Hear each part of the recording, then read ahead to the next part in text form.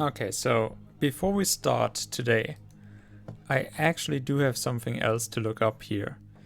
I had an idea for something, and well, you know, when I have ideas for this game, it's never going to work out. Also, hi, by the way. I'm not so super sure if this actually is in any way a good idea, but it would definitely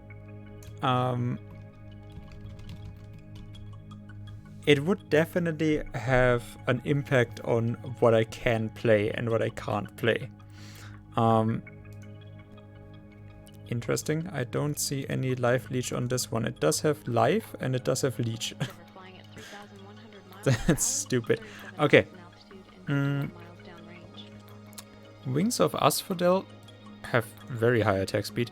Have 50 reduced resistances and 25% reduced resistances with the life leech. That's pretty solid. Okay, so what we're looking at is life leech.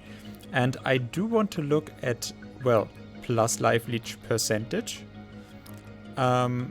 And I don't think life leech percentage, though, is counting for life leech retaliation. And that is what I actually want to try out to find out. Oh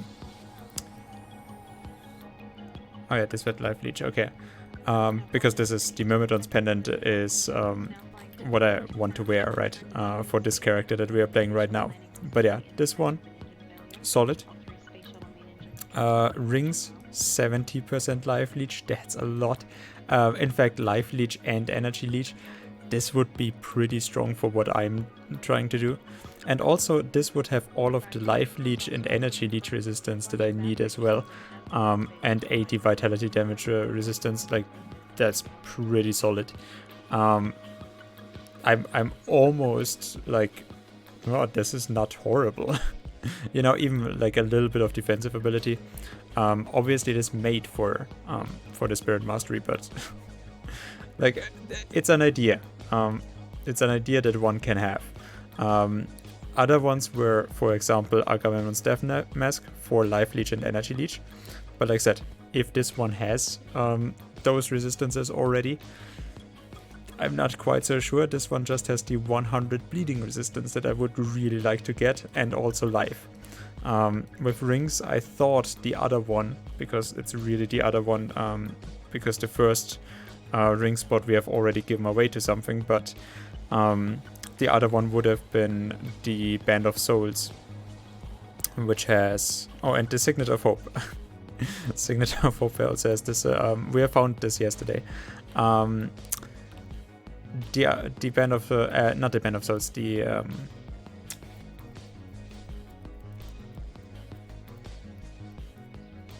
God fucking damn it, what is it called now?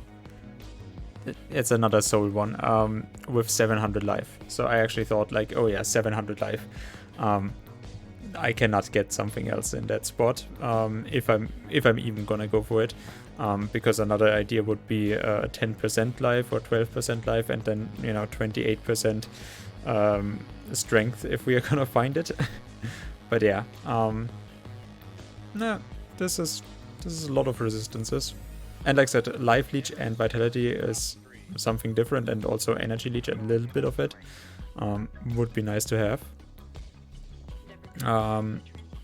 Here, for example, with the embodiment of the Archimedes mirror, we would have life leech retaliation on this. And you can already have life leech retaliation like we had on the shield, on a really nice shield. So yeah, that would be pretty interesting. And this is also only the embodiment, and this one, it is even higher life leech, so that actually does go up. It is only 15%.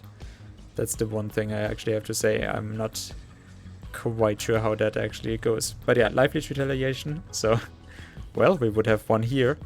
Also philosophers and scientists, those are the only times that you're gonna hear those words. That was one of the first ones that was created, and afterwards it's just like going down to, it's just fighting. Life leech and energy leech percentages, interesting. Like, we could really push those stats, it just doesn't do much for us.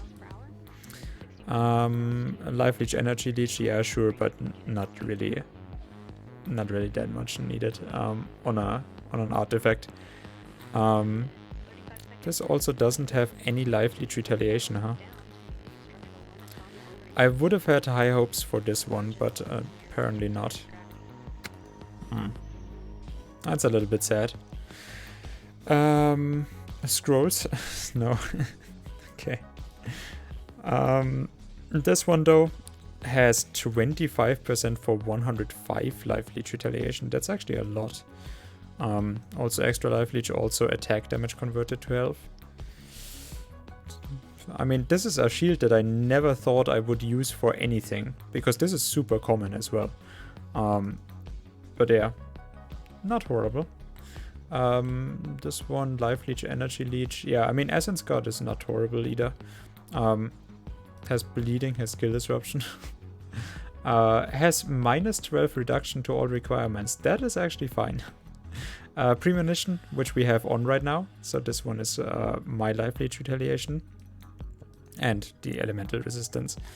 Well, and a little bit of avoid projectiles. So this one is already pretty solid. But yeah, there's no other retaliation. And yeah, Priam's Gate, that was the other one that I was actually thinking about. Stun resistance, so I can take a little bit out of that. Has health, has defensive ability, has dexterity. That would be, with all of the resistances that it gives, it would be, you know, since it is solo self-found, it is easier to find the Priam's Gate than to find the Xenons. So that one would actually be kind of interesting. This one 20% for 90 life leech and then some other stuff. I mean, it's not good, but interesting. What else? Well, you're a good life leech. What is this? This is a... Oh, yeah, -20 recharge. Yeah, I can see it. And it does have cold and vitality damage. Oh. Like, you know, the base damage is so absolutely shit, but it does have cold and vitality damage. +1 to all skills. And I guess that is what they actually have with this one, 10%. But it does have life, energy, and frostburn on top of it. That's actually really interesting. And those are also really shit drop rates. What the hell? I mean, literally all of them are shit drop rates. Lethe we have also gotten already in the normal run through. Pretty nice. Like, I didn't have one of those yet. Subros the Corruptor actually does have a lot of conversion and does have, you know, Subros is only being used because of the 60 reduced resistances, but, you know, 75, that's actually pretty solid. 400% vitality decay, that's kind of weird. I don't know, vitality decay? How would I push that?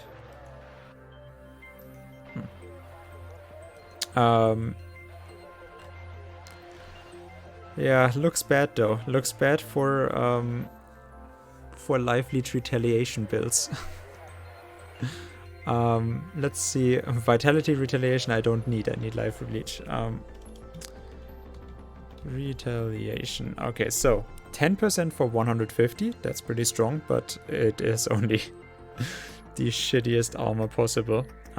So in that one we would go with well, 400 for a good stat, but nothing else on there. This one does have life leech, but I mean, not really. Okay.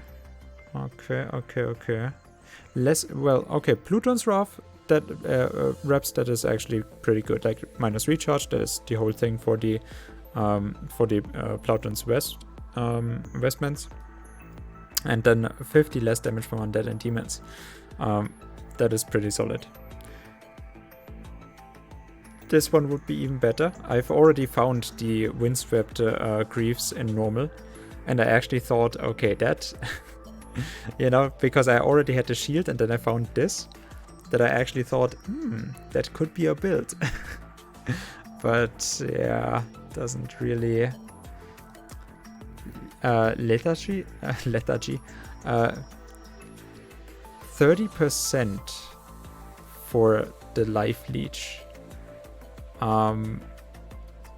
Would then be with four stats. It's probably not worth to get this because under 10% for the life leech. I don't know how they are triggering. That would actually be an interesting question. Can only one of those effects trigger and then I have to wait 5 seconds? Because then it is really not worth it. If they can trigger on each attack and then it can be 30% chance for one of those. So then we have about 8% chance for life leech retaliation. Then it would not be horrible.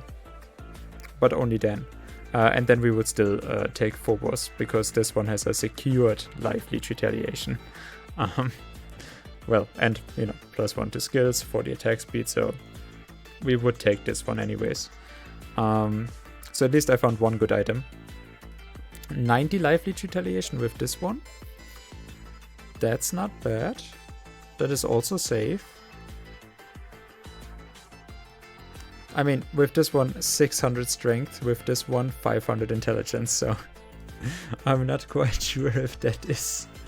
But yeah, then we have the Plutons, and then we get life leech retaliation from that.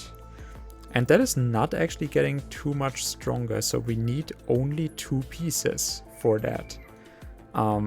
That's interesting. That is actually really interesting. So then we have those 2. And then what would I go... I mean, I can probably find some other life leech retaliation for this one. I'm not quite sure if on the torso armors there would be one for those. So that is the worst one in that regard. But as we said, shields we do have covered, and then we do have leg, arm and head. And we would have ring. Yeah, Band of Souls. I would wear this. Like, I mean, that is a pretty good amount. Would I wear 2 of those? That's more of the question, I guess. Also, this one does have percentage converted to health. This one does not. Which I think could also help.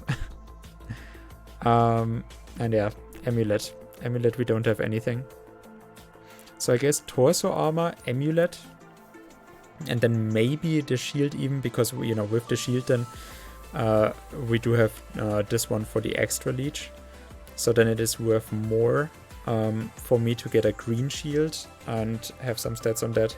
And then equip the Incarnation of Archimedes Mirror with the retaliation extra. And then we do have a weapon that we need to...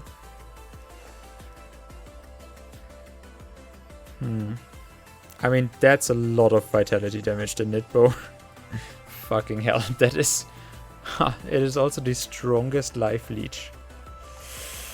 Okay. Power Strike activated on attack. Does not have a cooldown apparently. Jesus Christ. Yeah, that's solid. It even has, my god, it has so much life leech and then it has 40 to 60 life leech retaliation on it. I mean, I can't wear a shield with this one, so it's kind of useless, but okay. And then it's only this one, 33%. Oh, but no, it actually does have flat life leech. Oh, but yeah, okay, so it doesn't have any retaliation for it, but it has life leech by itself. Okay.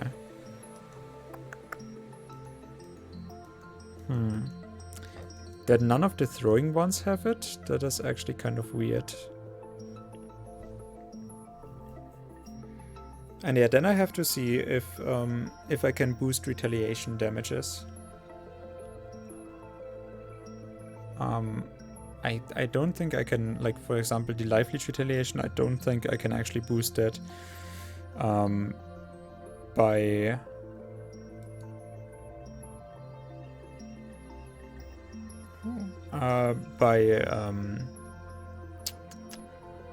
what was I about to say? Oh, by extra life leech for the life leech retaliation to boost. But yeah, this one, since I'm, like I said, the Plautons, I'm wearing 2 parts, and I could actually wear the Children of Ares for an extra 10% attack damage converted. That would actually be pretty interesting. I mean, extra physical damage is nice, but yeah, this one does have a lot of retaliation. That is actually worthwhile even, because this is also always retaliation. And then it does have poison, pierce, elemental. And another plus to all skills. I think that is actually relatively fine. This one though, I mean, Grant's Warhorn with actually pretty good stun. I don't know what this one is. No idea. But yeah, then I would have all of those and I would have, 20% extra. I mean, that's kind of interesting, I would think. I never would have thought that I would use this because it always seemed so bad with the, like, why is this even a set when this is the only thing that it gives? But yeah, I guess I found a way to actually do something with this. And especially, like I said, we need less damage from undead, because undead we can't leech from. So those are gonna be a problem. But everything else that we can leech from, at least interesting, if nothing else. Also, that's also a lot. I mean, the Helm of Odysseus.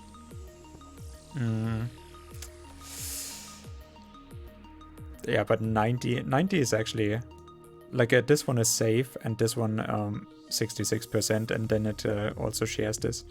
So, and yeah, this one, poison resistance, actually pretty good. Stun resistance is full, I don't need anything there. And skill disruption protection. I really like the Platinum's Vestment, if you can't tell, as a, as items by themselves. Like this one I had actually used or wanted to use for another build, and this one, so much with pierce damage, and the Polydemon has, minus recharge, total damage, 80 intelligence, 20 health. That's absolutely crazy. So yeah, overall I really like the set, but I never thought of using it that way. But yeah, that's actually pretty damn solid. I'm really, really looking at this now. That's actually super interesting. So yeah, we would need strength, and we would need we would need strength, and we would need intelligence, which with the spirit mastery I'm already intelligence focused. Maybe. Also, the lighting beforehand, when I started, the lighting was actually really nice. I'm probably have to start somewhat like this. But yeah, take that out, and then we can finally start to play. I don't know why it does not auto-select the highest difficulty that you have unlocked, because obviously you want to play the highest difficulty. Why is that not a thing?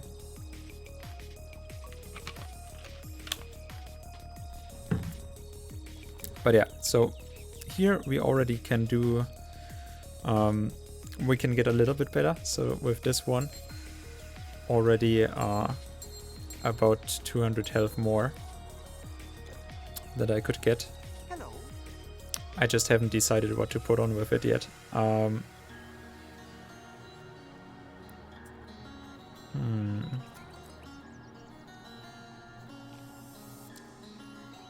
Like I said, with the other ring, I was actually thinking of resistant.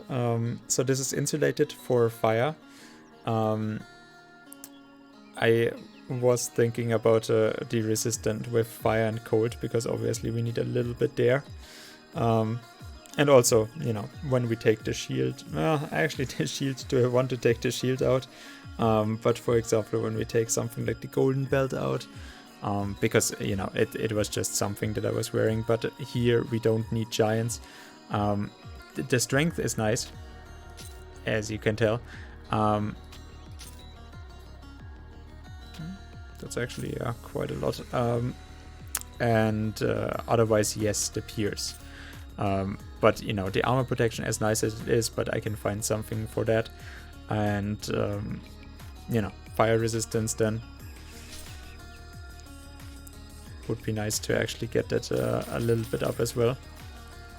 A little bit above the 80% with that. Those are such weird numbers. 56, 54. Has nothing to do with each other as well. That's kind of weird. So we are about to level up here. And like I said, I'll probably go into the distort reality just so that we have it full. And then another level for the Dream Stealer so that I can do a little bit of damage. And then we are gonna go into the Summon Outsider.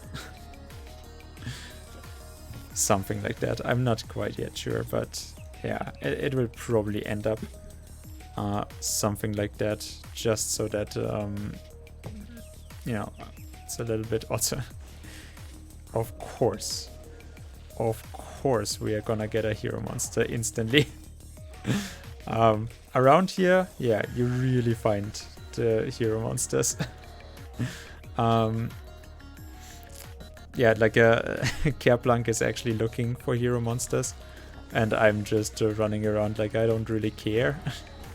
It would even be better for me if I didn't have that many. No, well, I mean, like I said, they're not a problem, but I mean, really, nothing is much of a problem here for me.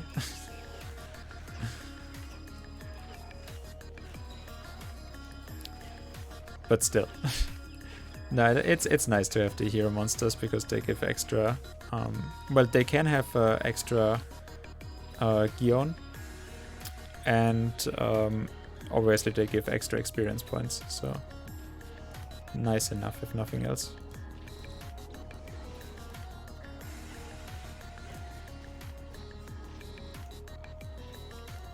But yeah, now that we got that one hero monster there, there's nothing else that is left. Also, I really did not get to steal. Oh. I don't want to use an energy potion. But if I now use my distort reality. Yeah,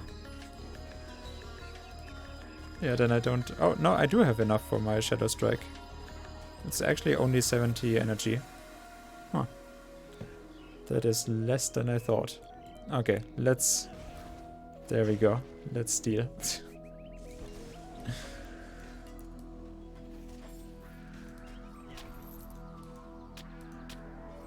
Actually didn't. Yeah, okay, so I did actually. Good. We have already finished a Zeus Thunderbolt. That's actually interesting to finish this one. And yeah, like this one for the extra strength. I mean, right now, because I have 20% extra here, 20% extra here, another 10% here, and, you know, flat one. I could, like, if I had those 3 pieces, or, you know, if I equipped maybe, yeah, no, like, I could even equip a better one here. Not the best, no, 27. Is it actually a ring? So I do have a 26 one. But I did pick up a 28 one. Yeah, but it is a necklace. Okay. So yeah, like I was super surprised that there is 28% ones. Because for me it's like 27 is the highest one that I've seen. I've never seen 28, but yeah, apparently 28 is a thing.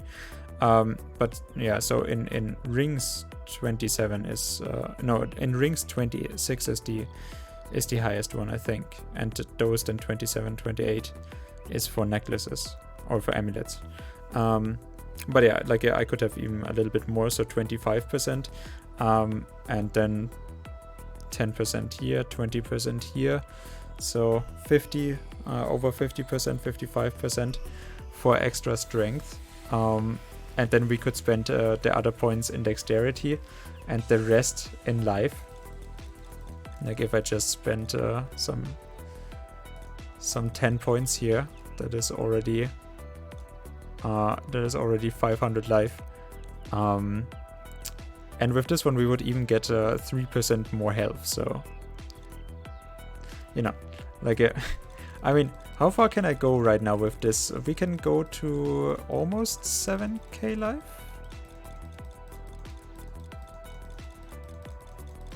6, 7.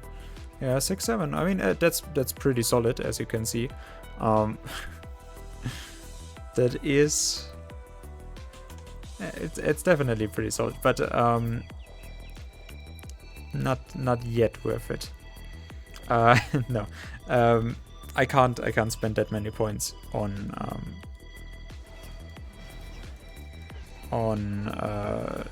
life. So you know, just we need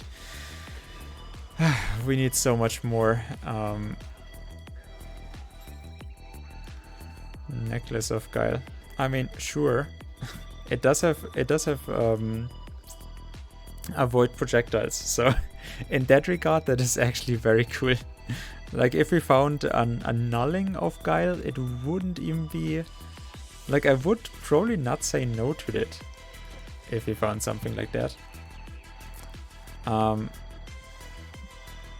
gonna get that item. Let's get all of the gold that I didn't get beforehand. Maybe we're gonna find a Guile.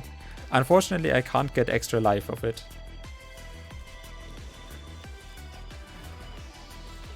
And yeah, just Grease. Like, there's just not enough monsters to steal the energy from. It's so sad. But yeah, right now, like, I mean, I would like to spend it on life, obviously. But, you know, zero death challenge. But I don't... That's a little bit too loud.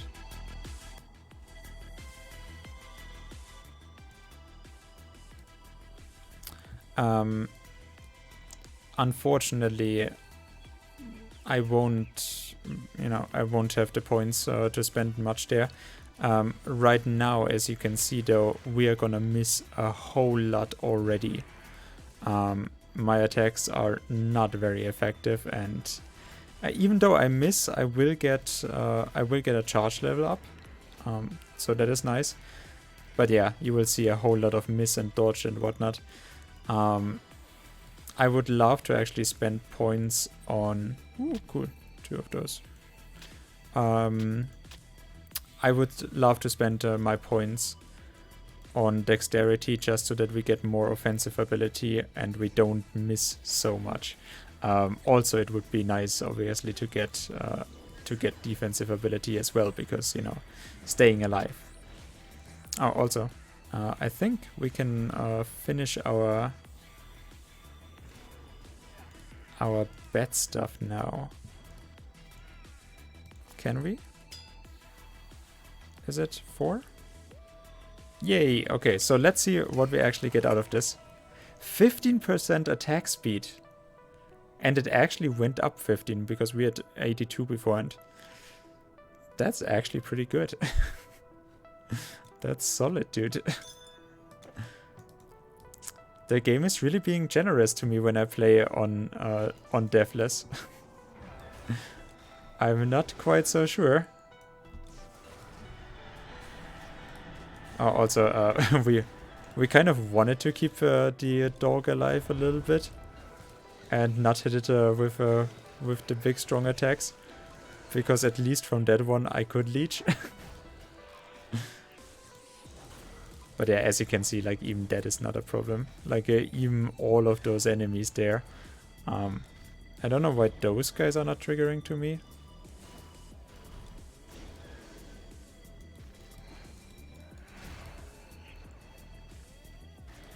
So as you can see, like I'm actually with all of that leech as well, I can actually relatively nicely go through this without many problems. And that was a whole lot of enemies. I mean, you know, Spirit Mastery, we actually have extra resistance against the undead, even though I did not put many points into that stuff.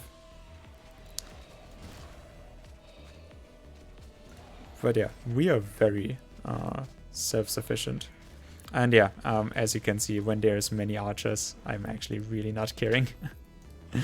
Like, I already have enough avoid projectiles, but like I said, if we do find the guile and if we do find something with resistance, like especially because 8% elemental resistance is not good, so if we found one of those with, you know, 30% or whatever, like an insulating, not an insulated, resistant one, and then we found resistant of guile, and you know, with like 17% or 20% avoid projectiles, that would actually be pretty solid. Like I said, I can't really find many good stats. It's just that I still need cold and fire resistance. But there's not too many, like, you know, the vitality suffix, for example, you know, this one has survival on it, it's 200 health. This one has vitality on it, that is 300 health. So we can't get a life modifier if we find off the guile or off guile. That's the one thing where I actually have to say, like, okay, well. That narrows it down a little bit what is useful at all. But still, like, it would be a really cool stat.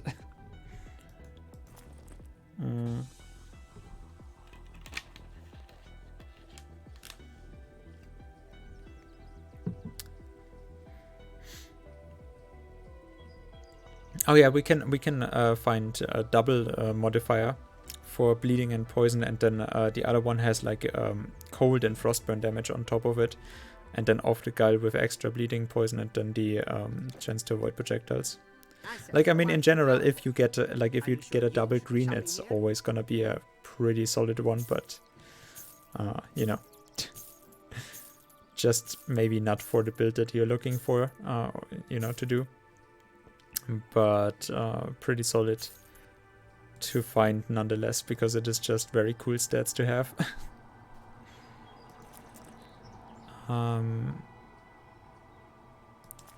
Oh yeah, also, well, I can't actually buy this. Well, I mean, I can buy it, but I can't actually equip this anymore. Finally succeeding my intelligence levels. Like, at the end of normal, we could actually still buy intelligence gear. Oh yeah, this one I actually wanted to look up. This one had energy leech. This one had... Okay, that was just energy leech. No, this one had life leech. Okay, but there is no staffs that I can buy that actually have vitality damage at the vendors, I think. Like, I really think vitality damage and piercing damage and physical damage staffs, the vendors actually do not have them in this game. You need to find special items for it. I mean, they brought those values in with the newest expansion, so I can see how they did not think of it, unfortunately. But yeah, that's fine. That's okay. I'm fine. I'm also fine with Plunk getting all the viewers.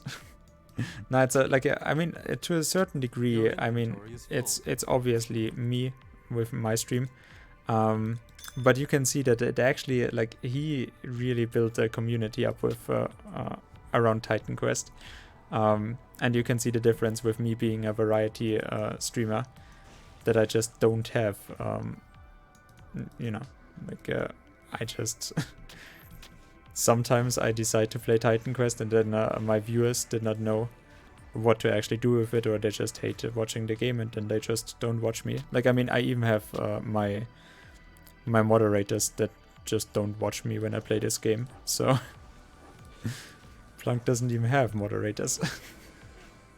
But yeah, that's the difference of like maining one game on Twitch, just because it gets you more views when you actually, like, I mean, not that Plunk is doing it for the views, but you can see the difference, at least for male streamers. Like, you know, girl streamers can play whatever they want and get views, but, you know, with male streamers, they really gotta hone in on one game. There is obviously still, I would say, a healthy amount of percentage of male streamers that can also play variety games. But they also have to be very peculiar with it. Someone like, you know, Celerity, for example, that really focuses on smaller titles and, you know, like anime stuff, and you know, there's still requirements to it. It's not just like that you can be a variety streamer just by, hey, I love games. That's not gonna get you far on Twitch. Like, yeah, I'm a gamer, I actually want to game. That's not, it's not very watchable.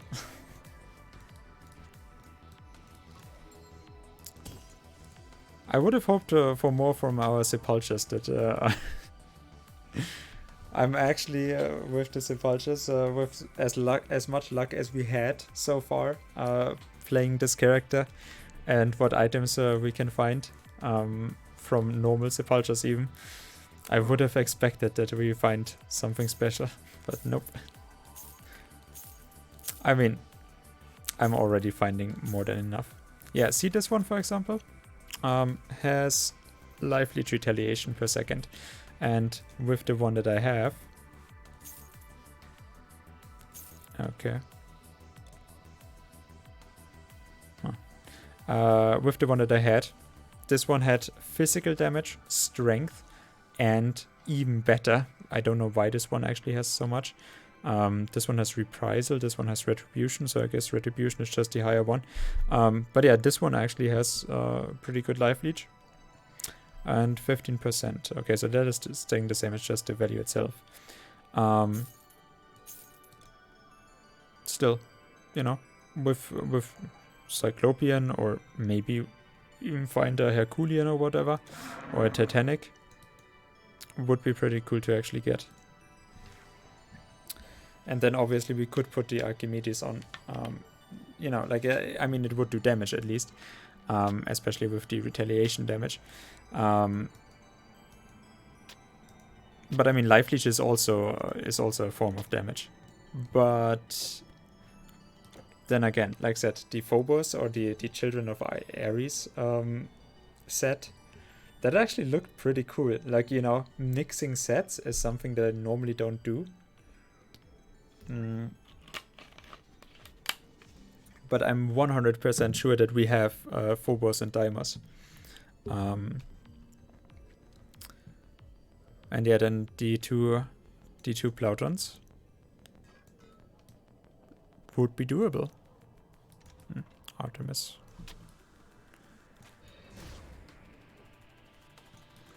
I can't stand in this anymore though. Like, this would actually kill me now. With like a normal, it did not. It did not actually even remotely as close as much. Yeah, but you know, like, I don't really plan to stay in the poison anyways, but still, with certain enemies, yeah, I can't really hinder it too much, especially for later on. Right now, it's more whatever. Like the first 3 acts, it's more of a whatever stat. Like, I mean, in Act 3, you are starting to see how you can use it. But for the first ones here, unfortunately, every one of the Sepulchres is poisoned. Don't ask me.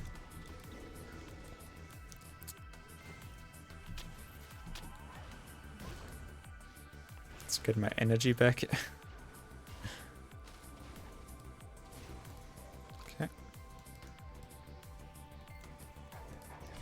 And obviously, when I miss with my attacks, relatively sad about that. But yeah, you can see, like, I have a 1000 heal. That's fucking crazy. When there's live enemies, like the Ortus dogs. I think literally the Ortus, they have this only in here, so that you have some live enemies. Like, oh hey, I can actually leech from you, thank God. Because other characters that are not that strong. Piercing retaliation, see, that one would also be for damage. Minus 18 recharge, I'll actually keep that.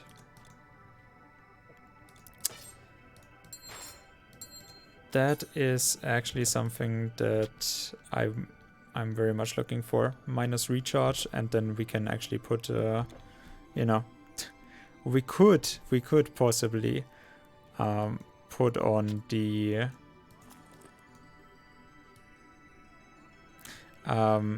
we could put on a good Erebus crystal, for example.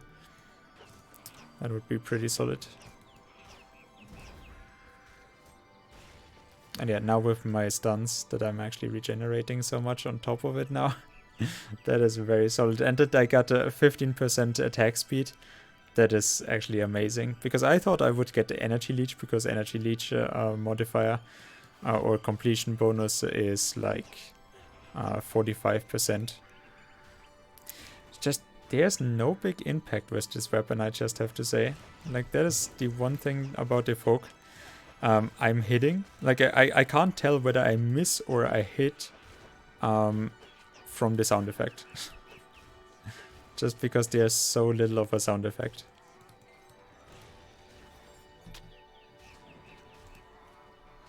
But yeah, even with those small skirmishes, I'm not taking that much. Or I'm actually healing to full right now. So I don't have to actually waste any life potions in an unnecessary way anymore. So that's actually pretty nice. Because normally, you know, like normally, you can see, like, I'm healing for 1000. Normally I would then sit on, you know, whatever, 700, 800 damage. But still, it's a chunk. Like, if I'm sitting on that, I don't, you know, then go into the next group and then having to chug a potion right away. And then have my potion on cooldown. So now I also don't have to use the fix anymore with the Soul Vortex. That I obviously want to have on cooldown for when we actually need this quick heal. So yeah. Also, wanna bet that when Kerplunk is actually looking for hero monsters, he's not looking here. Like, not that I'm finding one right now, that is relatively sad, but I actually do think there's actually quite a good chance for a hero monster around here to show up. And wanna bet that he actually did not look here. Oh, why am I getting no hero monsters? Well, if you don't look at the right places. I think, yeah, 24,000, 25,000. I think, yeah, you are not the only one that can leech life. Just we're actually also doing pretty good damage so far, so interesting enough. But I'm leeching enough that I actually don't even have to take a potion with this one, which is actually super cool. Because the Lumos, he actually hits hard. Oh, he even gave me 800 experience. How? And then I get my level up. And Tear of Humor. Dude. That's actually pretty amazing. We got another blue. I can't even. I don't know. Yeah, and with this one, we are not taking up more energy, right? No, we are actually okay. Good. I did think that for some reason, because the level 10 here, that's apparently a visual bug. So the level up tells me that it does not cost any more energy, which obviously is not true. I'm probably also gonna post this in the Discord, right? Let's just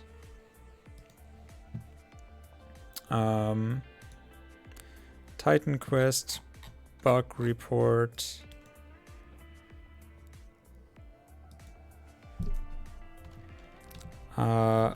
Level up preview of the skill doesn't show that it takes more energy cost. Right, just let it let me see that we are right. It from current level 9 136, level 10 136. Obviously not true, because if we actually do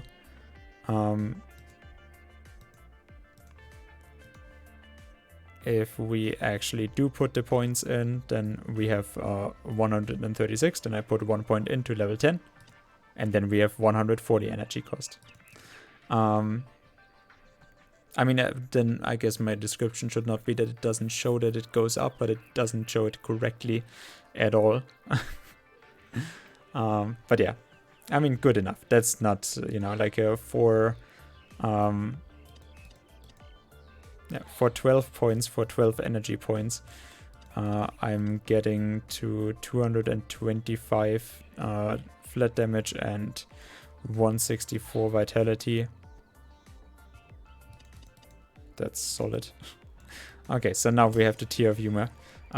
I got so many levels from quests, the level ups from quests. So I'm very happy about that. Let's go to Megara.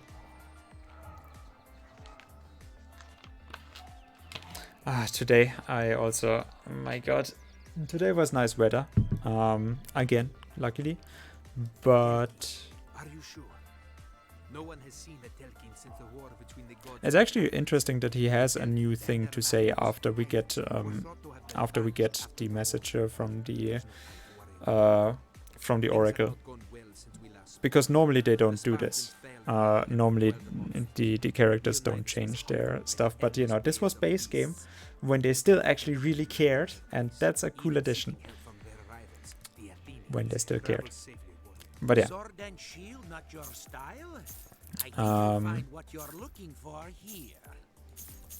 Except that we want to keep.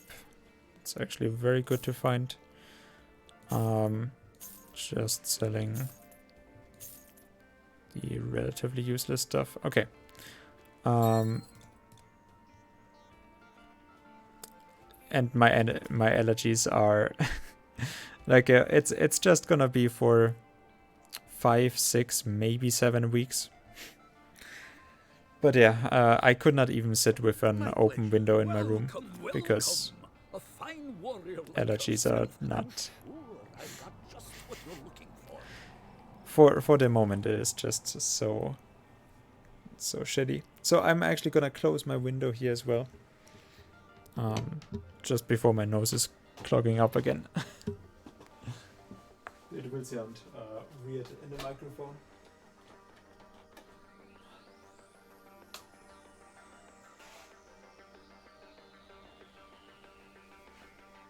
Okay.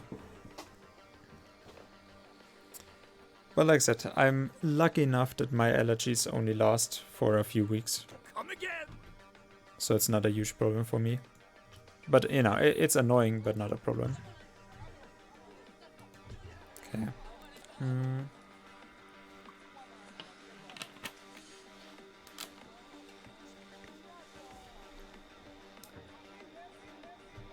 I'm not quite sure how far we are gonna go today. Obviously, I want to finish Greece, but Fimbulwinter actually does have a recharge, because that's a lot of frostburn damage. It has frostburn damage and it has fire damage. This one has a lot of strength. 30 flat cold damage. Okay. I can't. Oh, I can. Ooh.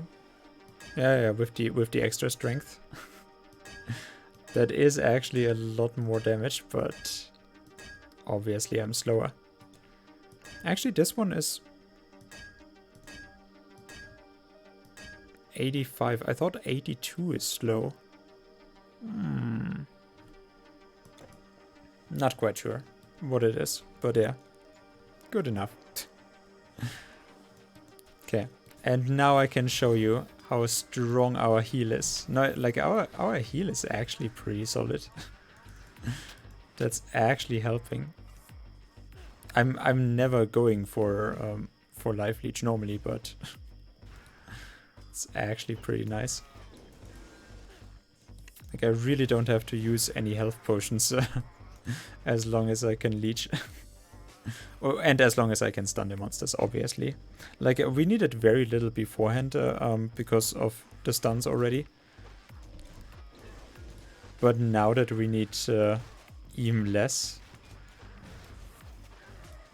like I'm even healing here, and obviously then we're just gonna finish up. So on the last enemies I can probably not heal to full, but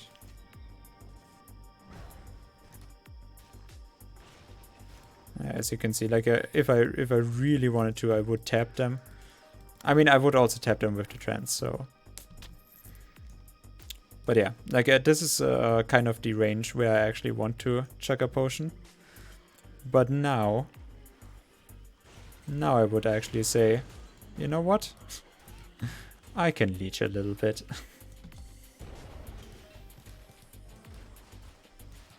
And hey, lo and behold, we can. It's actually possible. So I actually got more life out of this fight than I had when I came in. That's fucking stupid. I kind of want to test how much I can heal with one monster, so... Ah shit, there's a turtle there. What is my music doing?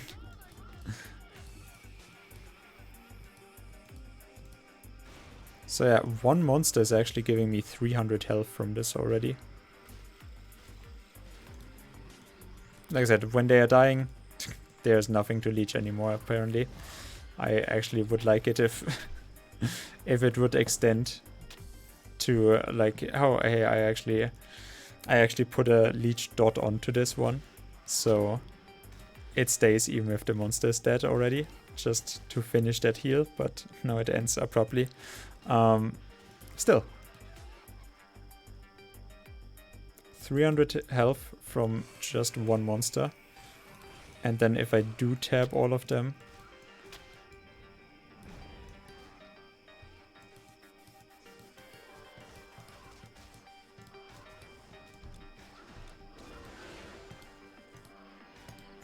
that's... I don't need any potion anymore. Like, especially when there's an effect on me, I guess, that makes it... Like, I mean, it will not heal me through an effect, but it will make it so that I have more time to react to, you know, the effect killing me slowly. Or slower than it would normally. So yeah, pretty good choice. I mean, now I have used this, now it is on there, because the folk, that one, I'm not gonna give this one away, because, I mean, this is just too good of a find, like, with all of the physical damage extra, which is really good for me, and then, you know, bonus damage with cold damage. That's just... Like, I mean, the folk by itself is already a relatively solid weapon, just because of those extra stats, but, and, you know, the base damage that it has. But with that extra, pretty solid. So I'm not gonna take out the Bat Fang from this one.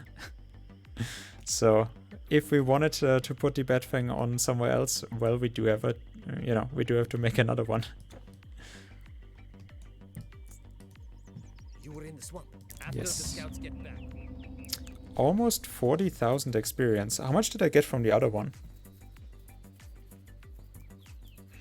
And we are approaching level 50 and 64 points. I'm gonna feel satisfied with 64 points. And yeah, by now we are already having satyrs, which I can actually heal from, and also leech energy from. Yeah, as you can see, I don't need to take any more potions. I'm just too strong. I just have so much heal. The heal does not occur every time though, that's kind of weird. But okay. Like there's some attacks in between where I just feel like it just does not register. Yeah, but as you can see, I'm getting my energy from them, I'm getting life from them. I don't have to use any more potions. That's so good.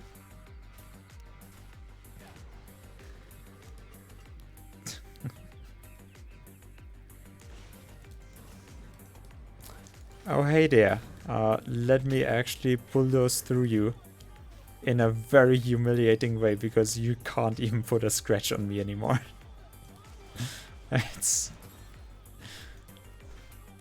I mean, this build actually had some fun moments. Like, you know, with the... with already finding over 40% avoid projectiles, and then seeing some of the Machaya archers trying very hard to be as annoying as they normally would be and just not able to do it.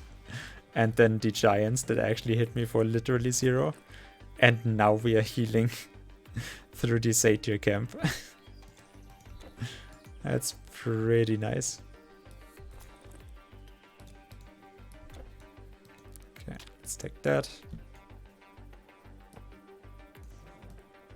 And yeah, I can, yeah, somewhat. I mean, when they are running away, not so much. So I actually can't get the heal from them. Running away just because I'm melee range, so that's the big problem in this. And I will always struggle with that, unfortunately. But yeah, like with all of that, I don't need a potion. That's... I don't even have full resistances. But see, now those actually come to me. And yeah, like the heal with the Shadow Strike, just 5 opponents that I'm hitting. All of them leeching. Oh man, that actually feels amazing. And obviously I'm just killing them on top of it if I just stand around. So if I can just out-heal them. This is such a nice build so far. I've had great fun with it. It's not the most fun to play. Obviously there's other builds that are just, oh yeah, this is much crazier to play. While this one, you know, I'm bashing monsters with normal attacks. But still, the things that are actually happening in it, pretty awesome. Yeah, give me some energy back. Since I'm already killing you so quickly, I won't get to even waste more energy afterwards, so I can just use my heal as soon as possible.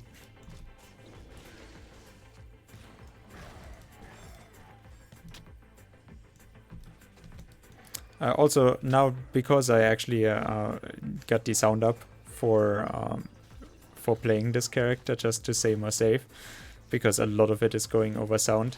I also hear the relics dropping, which is very nice. Like, even if you're not seeing them yet, you know the sound cues at some point. Well, at least I do, because I've been playing this game for too long. For too long and too much.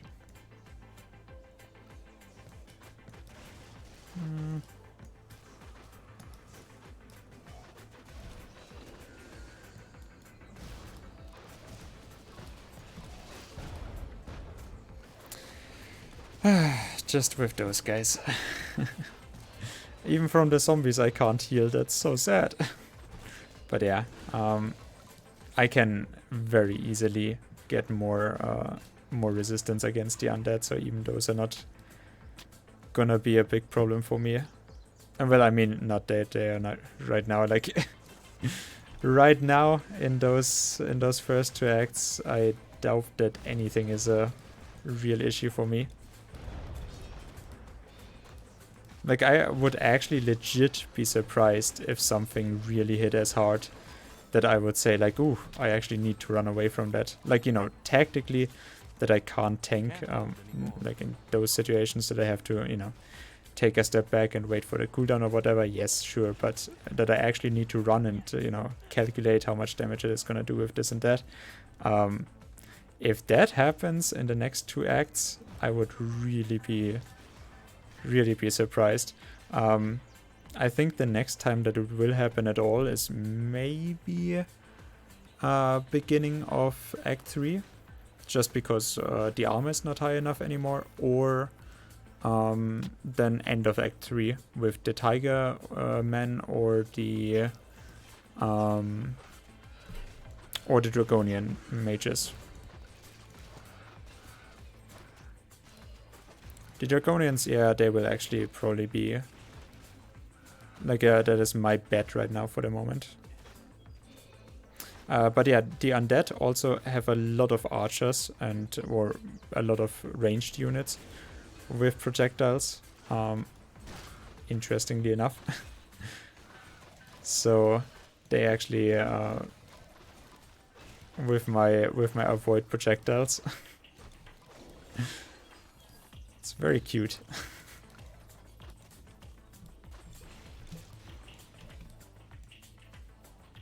This one also dropped a ring. I'm not quite sure why it is not there. Okay, let's go back to Parnassus. Like I said, I do want to actually... how much do I want to get? 15 million? Something like that. Like, we are on our way. Oh yeah, here, 22. So if I get 22 elemental resistance, that would already solve some things. Like 14% more. Then we would be at 66 with this, and this one would be full. So I just need 60, I just need the nullifying, which, you know, nullifying. So it's just the better one. I don't think that there's a higher one than nullifying in Legendary. I think nullifying is the highest one. Nullifying with, well, survival, then the better one of that. Permanence, I guess, no. Vitality. Yeah, 17, so... Okay, so it is annulling, negating, and nullifying. It's interesting that I can find nullifying here, though. And this one, I was sure that this one would give me 75,000. And this one is the closest one I can get without reaching it. But this one actually, what, of speed? Of speed actually gives me 75,000. Huh. Interesting. We have 2 here, 2 here. Like I said, with this one already attack speed, but then like with this one we could get 25 or even 35% extra attack speed, which would be really nice, but you know, I'm fine with this for now. Just it will be so sad when I actually have to give the folk away. Rogue Mastery, how much did this give? 16. Okay. So yeah, we will reach 50 million pretty soon. I'm always also like looking out for buying this and that. That looks interesting.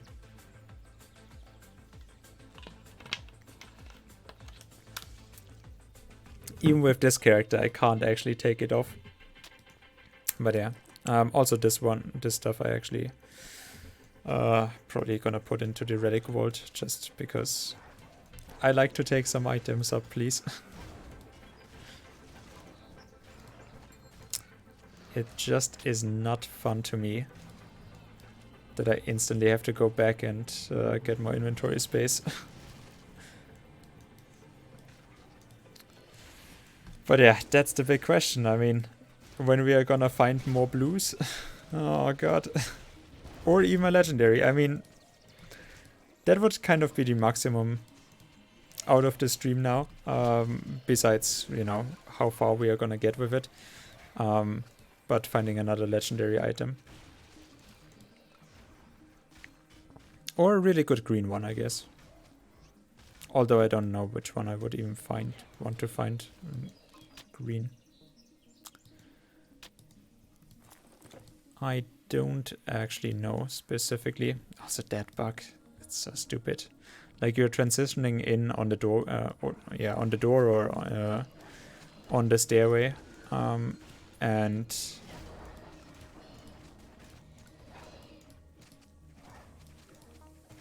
see, I missed the orders with my attacks. So stupid. So I did not leech life from it. So sad. But yeah, still, like, it's so good. You can't carry. Wait, was that another? Oh, that was a Shongo. Okay.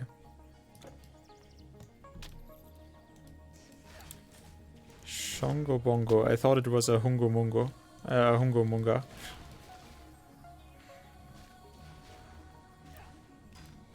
I want to find another one of that. I actually, did I sell it? I'm not even quite sure if I sold the other one. I might have, but it had such cool stats, I actually have to... I have to be on the lookout for that. Because I kind of want to try. Like, I mean, if I'm already going Life Leech Retaliation, then obviously I want to go with the minus Life Leech resistance. And that would also mean that I already go a Spirit Mastery, like I said, you know, because I can't actually Life Leech from Undead, so a little bit of resistance against those, naturally, if I don't have the Plowdons yet. Would be pretty nice to get, but no, just because it is also then the better Mastery with the debuff.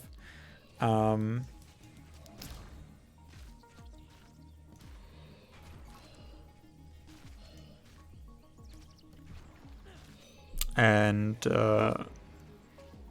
yeah, it just feels like a custom that it should be. It just is how it, or it just would be how it is supposed to be. It just feels right. When we take Leaf, Life Leech, and, you know, Vitality damage, that we also take the Spirit Mastery. But then there's also cold damage and frostburn damage. Maybe even some bleeding damage in there.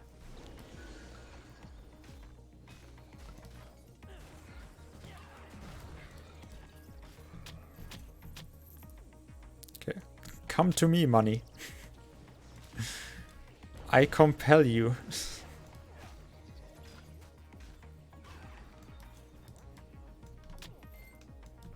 The energy leech is also very, very consistent. And yeah, here's the other Hyacinth. I would not really count even the Hyacinth as a real... I mean, it is a hero monster, obviously, but I don't know if I really want to count it, because it is always there. Sorry, this is actually the second one that puts sleeping on me, just to make it a worthwhile stat at all. And it spawns stupid stuff. Yeah, guess what? You're not gonna make this. Not gonna make this happen again. Now I have my AD sleeping resistance. It's just so useless. Oh, this one also did not... I actually deflected. That's pretty interesting. I did not know I can actually deflect that damage as well, because it's a ground effect. And yeah, Dark Core, nice. That is also a relatively rare find for normal, I think. Intelligence, energy, yeah, sure, but piercing resistance, okay.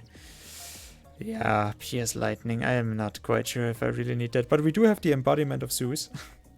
Epic rigid carapace. Well, not yet. And greater scroll of vengeance. I mean, it's nice to have it. We need the dark core for other artifacts, if we need it at all. Delphi. I want to alternate between Delphi and Parnassus, just so that, to be sure that the vendors actually do reset when we come back. And yeah, I'm not even in Athens. I'm so slow. But it was so much fun to actually look for any rare items that, you know, on the rare occasion. Also what I said, 10 strength, 10 dexterity, 1 intelligence. That's actually one of the worst ones. That is one of the worst ones that you can get.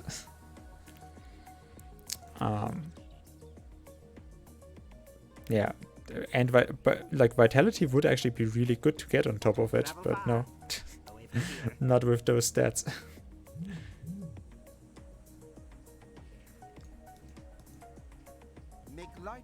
Okay, let's... I mean, I really like putting stuff together, but I want the inventory space. With this one also, 20% movement speed, yeah, sure, I'm gonna get rid of that, and then we're gonna put this in. Minus recharges, those are fine. This one is kind of the same as this, right? I was wearing this beforehand, so I guess I'm gonna get rid of that.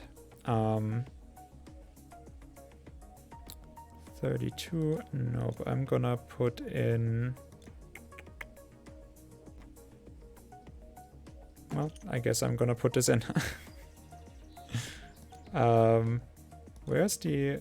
Oh, there. 30% movement speed. But yeah, this one has poison resistance, so I'm just gonna keep it on. Actually, I'm not really. What else can I give? This one, Hardy of Glade. Can't really take that out. Another minus recharge, so this one has minus 18, this one has minus 8. But this one level 8, this one level 25, so, you know, getting a little bit beforehand. Oh yeah, and there's my Dreadful Hungamunga. Dreadful Hungamunga with bleeding damage, cold damage, vitality damage.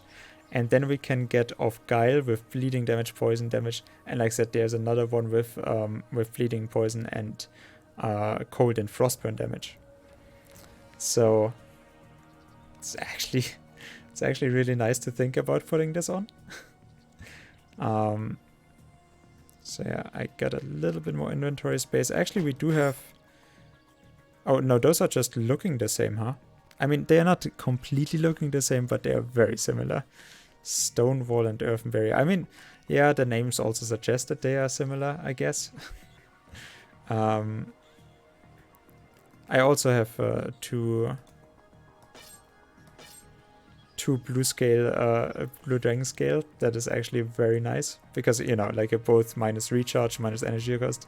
So 30% if I put on both, and then dodge and avoid. So yeah, very nice. I was very happy about finding, like normally finding two blue items. I'm not that happy about that, but yeah, no, those two, they go together. Yeah, this one also minus recharge, so, you know, minus recharge is really cool to get. I'm not even quite sure. This one I'll probably just, you know, make more inventory space. And like I said, Lethe, blah blah, those others are just blue. This one, because, you know, Storm Raven Sword might be nice. This one is actually really nice because this one has physical damage on top of it. You know, and bonus damage, because like it is very fast, and then bonus damage on very fast is actually really cool. So yeah, this one I could probably get rid of. Then we have 30% movement speed. 22, level 25, so then I already have 2 with 30 movement speed, so this one would be one to get rid of as well.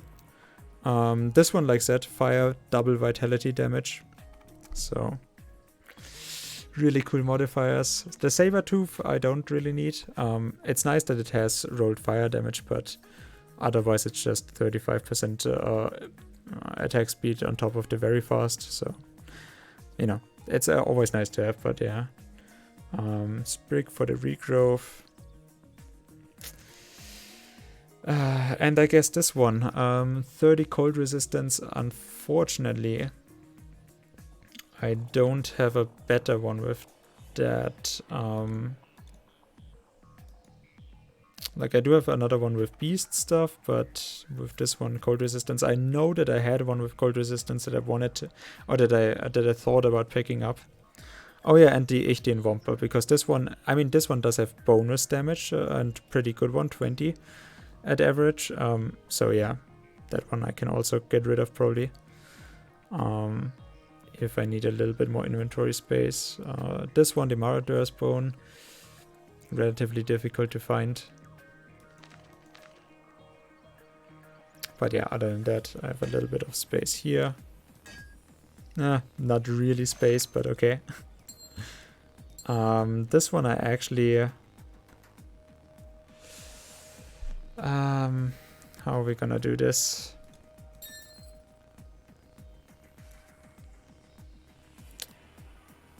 Less damage from undead and demons. Nah, I mean, I'm not gonna take anything out of the transfer area. That's literally just, oh, everything. I need to use all of the space because, you know, solo self-found. I'm not gonna cheat it. I'm not gonna use any other character storage space. I'm not gonna use any mods. So that's all I have, but at least I'm using all of that space. All of that God-given space. Okay, now we can also store some more here. The greater ones I actually don't need. Like we want to now buy all of the Grand stuff. So we have Grand here, we have Grands here, and the rest is also all Grand. Nice, we actually already replaced all of those then. Even here I have a lot of Grand ones, so there we have the greater ones still.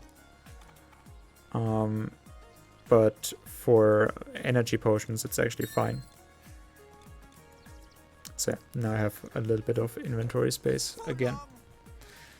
Like I said, it feels nice when we actually get to combine stuff. But now I want the inventory space. Oh, also I was actually really thinking, can I actually take out mastery points?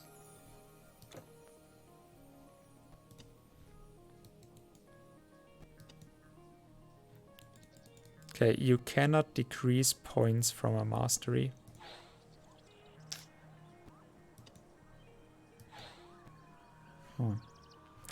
So then I really have to hold off on the Dream Mastery stuff. Because, you know, I thought that I would put in points now to the Mastery, get some stats, and then see how many stats I actually need. And then take those out, if that is the case, that I don't need them. But if I can't actually reduce my Mastery points at all, which I find actually really stupid. Like, I mean, that I can't take another Mastery from the one that I selected, okay. But that I can't actually go down on the Mastery points, that is pretty sad.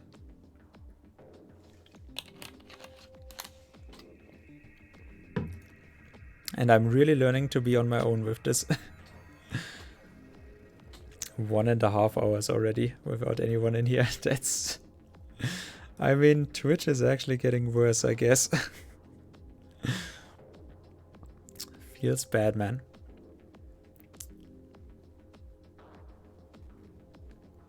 I just have to hold out. We are already going strong to 10 o'clock. I just have to hold out until Plunk is raiding me. That's That's when people will be in the stream. Yeah, they are not wearing any items, so I do not really have to kill this one, but sure.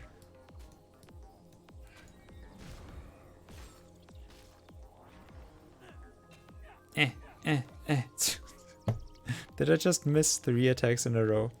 Feels horrible. Now you know why I actually want to spend stuff on my on my dexterity. Because I actually do think with dexterity, when we have 500 away, I'm at least not gonna miss for a little bit. Or at least, you know, then it's like in Act 3, 4, 5, where I miss as much as I miss right now. And right now, with as much away as I have, I'm gonna miss a whole bunch in those acts. Like, it's literally not gonna be fun.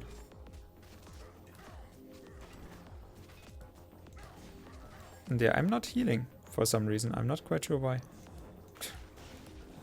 Some attacks are just not registering with it. And yeah, I can't kill the monsters with the Shadow Strike, because otherwise my healing is gonna stop, so that's also gonna be pretty sad.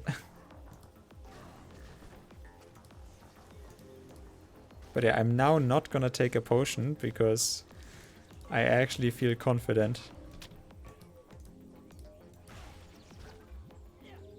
in how much I can heal out of them.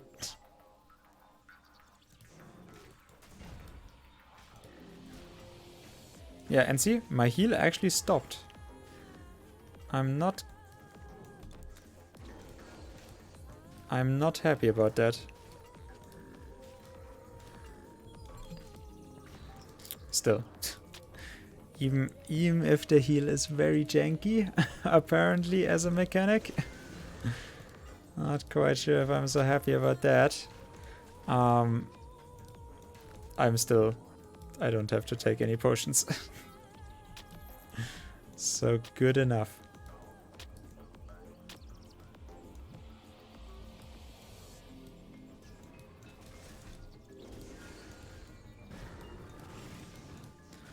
Do I even want to upgrade my Shadow Strike then? If I'm actually one-shot... No, well, not one-shotting them, but if I actually then have even more kill potential on the Shadow Strike, and then it hurts my healing. I guess I'm still doing it.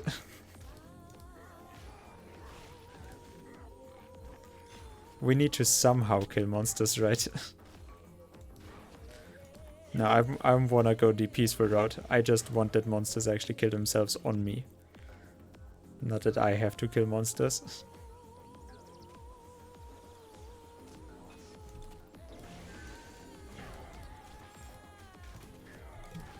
Yeah, something is wrong with my healing, huh?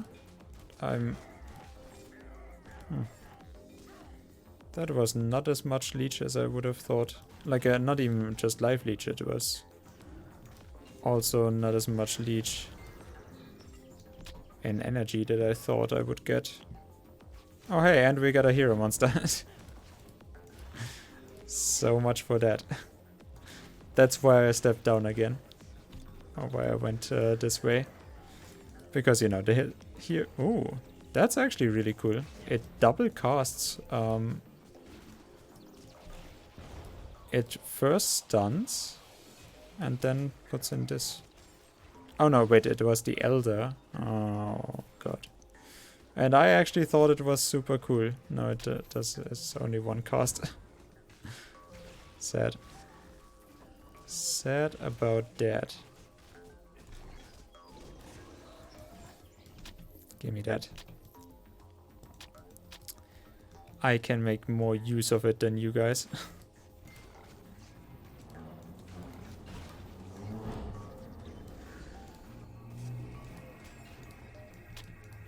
I mean, it's not slow how we are killing the monsters because we have so much AoE attacks. But each attack is not very effective. And yeah, my healing actually is not that good anymore. I'm not quite sure why.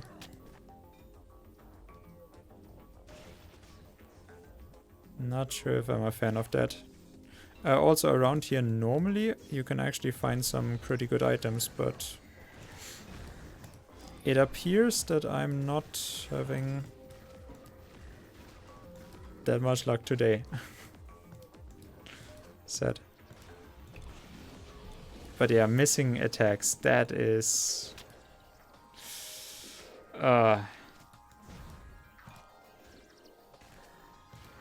I'm not quite sure how happy I am about that. Also Athens, man.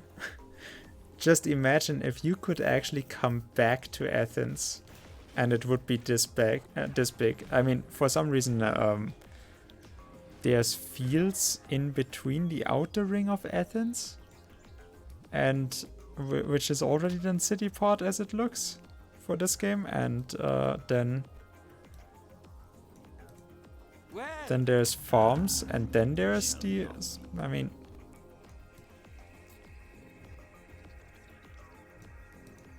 whatever. Like, okay, maybe in the Middle Ages that it went like that, but it's fine.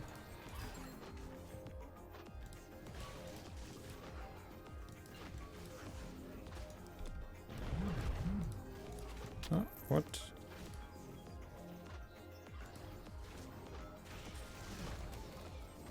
Oh. My mother wrote me. Yeah, today was Father's Day in Germany, so...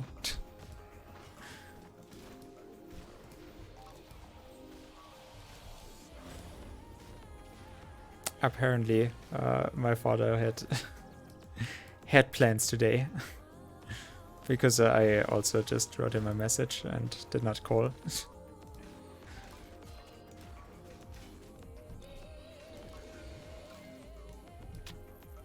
And my mother wants to play us out against one another again. Don't know how else to say it. Okay.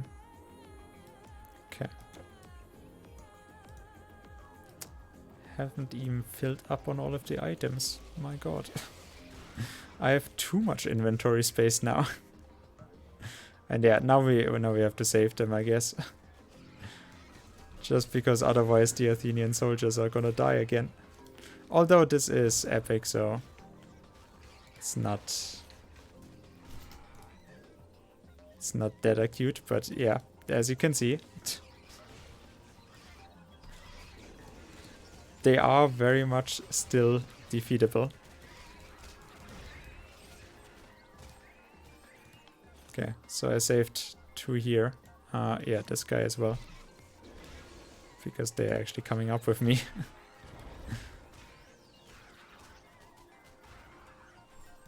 So if this big guy comes down, then that's a problem for those guys. But yeah, I saved most of the Athenian soldiers. And they are also so close now, they are actually gonna run into the Gorgons. God damn it. Why do you do this game? I mean, I have now my rest of the items, so good enough. Also running ahead is not that bad, because literally the portal is right next to the vendors, so it's not a huge time loss. Oh hey, and another hero monster. The Viper of Hellas, Iolante. It's a nice figure, for one. Like, you know, mythological figure. Not that I'm a scaly. What is it called? The furry for scales? I'm not quite sure, but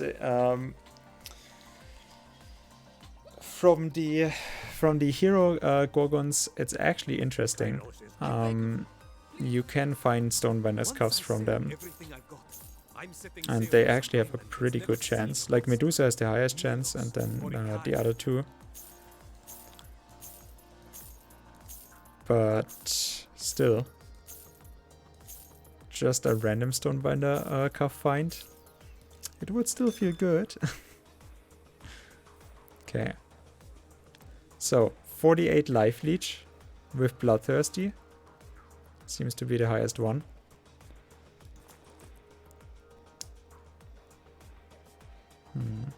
No more?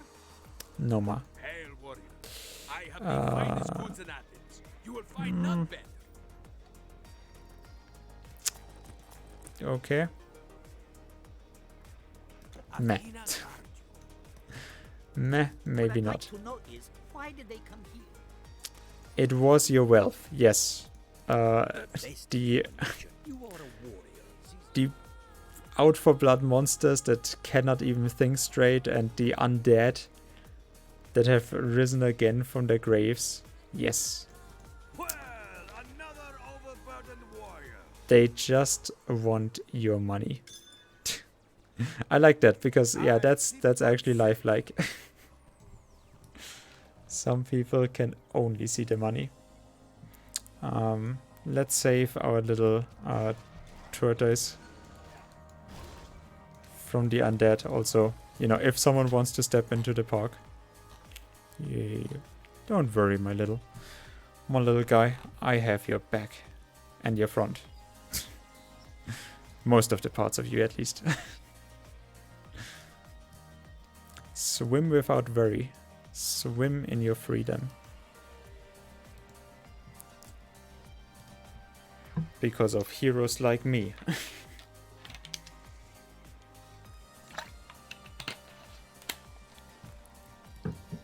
I'm slowly going crazy from having to stream this without nobody on.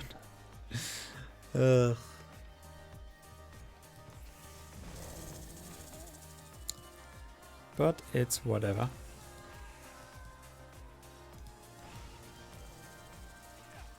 I mean, I can't really say it's actually interesting for me to stream this. Maybe. Like, I mean, I want to actually stream the journey, especially for stuff like this with now the healing. That is actually good enough that I'm not actually needing any potions anymore. Wait, I did not get this one, but I did get this one.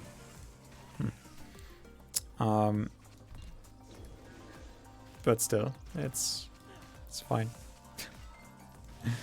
Maybe I'm just gonna, in order to keep my sanity, because like streaming without nobody on, even if it is not interesting what I'm doing, but I feel like every streamer kind of earns to have someone on to talk, you know? Don't we all just want somebody to talk with? Apparently not. Not in Titan Quest at least. But yeah. Tactically left the only one that's really doing damage to me alive for last.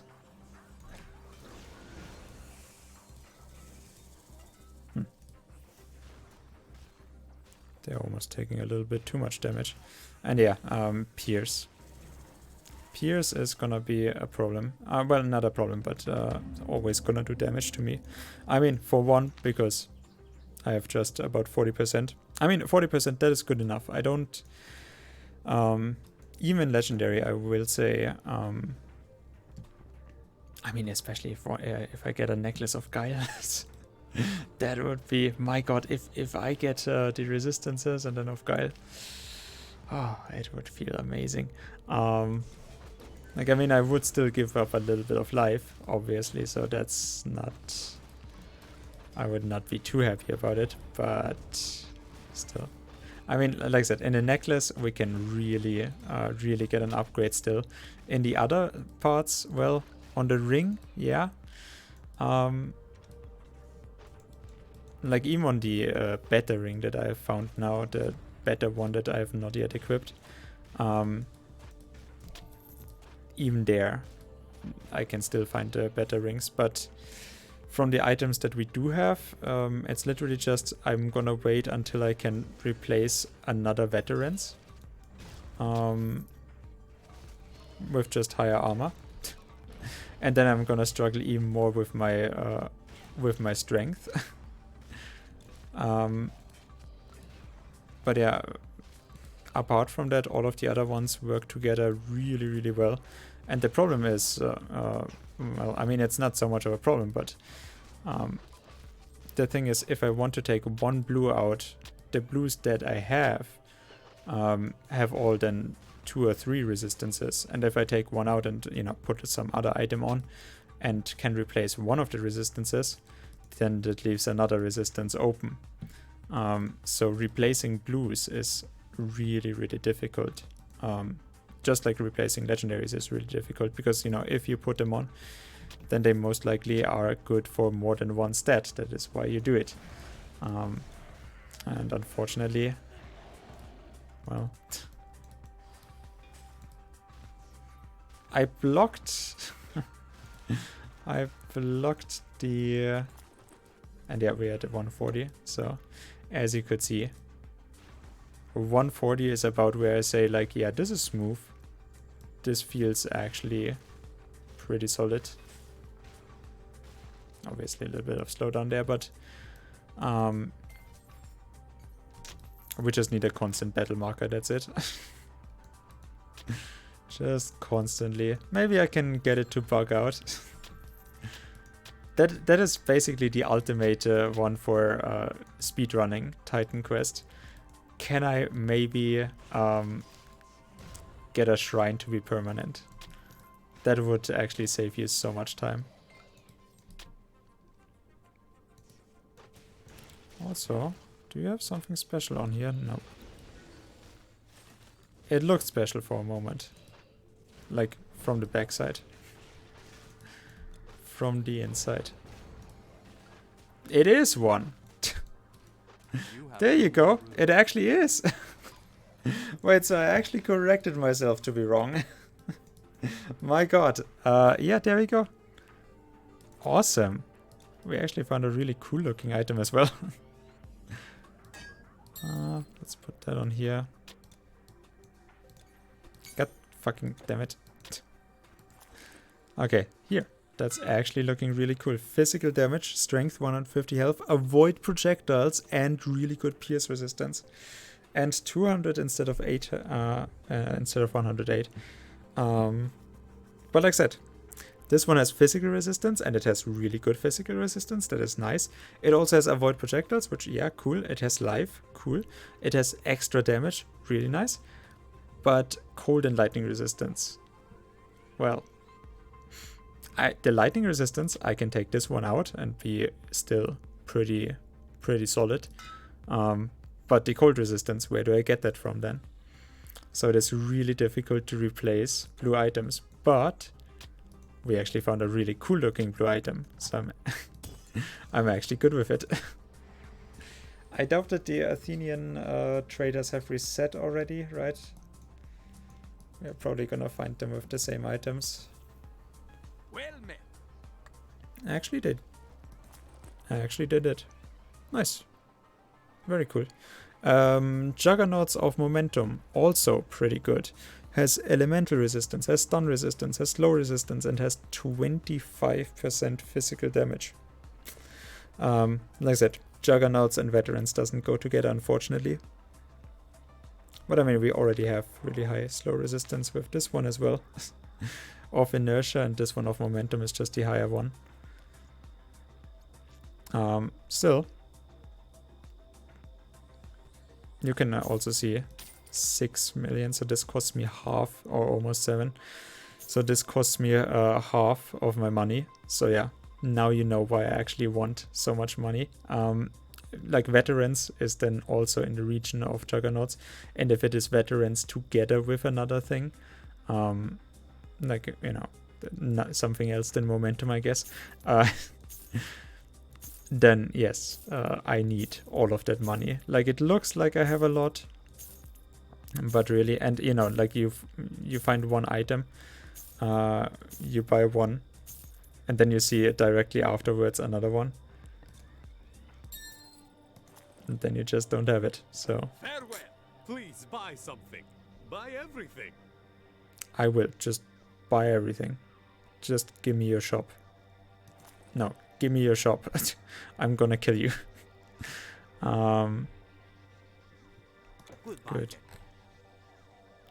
Sure, why not? What can I hold? Now that I have already a sorting system, like, oh, I hear this one, hear that one, Um, I would kind of have to do this to put them together and then put them in like this.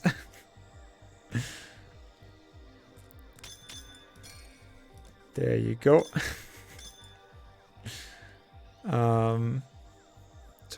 Yeah, what do I do with this one? It's literally just... Yeah, I mean, it's the beating resistance, I guess. Because with this one, I already get 20% now. It's actually a lot better than the original one with its 10%. And it is more armor as well, obviously, but I guess that's what I would equip. And hey, maybe we're gonna get extra cold resistance on top. Yeah, I don't need mana. Like, you know, right now we're even getting more potions, more energy potions still than I have to spend. And we already have 200 health potions. The 200 health potions is literally just the difference between me having the life leech and me having to buy life potions with me not having life leech. So in that regard, yes, it does make a huge difference in terms of money. But you know, you don't get life leech because of the money. Still, it is nice to have. Yeah, that's the energy leech that I want to occur. And yeah, there we go, full life. Feels so good. And the extra stun, for which I don't have to do anything. Like, yeah, I mean, this build so far is just, I mean, in that regard, it is so fun. Like, the play fun, oh, superior. Maybe I'm even gonna find superior potions now. Well, pretty soon at least. I don't know how they changed it from beforehand, but yeah. That would then add even more survivability. And a few too many poison sepulchres, I do have to say.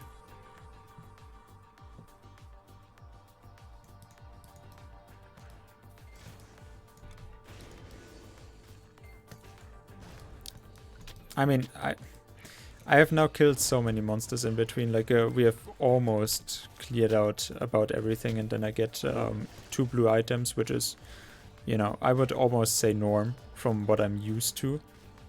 That it should be like. Yeah.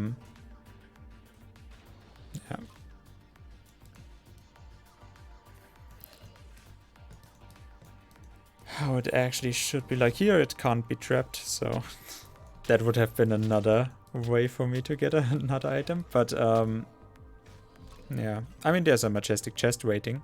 Like, this is in general, this here, the Athenian catacombs are pretty good to farm items.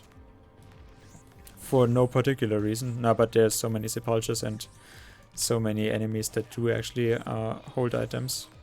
And like I said, sometimes you can even give it a shot for Gorgon heroes and the special Gorgons that can yield, that can actually wield the Stonebinder cuffs. So it is kind of an interesting area.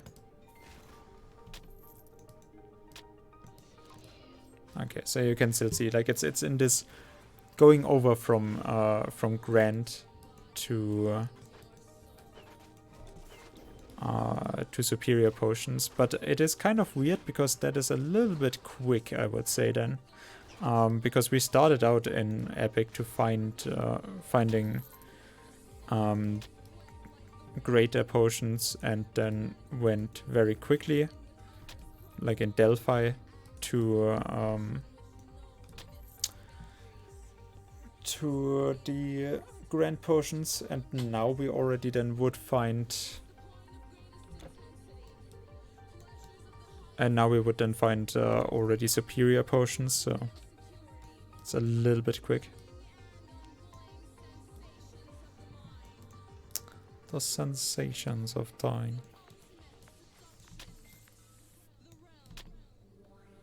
Hey, Bottle. How is Plunk stream running? That's gonna be my first question, because he's probably faster than me. I've really not gotten far. Like, I'm already streaming for 2 hours, almost 2 hours, and I've literally gotten from the Athenian swamps, or from after Parnassus, to now Catacombs in like 2 hours. That's fucking slow. I mean, it is fun to play, but I do have to say, at least the Elementalist that Plunk is playing, at least that is gonna be faster than that. You have no more room. In my Sparta. Yeah, my Diviner is actually a lot of fun to play. I have gotten my my Batfang finished, and look what completion bonus we got. The 15% attack speed. So yeah, it is actually so fun. I also, in from Parnassus to now, I actually went from like 120 potions or so to over 200 potions, because I just, in all of that, since I have finished the Batfang, I needed like 5 potions because I don't leech from the undead. That's the only thing. And for me that is super funny, because I'm never really playing leech characters. Oh, by the way, I not all of it was gameplay. I did a little bit of theory crafting in the TQ database. So, like, we did 25 minutes or so with just looking up some wacky new shit that I came up from actually playing this character. You can't hold anymore. I'm not gonna tell you what it is. You have to cite the VOD if you want to find out. On the next episode of Dragon Ball Z. But yeah, thank you very much. No, it is like it's the playstyle of this character is not the most mind-blowing. Like, it's a very standard play, you know, with lots of basic attacks in between as well. Especially for that, then 50% attack speed is really nice, especially because it pairs with the life leech. Then, like, if I just one tap, like, you know, because I do have 2 damage auras anyways, I can just one tap a monster, have a third way of damaging them, and while I'm one tapping them, I'm actually leeching harder. So, you know, faster attack speed, faster tapping. I do like to tap it. But, you know, the playstyle of this character is relatively standard. I'm not... Goodbye then. I wouldn't say that it is something that specifically reckons that you need to look at it for... Like, oh yeah, look at this, my god, that is so special amongst the playstyles that you can do in this game, when there's already a very limited amount. But just in the way that it has played so far with this character, with like there was cases beforehand with the Machai archers, that I could literally watch the Machai archers hitting the other shield when I was wearing the other shield that actually triggers life leech retaliation. And I'm so often, like, I already had 44% avoid projectiles, that the Machai archers that are such a big problem normally when you're going there, they were struggling so much with me. Normally it's the player struggling with them. No, in this case, with this character, it's the other way around. With the giants. Oh, hey. Look at the floating corpses. At the floating vanishing corpses. Then with the giants, at the end of Act 5, that literally did 0 damage. Like, literally. Which just blew my mind. And now we are running around actually healing from monsters. Because I'm just taking so little damage. And then with the Shadow Strike, I can actually tap 5 monsters at the same time. So I'm actually getting Like the first time when we finished the Bat Fang, I was looking at it, how much heal I'm gonna get out of it, and I did not expect too much, and we healed for 2000 life just on that one tapping.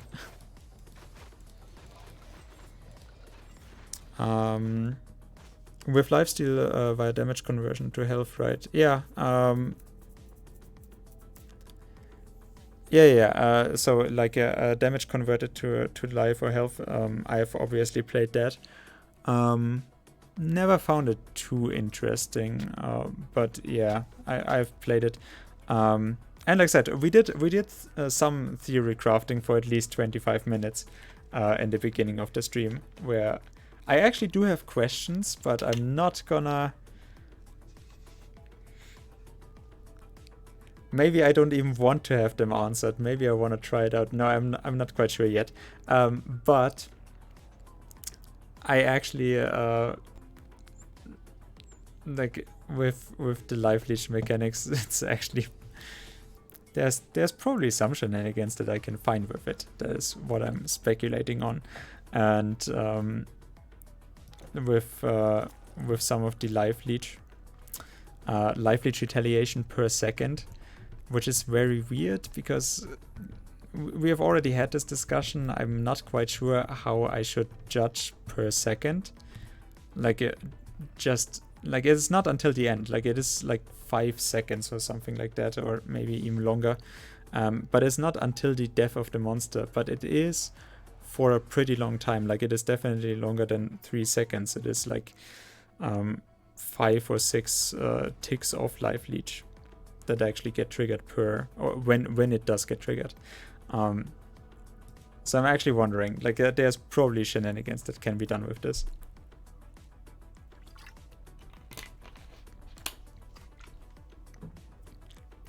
And obviously I have tried and failed miserably when the anniversary edition came out to play a health regeneration character.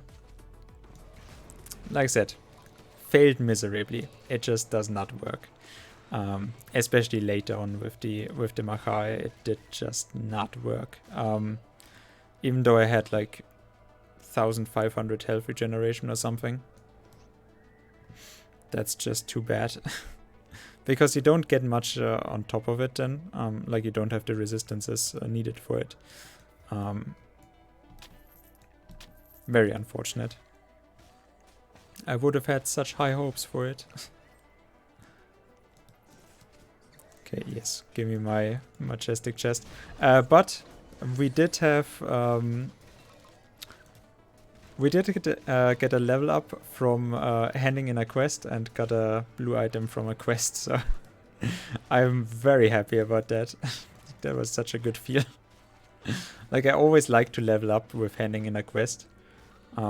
Just feels satisfying to me. And like it feels like we are actually being rewarded for our good deeds, you know, with more than just pure money. And then getting a blue item on top of it. Feels pretty nice, dude. Oh, and we found the Deathless shade, which does have even more avoid projectiles. And I'm thinking of, I have to find a good necklace of Guile. Like a resistant necklace of Guile or something with strength. I'm not quite sure, but I really want that modifier.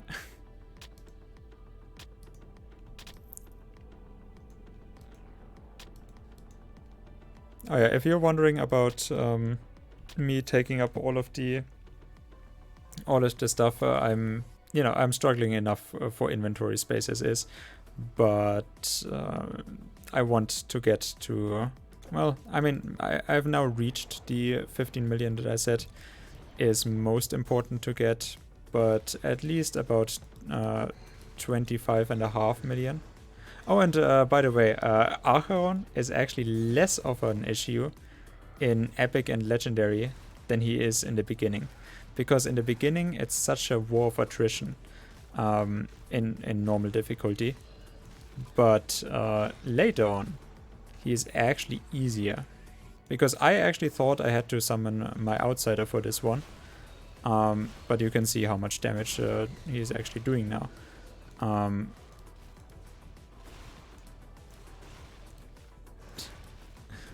I have to stand in between this. Otherwise he's just gonna swish away. But yeah, like he's actually, I find, a much stronger fight in normal than he is now in epic. Good job. You can't hold anymore. He actually held out long enough. Mysterious warrior. Am I mysterious? So what are our speculations on... Also, what did we get? Did we get something special? Charm of Foresight, okay. Good enough.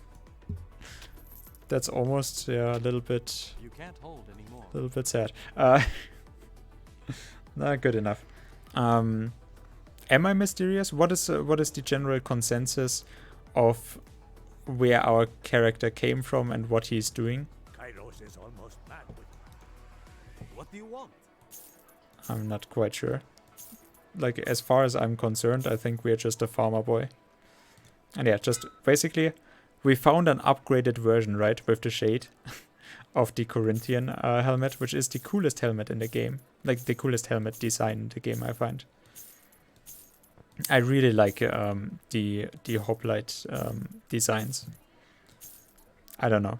Just screams masculinity to me.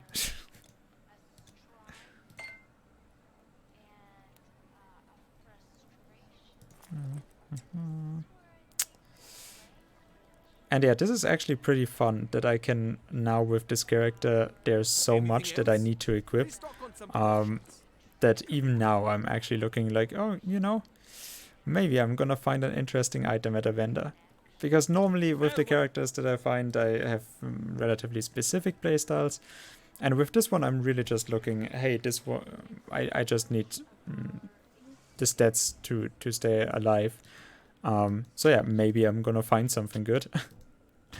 And I have a lot of freedom in what I actually can equip.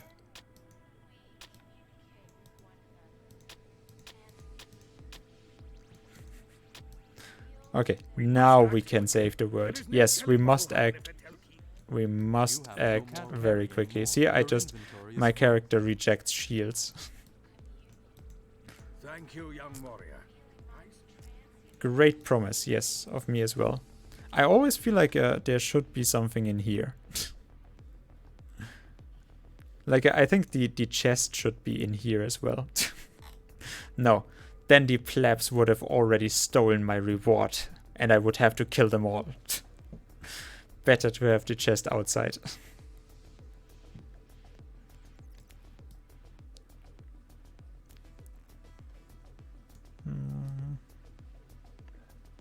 This is also a very weird area because they're throwing the normal Gorgon enemies at you after a boss fight. It feels just kind of weird. I also really like the docks, so Your inventory is full. I would actually love to explore a little bit more on the coastline here. Like in the base game, you're doing that much too little. Like there's just too little water in the game. This one out. And maybe take it up again. Money. It's all about money. You're the one I am bound east on other. I am bound east. Good. Well, and I am bound by duty and faith.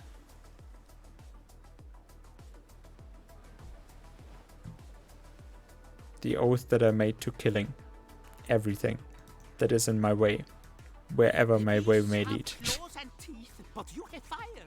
You have Zeus-like bolts to throw, and I have things to sell you. Good thing that by now we are actually making so much money from selling. Like every seller with just one of those is about 300k, like even a little bit more here. Okay, so here we have a dreadful, which is what I said. I was speculating on this. So if we find a dreadful of Guile, the Guile is bleeding, poison, and avoid projectiles, and the dreadful is bleeding, cold, frostburn, and vitality damage. So if you find dreadful of Guile, that is what you're looking for. That is, if you find one of those, you've got a jackpot. Like, I mean, for one, it's already so much bleeding damage. It feels very good then. Like, you know, with this one, this can even go up to like 80% bleeding damage. I'm not quite sure. And then this one with like 40% that it can be. So yeah, like bleeding damage you're gonna find a shit ton of. But all of the other ones with the Hunga Munga that I have, Welcome, stranger. I'm actually really tempted. Do we have some monsters down here now? No. Okay.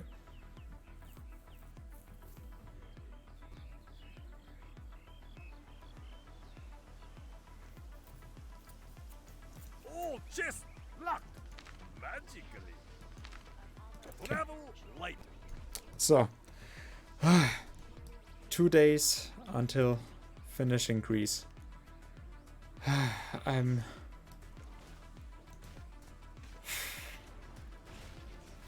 not as quick as I want to be. In 2 days I actually wanted to finish Egypt already. But okay, it's fine. I mean, this I have fun with. I can do this all day, but later on then, Act 4, Act 5, that's where it's really starting to drain. I'm also not quite so sure with, you know, streaming the process, because, yeah, it is really draining. I mean, like I said, Plunk actually, he worked really hard on, you know, and really long. I mean, he apparently has fun with playing Titan Quest as well for that long. But he has... And hey, Kisse, how's it going today? How was Father's Day? That probably meant nothing. But yeah, how's it going, Kisse? I was just about to reiterate yesterday's argument. Because after 2 hours of streaming, I just have nothing new to say anymore.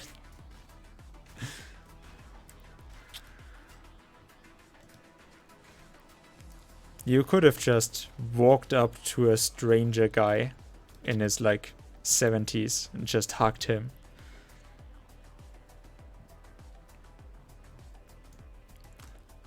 Fair enough. I did not try to call my dad today. I wrote him a message, but he would have, as I heard, also not been home. So nothing was lost there, I guess. Corona. Well. I mean, what is stronger? Corona or love? Yeah, I mean, that's probably the same discussion as Corona or religion. Like, where is... Oh, hey, Letha. Where are all of the gods from the different religions saving their people? Somehow, every single one of them seems a little bit over the head with this Corona thing. Yeah, pretty sure. But like I said, like it's a pretty good argument that you just know, well, either there is really only one god and it is just they are really just praying to the same one, just in different iterations, or that there's just like, yeah, whatever god you're praying to and whatever it is that whatever religion you follow, it doesn't matter. Like, I mean,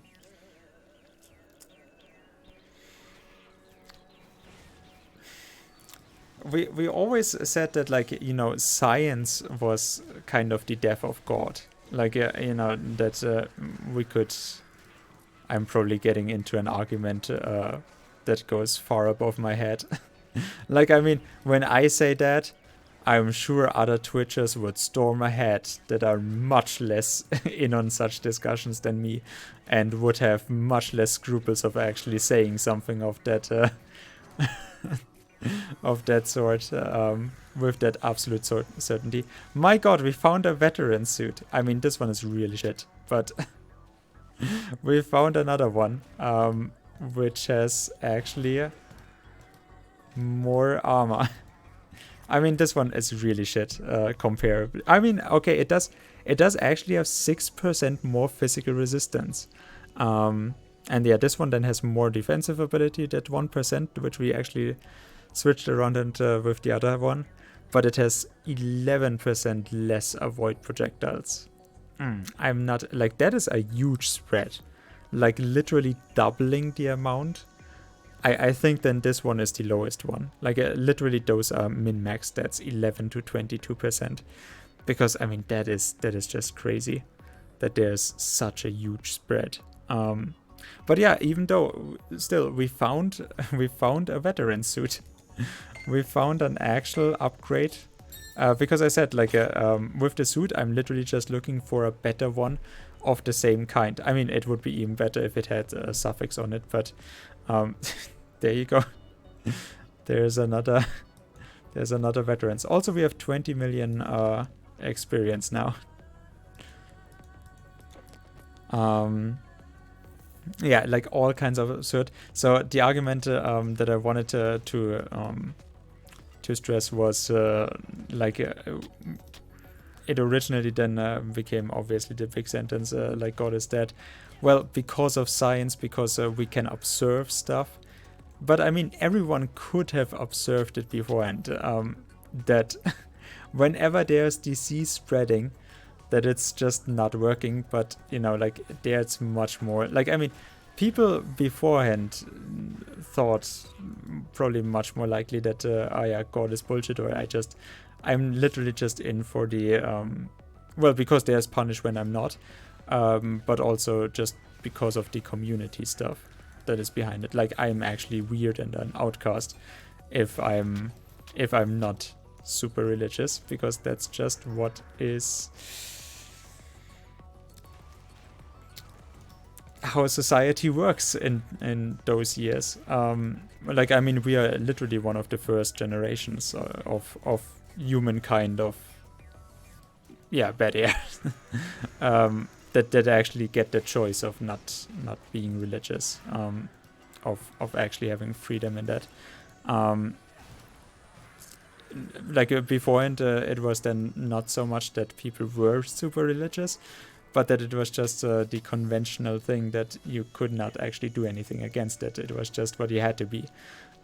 So even though they were also bullshitting of not believing in God, but, you know, that's not something that you speak out openly. So, but I mean, everyone beforehand, it is not like, oh yeah, science came around and science killed God. It was just science to state that, hey, there's no observability, so it must actually be okay to say, I don't believe in God.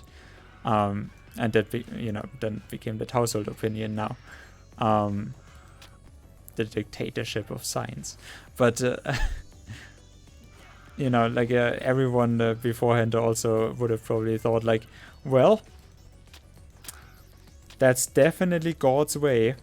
Like, I mean, you know, whenever something horrible happens, and we still have that argument, like, God works in mysterious ways and such bullshit, but I mean, like, what is the matter with, like, there's the Black Plague, or some war or whatever, and losing all the children, and, like, well, God works in mysterious ways, I guess. Like, obviously that's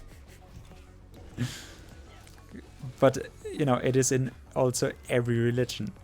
Like, wouldn't it be super weird if, like, I mean, in that regard, wouldn't it be actually super interesting if science, like, would then go and, okay, so can we put some numbers on it and then test, like, okay,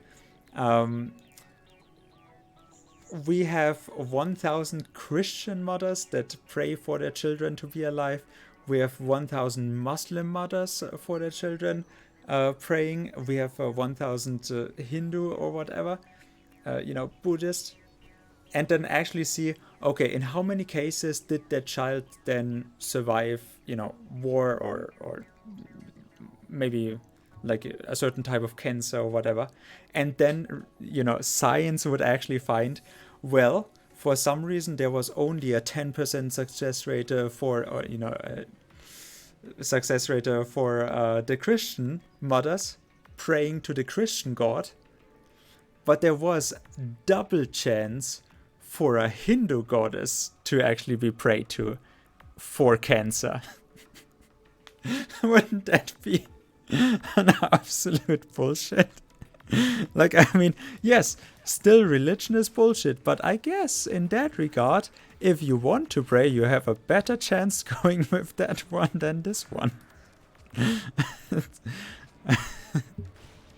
And in that way, we have finally found, on my stream, I have finally found the bridge of how religion and science can coexist, and how we can prove that God is a thing. Or many gods, I guess, then. Or, no, I'm making, no, we are going deeper. I'm making up a whole religion right now. A whole religious belief, at least.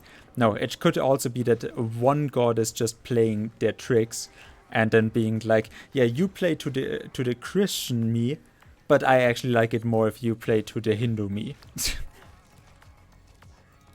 Origin of Species was published after the USA was founded. Okay, yeah. That's sad, if nothing else. No, I could actually not imagine how it is to... Xanthipus is also, by the way, a god. I'm afraid I will. A half-god. Just interesting tidbit. I could not imagine living in the Bible Belt.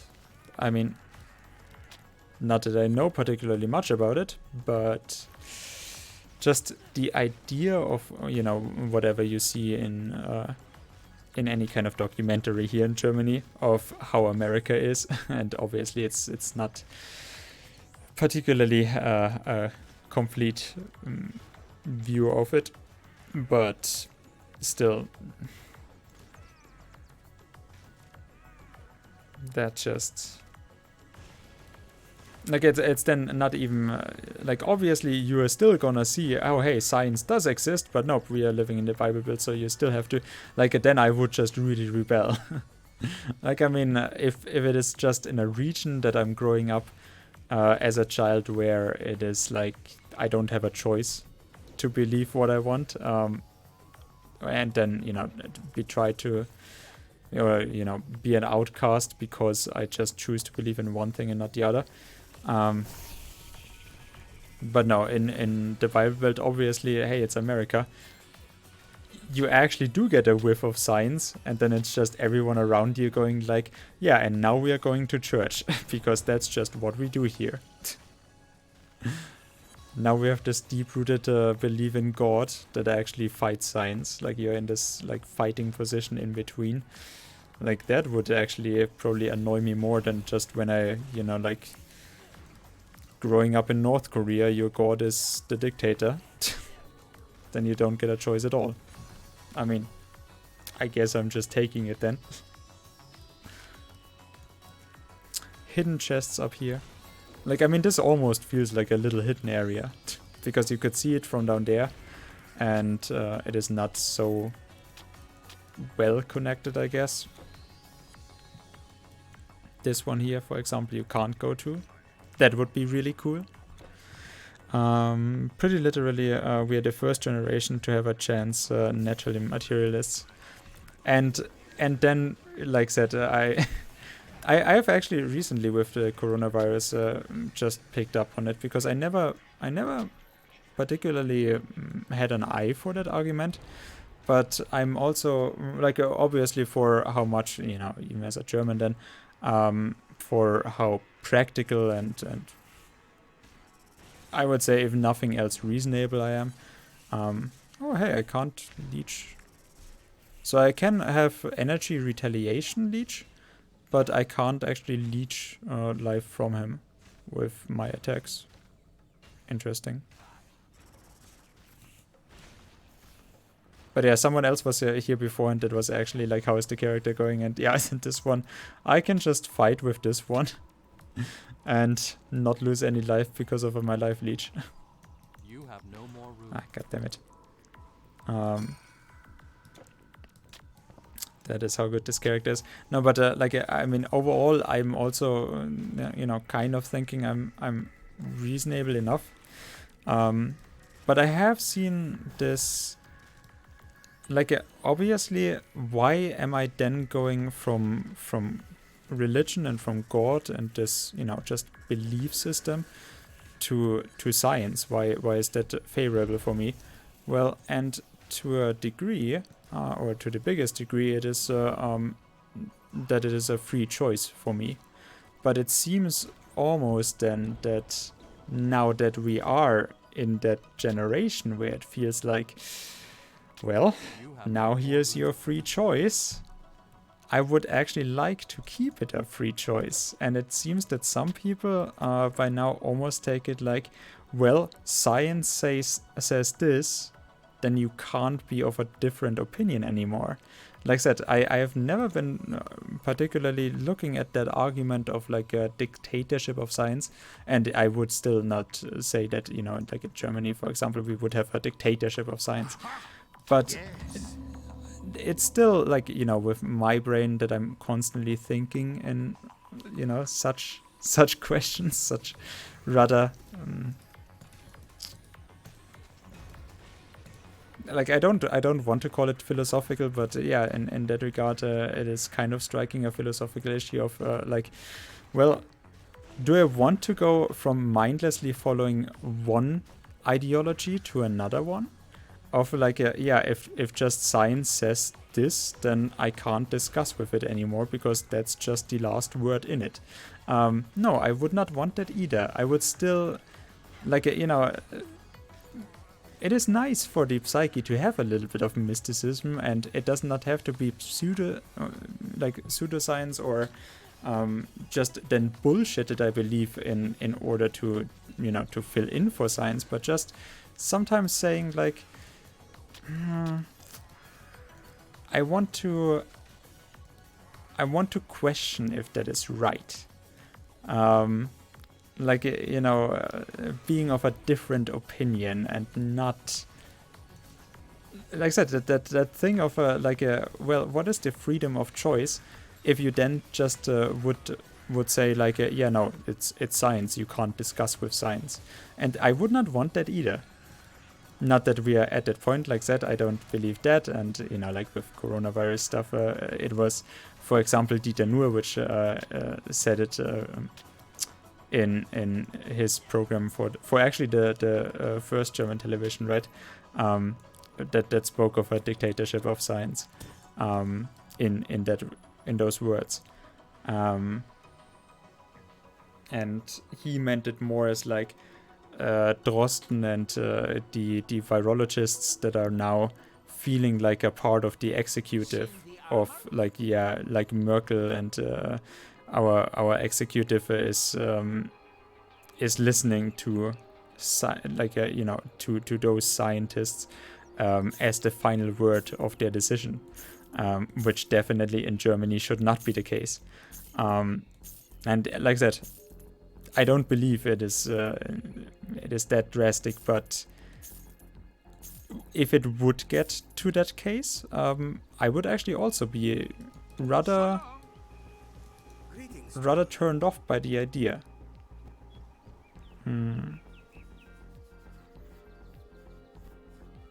Okay, so there's also a huge spread between this, because this 13% physical damage, we found another Juggernauts at the vendor in Athens. That one had 25% physical damage. So yeah, still, if I can find a good one of that would be amazing. Not, I mean, I want, and yeah, especially the veterans. I mean, 22%, even the 11% is super nice to have. Like, it basically doubles the natural avoid projectile that I have. I mean, 11 is relatively low. Like, it must, for me to feel comfortable with it, it must be 15%. But yeah, like I said, this one, then, I mean, it also gets more with the armor protection, 35% extra. So just getting the 50 extra armor here. And then, you know, 6 physical resistance, which is also nice. But yeah, I, you know, want mostly the avoid projectiles as a stat. I grew up in a relatively non-religious area, but I was still threatened to be beaten up by people for being an atheist. Yeah, that's, like I said, that is something, can't imagine that. I mean, whenever there's change, then it is that people feel threatened, and that is where the fights occur, where there is the friction. But yeah. And some things science should be the end decider. And a lot of other things definitely should be. Definitely shouldn't be then, I think you mean. Yeah, like I mean, definitely in some things, science, well, I mean, the end point of a discussion should be in a lot of points science. Just that I don't need to discuss everything. Like, for example, your tastes, your personal tastes, I don't need to discuss them. Like, we could make it a thing that, like, scientifically speaking, you get more out of buying this car. Like, it is better in all of those ways. Well, but I don't like it. Or you should eat that food, but I don't like it. You know, like, if we say, you know, what is then the decider, for example? Like, the idea is that you should eat healthy, and that it should be that the food should be produced in a healthy manner for the planet. So if we make those two things the decider, then it would really be science that would then dictate what you can eat.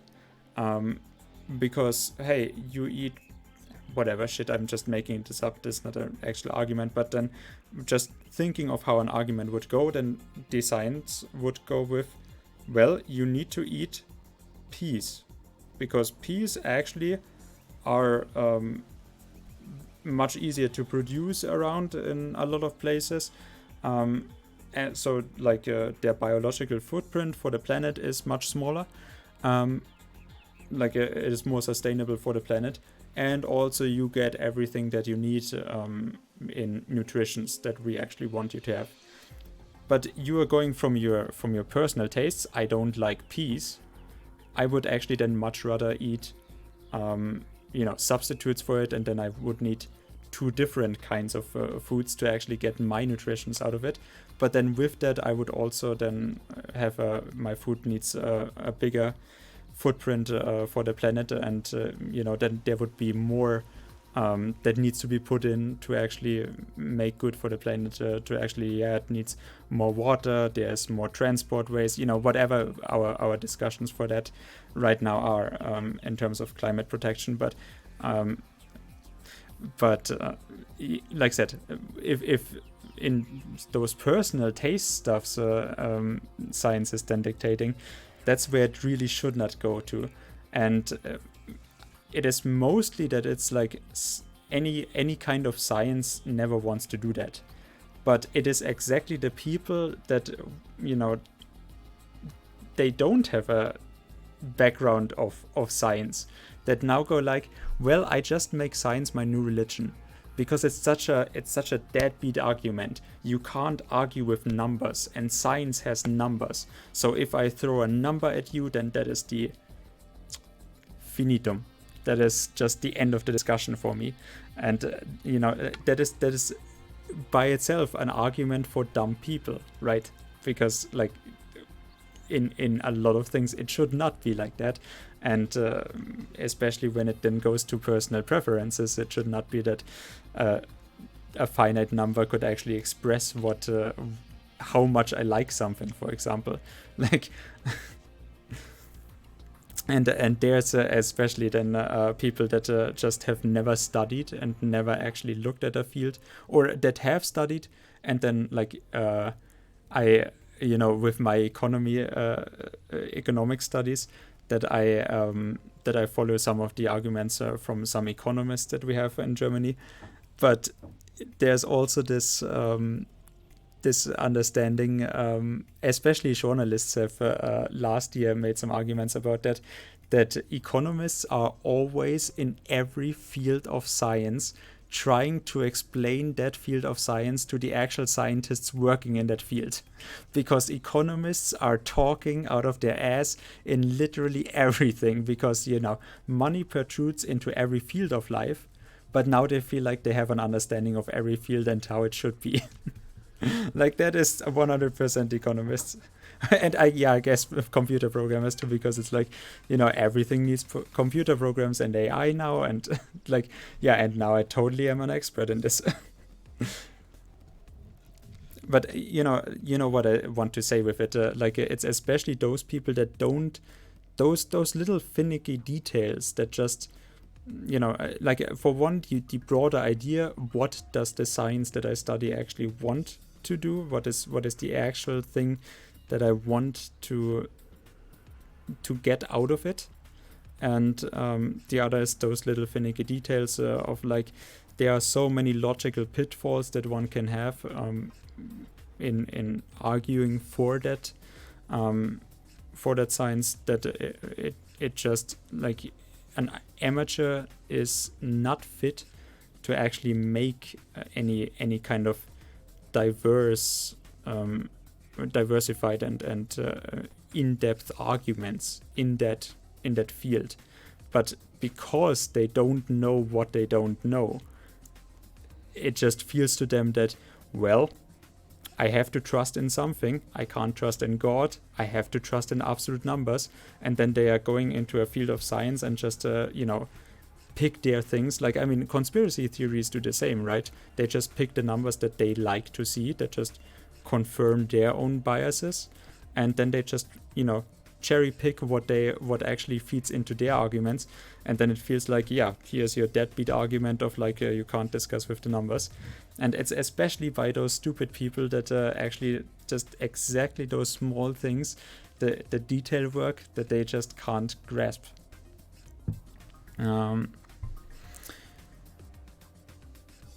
It's still my choice, right? Yeah. Argument from authority and science should not do that. And like I said, most science is very much keen on, like, we don't want to actually make any normative transformations to the society that we live in. It's more of a case of, like, you know, bringing some form of objectiveness to the discussion.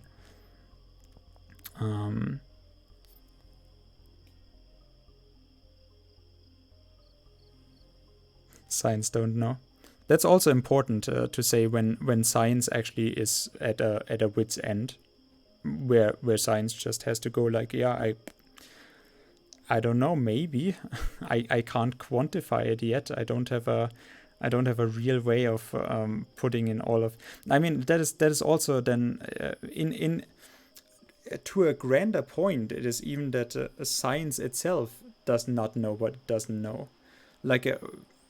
You know, where we have different positions in the same field of science, like, you know, virologists actually having different opinions on the same issue, because maybe they have studied in a different direction on it, or that, you know, just their personal experiences make it different. But they would still have to come together on the key parts. But then when it goes into those details, then they are actually also splitting off. And, you know, to the outsider, to the amateur, those details, they don't understand it. So it seems like there's actually Drosten against Steg, or I don't know. but right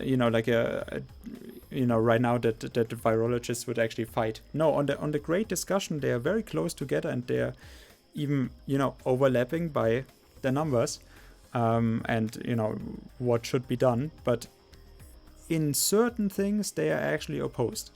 And in that regard, it is then also that maybe sometimes science can already quantify something, or already has a good explanation for something, but I should still be able to say, I don't know if that is all of the truth to it. Like, for example, when Einstein, with his relativity theory, mathematically absolutely solid, great. I mean, I don't understand it, but fuck that. Great, greatly worked out. It makes sense. I'm not gonna discuss the mathematics of it. I'm gonna discuss that as true as it might be. It does not have to be universally true, for one thing. Like, different parts of the universe. I don't know what can happen out there. So maybe it is not true in all of the places. But maybe even if the science is correct, like, if the mathematics behind it is correct, well, it is only correct as long as the parameters that we have, that we can observe, that is based on, that our math is actually based on itself, has actually judged everything that it, just going off that we have all of the information, and then we can do the math, someone that is more intelligent than me, and then can actually make a sound, solid argument, we should treat physics like this is gonna happen when we do that. But that is only going to, if I believe that that is all there is to truth. Like, there's no other parameters in all of physics that actually would have a say in the mathematics of it.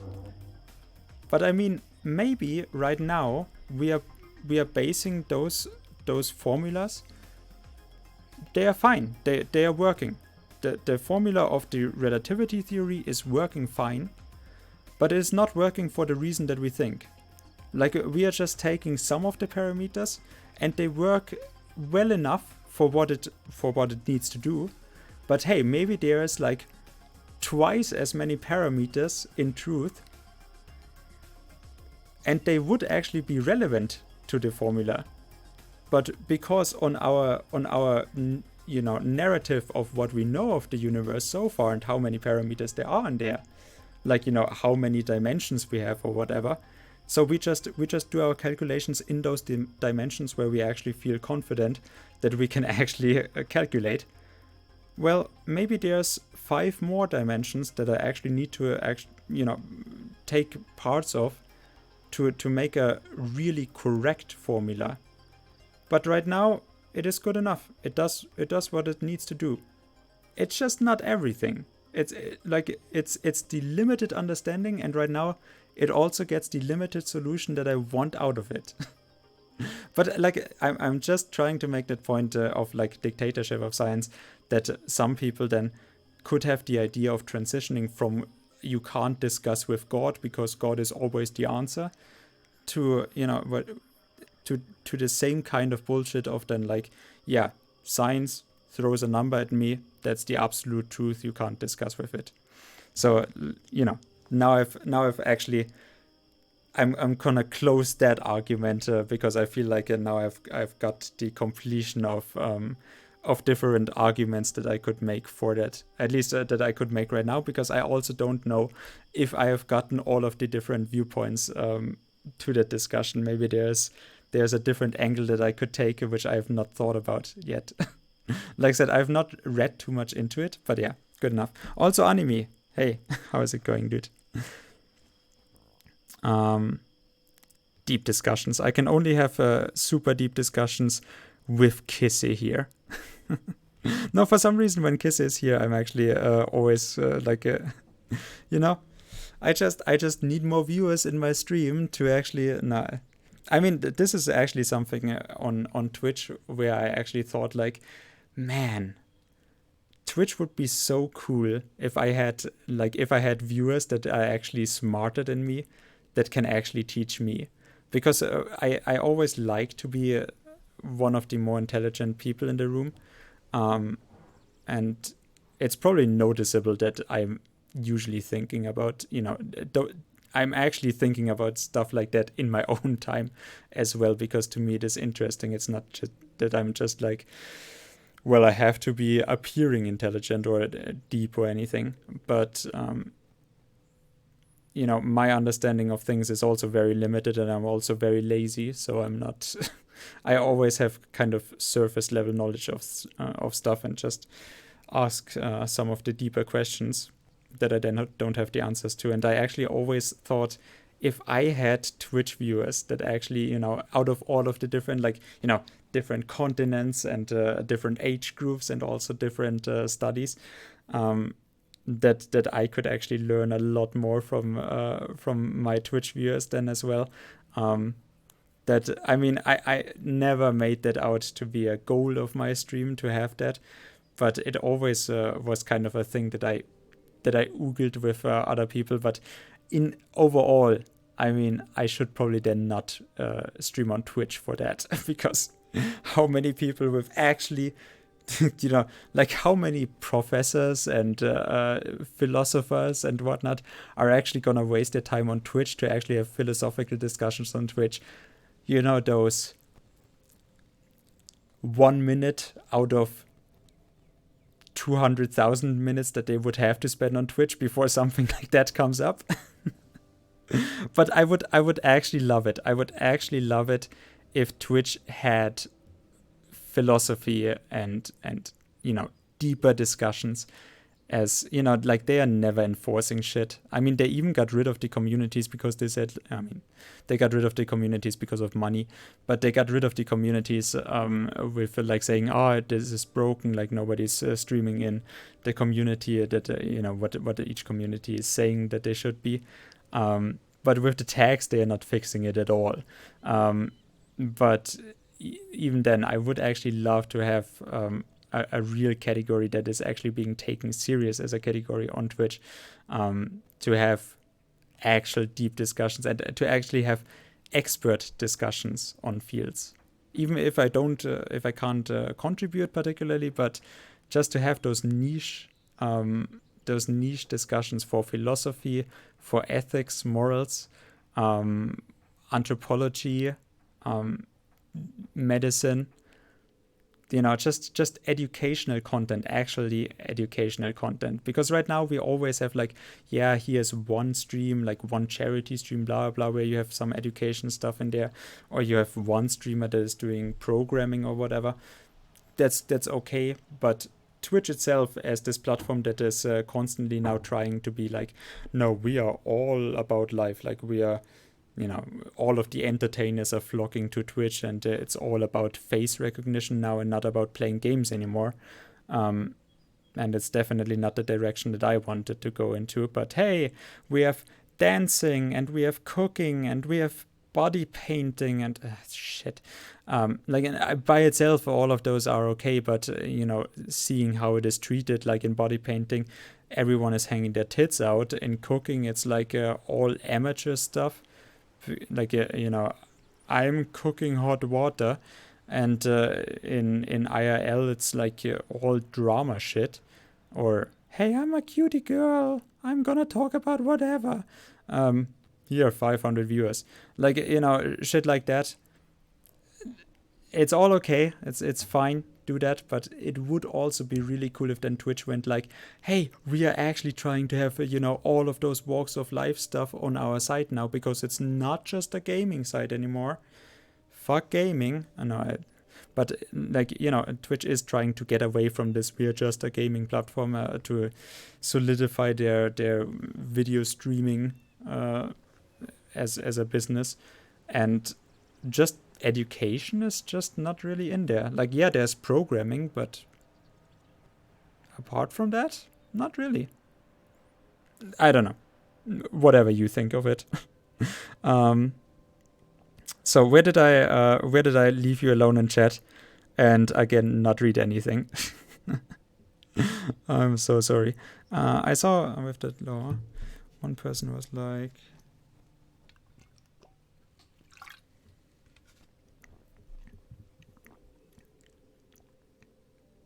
"Hmm."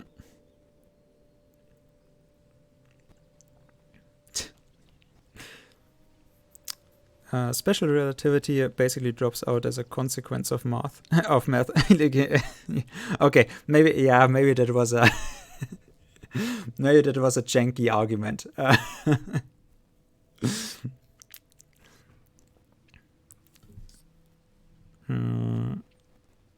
Newtonian physics is a first-order approximation of special relativity. I'm not even quite sure where you... Alternatively, quantum mechanics is... Yeah, quantum mechanics is basically physics going like... I don't know, just... I see, I do. Like, I mean, that is quantum physics, right? I just see, I do. And as long as I don't see, it could be whatever.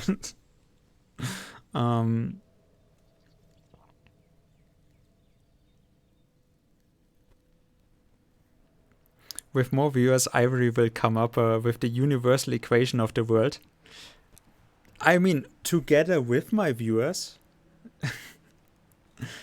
I feel that would be amazing, right? Like, not that I would then constantly look into it, but just as an addition when Twitch is already like, because Twitch is, I'm just. Twitch is going away from gaming, and I actually came to Twitch and, you know, then started in 2018 with streaming, which is much too late for reasons. But and in the beginning of Twitch, when I actually started viewing Twitch, and I should have already started streaming at that point, because now that Twitch is moving away from gaming, it feels like I'm actually a gamer. I want to meet friends on Twitch. I actually want to make friends. And for the first 2 hours of this stream today, there was not a single person in here. Yes, it is because of the game that I'm playing. But I could also guarantee you that if I was a girl, there would be someone here. And I could also guarantee you that if I was talking bullshit and just chatting and making drama, there would be someone there. But those are not the people that I want to attract. Obviously. They're also not the people that I can even attract for obvious limitations.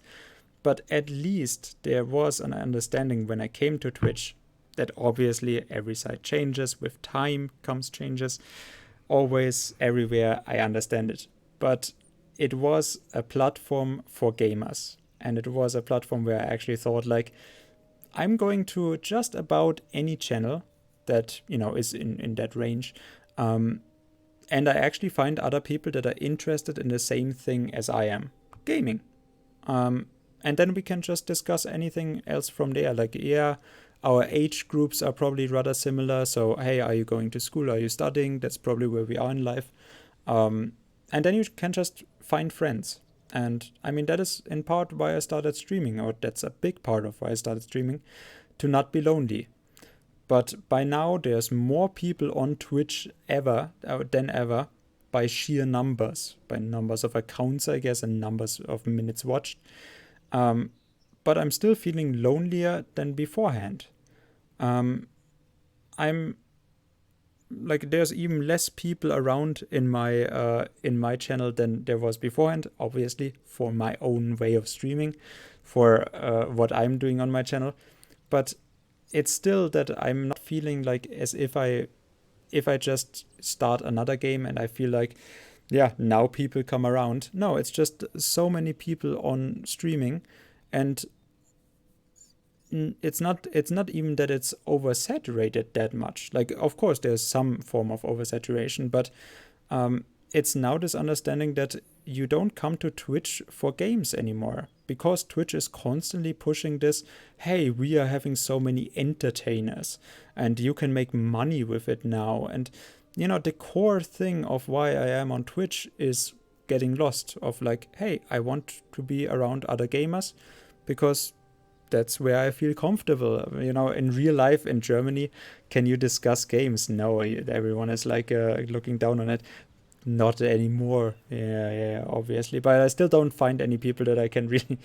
Like, it was easier on Twitch to find friends because it was just easier to find other people that I have something in common with, and I don't feel that way anymore. For one, I'm not feeling like I actually find anyone on Twitch anymore that watches my channel. You know, just like, hey, that dude is streaming a game that I like. I'm just gonna check out his channel. See if that is a nice person. No, people just don't do that anymore because there's so many assholes on Twitch. I don't know, there's 1,000 reasons why it doesn't happen anymore, but one of the big ones is that Twitch is just like, no, we are having so much variety in what we are doing right now. We are so much more than gaming. And yeah, that is then when people that are just like, I'm not a real gamer. I'm just here because people told me that there's money to be made here. Or I'm just an entertainer. I'm someone that just jumps around because it's not about the game, it's about the facial recognition. And I'm very good at selling myself on top of it. You know, or just marketing. Hey, I'm really good at advertising myself, so people are just watching me even though I'm not doing anything. And obviously, yeah, there's e-girls as well, and sims, whatever. But no, it's a lot. Just why would anyone come to Twitch to actually discuss games anymore? Because it's so much now that there's just an understanding that, well, right now it's literally just, hey, there's artists, there's entertainers, there's cooks, there's body painters, there's musicians, there's blah. But is there really people that really are interested in discussing games and then want to make friends? Because literally every single streamer is saying like, oh, I'm so grateful for my community, and then you see what shit they are pulling. Like, no, you're grateful for the money and the attention. But, you know, actually making friends, that, you know, the core thing that I came to Twitch for, I'm not feeling that holds so much anymore.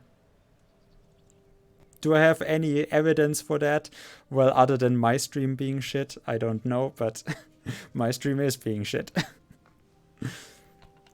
Even when I was streaming Mario Maker for a very short period of time, I got crap viewers. Maybe that was Mario Maker. No, actually, the Mario Maker community, I actually always thought like, man, I should play that because there's actually a really tight community. And I was a moderator in a Mario Maker channel for about a few months, and they actually had a really nice community. I was actually very jealous. I'm very sorry to hear that. It's, yeah. I mean, I guess there can also be the occasional assholes in Mario Maker, especially because it's a game where, like, people wanted to then force challenges on each other. There's a Russian girl who tries to stream TQ in English, and when she tries to speak, it sounds even more horrible than me. Half of the stream, she mutes herself because she speaks Russian to whoever she plays with, yet gets around 10 viewers. Yeah, I know. Plunk hosted her last time, right? Or rated her. And she was for like 5 minutes not saying anything and not giving any reason for it.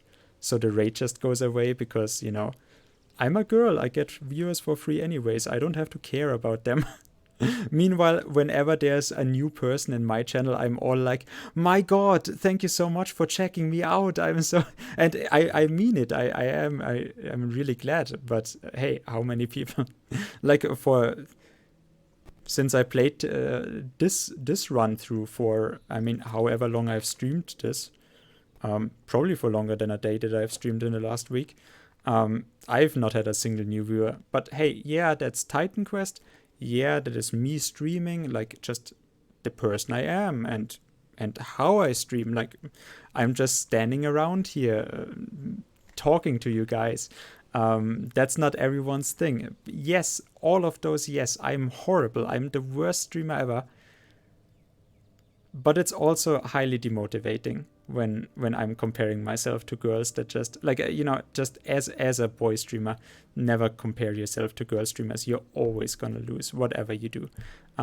Compare yourself to other boys. That's fairer, but like even just arriving at that wisdom takes a long time, because obviously everyone is kind of like, when you're talking, I mean, Kissy is a woman and she is actually cool with me talking like that. But how many women are there that actually wouldn't right now accept me saying like, yeah, no, on Twitch you have it easier if you're a girl. You have it much easier, like just by numbers and, donation numbers, but also followers, concurrent viewers, subscriptions. You have it easier as a girl. Like how many emotes you can unlock now is based on subscriptions. Well, girls just naturally get 5 times as many subscriptions as guys. Of comparable, like how much you can then compare. Like I usually for myself compare a channel in channel views to followers, to concurrent viewers. Like they are all connected. Obviously, all of the numbers are connected. But if you then compare yourself to a girl, you're always gonna be like, they have 3 to 5 to higher numbers, not by doing anything specific. But like how many women or girls would actually take that argument from me? No, the first thing is like, I'm gonna block this. That is a sexist argument. Okay, fine, because I don't have any numbers to prove it, right? It's not scientific. But that's not the point of what I'm trying to make. Like, hey, life is unfair and the devil always shits on the same spot. That is always gonna be the case. So I'm not at all like I mean, Kissy is also, like I said, Kissy is a woman. Kissy acknowledges that I make this argument, but I have nothing against women or girls or whatever. Like I'm completely fine with ever granting everyone the success that they have. Like I don't. Whenever I'm envious of someone, it's not the kind of envious of I want to take away from others. It's like, no, I would like to have as much as others have, because I'm also trying hard or whatever. But no, I'm never someone that actually tries to diminish or put someone down or whatever. And I don't see gender.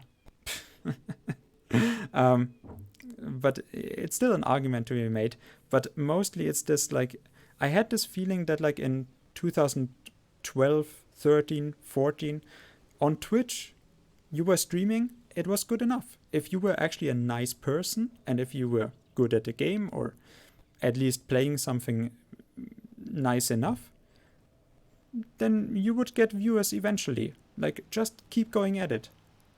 But by now, I don't... Like, Careplunk actually is now one of those very few people that actually... He now, over the last 8, 9, 10 months... grinded Titan Quest hardcore, and I'm not the player to do that. I'm not a player to actually focus on one game like that. As much as I love Titan Quest, and you can tell that I love Titan Quest, but I'm not someone to do that. But every time I switch the game, half of my community is gone. That's just not even my mods are here for me playing Titan Quest. I'm sitting around for 2 hours without any viewers, and that is not this stream or the last stream. That is literally every one of those streams that I'm making. There's just not that understanding that I'm going on Twitch to find friends anymore that also then love gaming. First of all, there's nobody checking out my channel, and then there's a good chance that the people that are then coming around are like, nah, I would rather just go to YouTube drama. Or, Twitch drama then, go to just chatting, because that's now what Twitch is pushing, IRL content or whatever, and going away from gaming at all. So I'm not, when I now see another person using Twitch, I don't feel that I have that connection of like, oh, hey, you're on Twitch as well. What games do you play? No, there's a good chance that it's like, hey, you're on Twitch as well. What games do you play? I do body painting, and I'm like, I have nothing in common with you. We are both streaming on Twitch, but there's just no connection there. And that is kind of pulling apart this whole thing of like, Twitch was never just one community, but there was still an understanding of, hey, we are kind of lonely people. Like a lot of streamers in the beginning were lonely, like in Justin TV days, like hey, I'm just streaming myself just to find other people to play with, for example. But now people come to streaming even when they are hardcore gamers. They are coming to stream because there's money to be made and I can get famous or whatever, with whatever false perception they have. And that's not even something that I want out of this thing, but because people are coming for those reasons, it's like, well, that's also the viewers that you're gonna get on Twitch now. Because people are not coming to Twitch anymore to find friends that also love gaming. Okay, that is also, again, long discussion about something that I can't prove, right? Those are opinion pieces, so...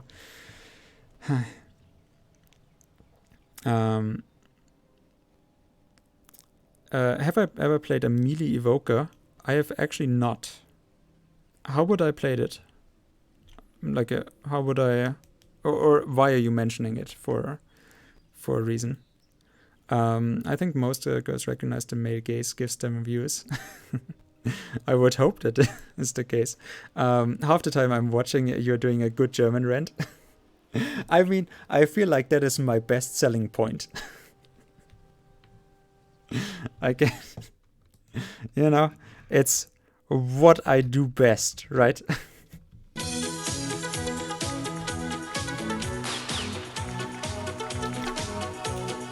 It is German high culture and you can't stop me from spouting my Germanism. Germanism starts with germs, so it's spreading. At least I hope that.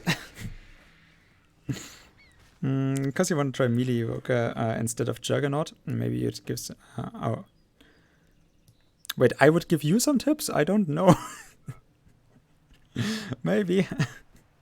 I would have thought that you give me some tips. That's why I stick around. Well, thank you very much. I really do appreciate it. By the way, Anime, what actually changed?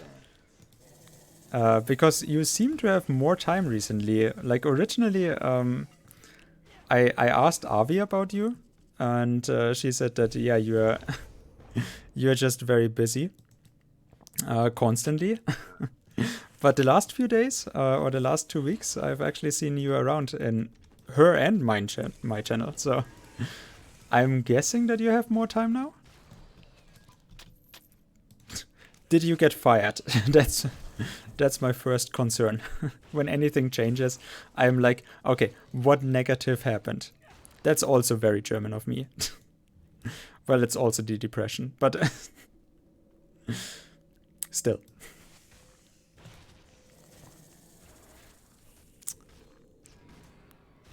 Of course it has a...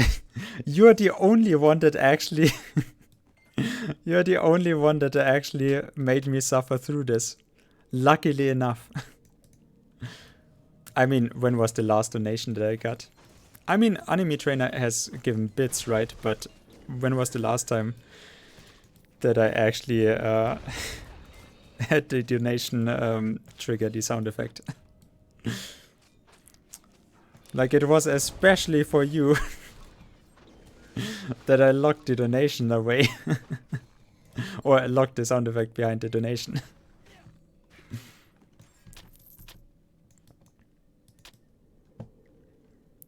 Still, I do have to say, just to bring it back to my depression. No, just to bring it back. I actually would feel like if I had viewers and if all of this stuff with my channel and I mean with my own mental health had not happened over the last few years and or the time when I was streaming, right, when things would have gone differently and I would have had a community of like I don't want much. I feel, but maybe there's still, or maybe that is too much. I'm not quite sure. But I don't need like. Today I was watching a girl that has been streaming for 7 months. She has been streaming for 7 months. She has over 100 subs, monthly subs. Like, she streams less than I do. She's super nice. I'm not saying anything against her success, obviously. Like, again, I'm never like jealous of other people's success. It's more like, well, what is she doing so much better than I am, right? And she went to over 100 viewers, concurrent viewers, like actual viewers, for the stream today. But like I said, she has been streaming for 7 months and less than I have. Well, what should I do to actually do the same? Why? Like, I mean, she is super nice, but I'm also feeling that I'm not that horrible for the most part. But it just did not happen, and I'm fine with that. But what I would actually consider as great viewership for me, and that it would actually keep me engaged to do more on Twitch, would be like if I had 10 viewers. If I had 10 viewers that are actually active, with one another, like not just interacting with me, but also people that are just like, hey, we are actually friends, right? Like, we are actually people that like each other and come around in the stream to fool around with one another. And I mean, Kerplunk has to some degree that with the Titan Quest community, but apple bearers. I don't like that set, but I mean, okay. It's a blue, whatever. I can't complain. But so like in between 10 to 15 viewers that are around, I would feel like I would actually be super engaged to even do more on Twitch. Like, I would actually be like, hey, people are around. So when I'm actually starting a new game, and whatever fun thing I actually explore, like even in this one, with the giants, that we take 0 damage from it, and I'm like, man, I would love to share this with someone if someone was here and there's nobody there, stuff like that. Or if I'm playing story games, like when I actually tried to play all of my wacky little games and there was just nobody around to share the experiences with, but I had so much to talk about. But it was just, if there's nobody around to talk with about those things, then at some point I'm just gonna stop, because it's just draining my energy. And I would get much more energy out of it if there was people around. But I'm just not. I'm also doing, like, don't get me wrong. It's to the absolute most part my own fault. But I'm just saying that if it was the case, then I would have more energy to do stuff like that, and my channel would also evolve on top of that, because I would be more engaged to do more things. And with that, with Twitch then being like, well, we are gonna push this and that and whatnot, but everything but gaming and just being a nice person. No, we don't care about you being a nice person. We are gonna push people that get in the numbers. And so I have to go like, yeah, okay, what is popular? What is watchable? Like, because it's not so much about, yeah, you're a nice person, fuck that. Like, no, are you playing a sponsored game? Are you playing something that is new and hot shit? Or are you doing something that people want to watch right now? So right now they want to watch just chatting content and Twitch drama. So better do that, then you're gonna get featured on the site in like, hey, here's smaller community channels. So like, no, I will never get that. Obviously I don't want that either, but stuff like that where I'm then going like, what's even the point then to even start with it if Twitch is like, yeah, no, we are not valuing gaming anymore either, or this like core audience that I originally came for.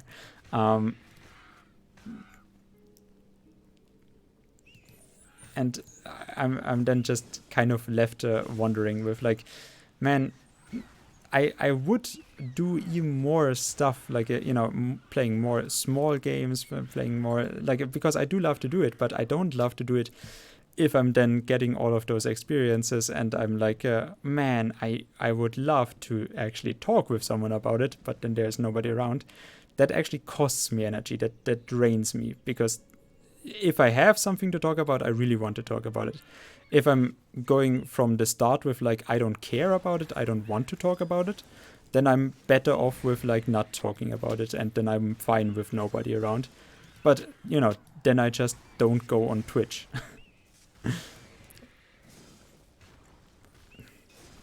Whatever.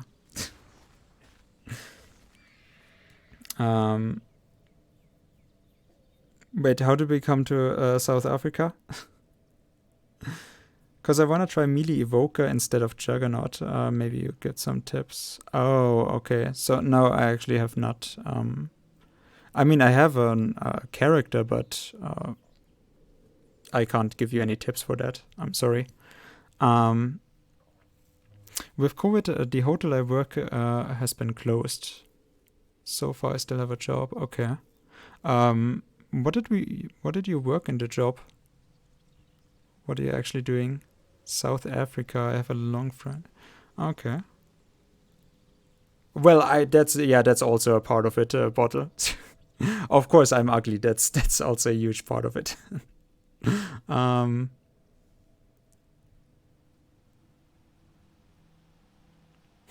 It feels like there's only Johannesburg in South Africa. I don't. What regions are there in South Africa? I have no idea. I've never been around.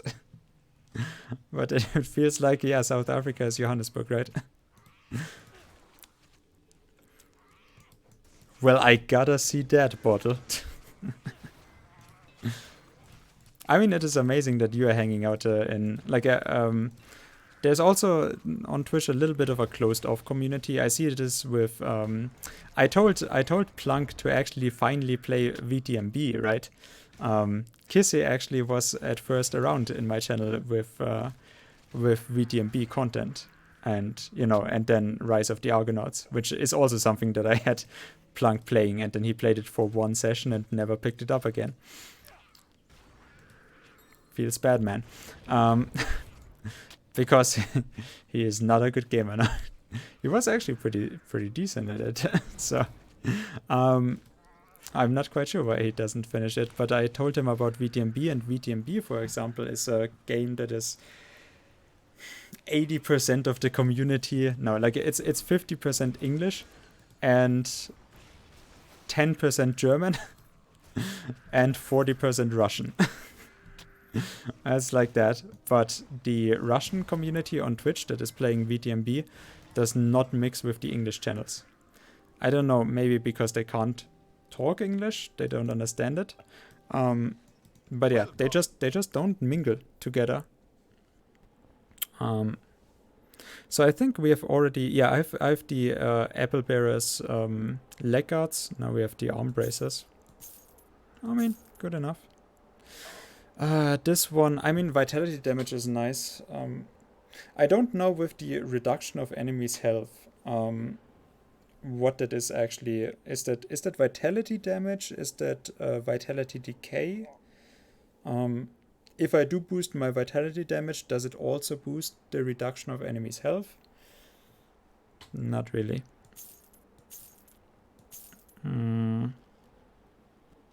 At some point, I'm just gonna sell that.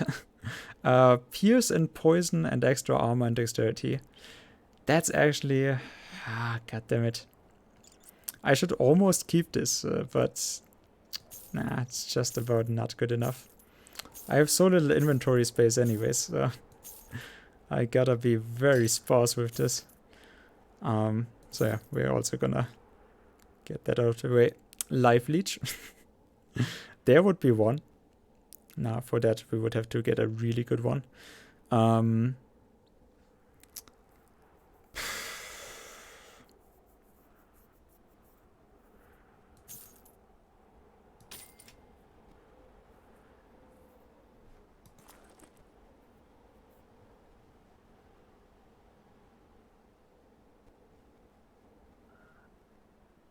mean, at least I can wear this, right? So that we have less damage from beasts. The other one I have here with less damage from beasts, like that when just for Cerberus basically. It's the only one that I'm afraid of.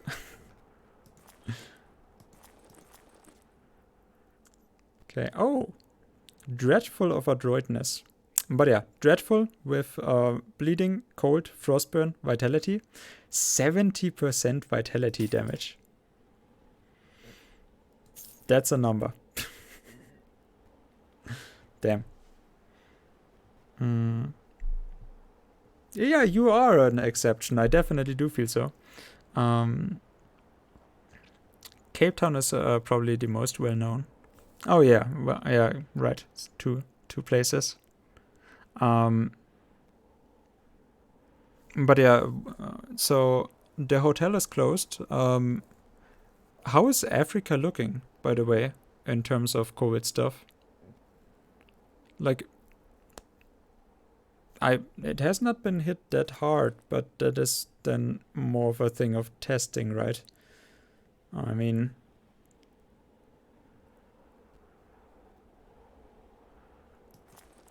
as long as it is not as dire as Brazil and Russia, I guess.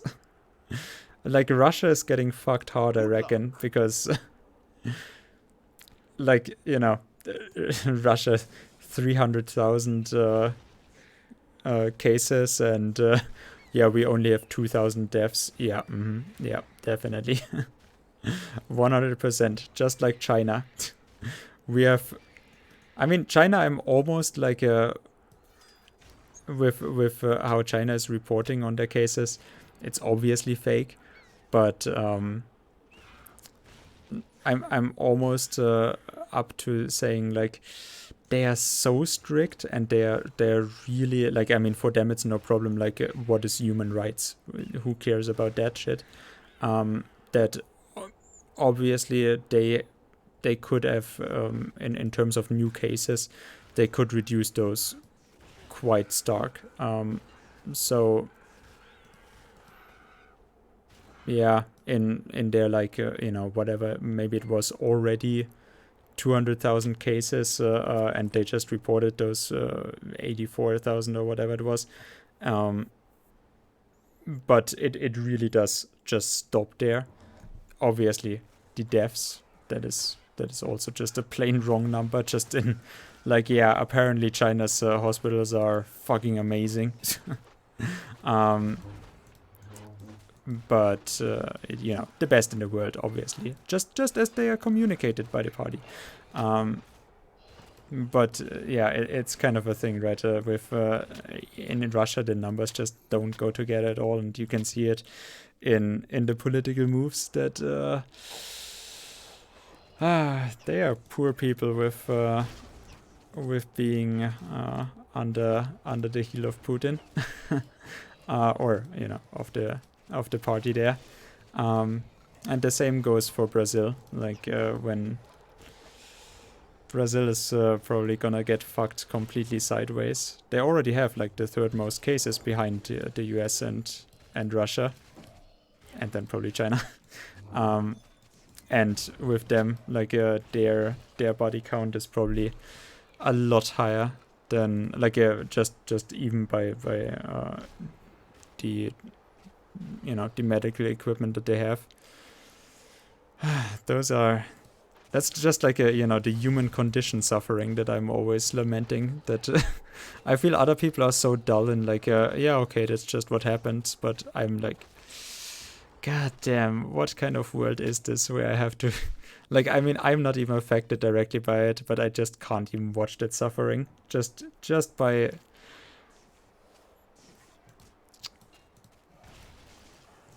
I don't even know, like, if only I would have, you know, even having been born 500 years ago and everything else is worse than that, but at least I could just, you know, be uninformed about stuff like that. Like, all of the suffering in the world, well, it just doesn't exist because I'm just not getting informed about it. Yeah, good thing that I don't take any damage, right? Freeze is one of those things that I just don't have yet. Nah, I also won't ever get freeze. But, you know, like him, I cannot evade the freeze. And I don't know, it just makes that stat stupid. Because I have to get freeze, like, if they were doing that much damage, I have to get freeze because I can't with gameplay, evade the freeze attack. So I have to get the resistance, or mitigate the damage otherwise. And I just don't like that. I don't like the way that they're handling this. So now I came from one point of complaining to a completely different one.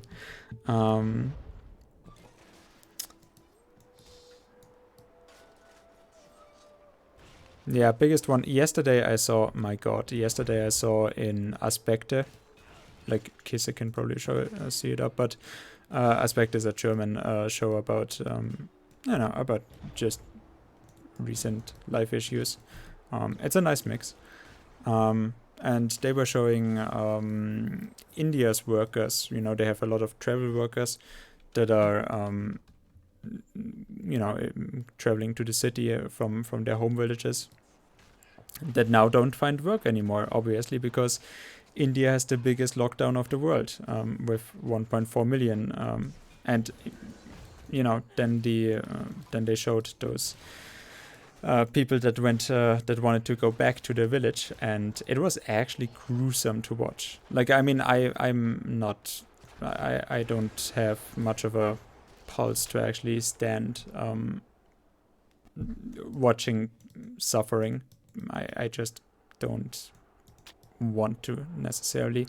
I'm not I'm not. Horrible things happen in the world. I'm not particularly like other people that just go up in tears, but I do not want to watch anyone suffer. And that yesterday, it was literally just they don't find work in the city now anymore, and they don't know, like, they don't have any rights, workers' rights or anything. So they want to all go back to their villages, and hey, their village is 600 kilometers down the road, so they just have to walk. Well, they have to walk, but they are also being driven out of the cities, like, because they don't want them there. But then it's not even said that they can actually go back to their village, because they also don't want corona infections. So they are not getting any treatments. They are not, in the documentary or reportage, they just followed a woman with her 3 young children, like 9 to 2.5 or something like that. And obviously that woman could not carry all of her 3 children for 600 kilometers. So basically just dragging them along. And it was genuinely gruesome to watch, with just like the little one, just, they can't stop to even shit. So the little one is peeing themselves while being dragged along. The other one has foot injury, can't walk, and every step is hurting. Now think of being dragged at high speed for 600 kilometers. Then they find a bus that is like I said, that they are basically being driven out. So for 50 kilometers they can actually drive a bus that is being organized, but only the strong ones get on, the ones that hop on first. Then that's a fight again, because who gives a shit about women and children when it's like convenient. And then just like, how much food can you take? Like, you have to walk 600 kilometers all day, either in searing heat or at night when it is super cold. How much food can you take? Where do you get food if you don't have money because your job is gone? And then with the aspect of they are probably not even going to be taken up in their own home village, because they don't want that. And the stuff like that is just like, I don't want to watch that. Why is the world like this still? And obviously, okay, it's just how the world is, but stuff like that, I'm just going like, blissful ignorance. Just grant me that I just could look away. If I could just look away and be completely unfazed, or make me the kind of narcissist that just can watch those pictures and say, their fault.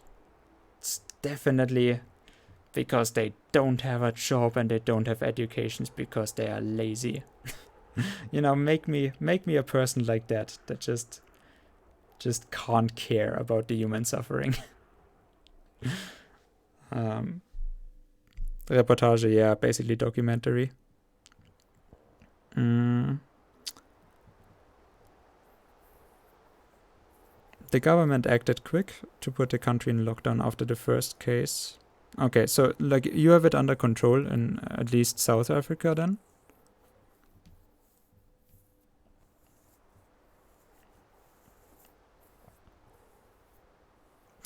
Totally unrelated premolar deaths. Yeah.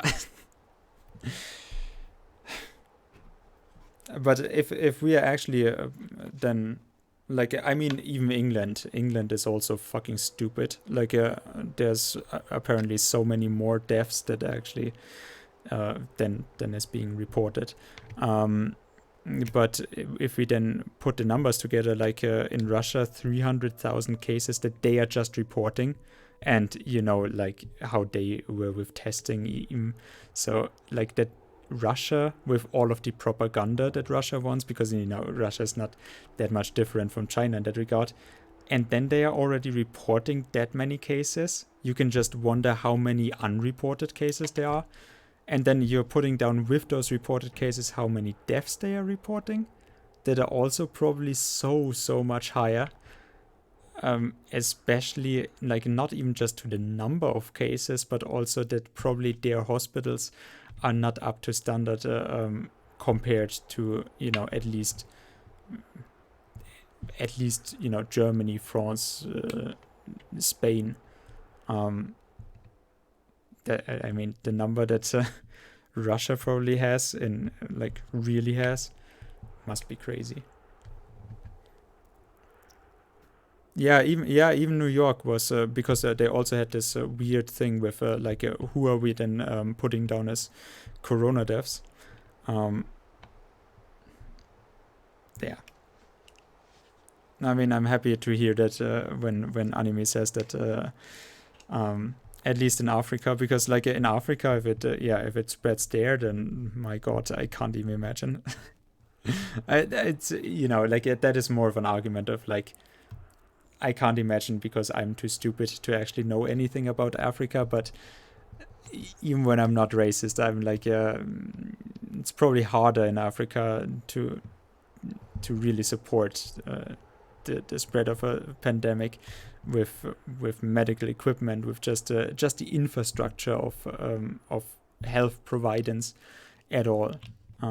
So like it's amazing that in New York there's so many deaths, and you know, then so many deaths with all of that infrastructure. Like what other country and what other state than New York would have actually or what other city than New York should deal with a pandemic, and then New York is actually with in the beginning where they had like the mass graves was a thing, like when they actually I don't know to like islands or whatever where they drove the dead and put them into mass graves.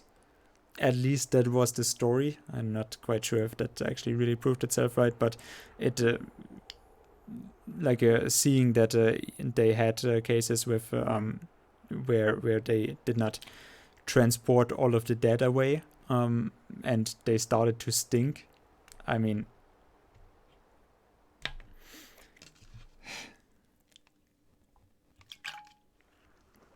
and it just makes you barf. In that regard, and you know, like I mean, it's not like we are gonna learn anything from it, right? Trump will get re-elected, and then it's good. Or I mean, or it's Biden getting elected, and it's then basically the same.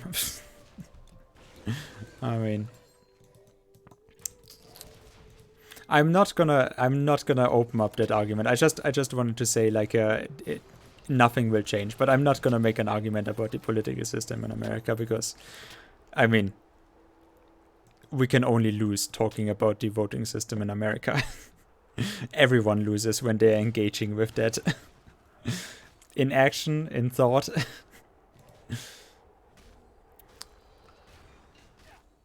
Yeah, I mean, with Trump it was also this, which actually finally sometimes they're getting it down what narcissism actually means. Because beforehand they were always like every time Trump like, oh, now he's acting presidential because for 5 minutes he did not say anything, but he was just occupied with his hands in his asshole for whatever.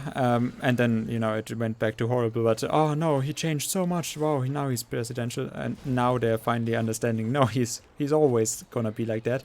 And they finally can sometimes decipher some of the things he does, and one of those was, you know, moving the goalposts, and you know, with the corona deaths, where he said like in the beginning everything will go away and blah blah. And now also we are finding our first legendary, well, our first mythical beast.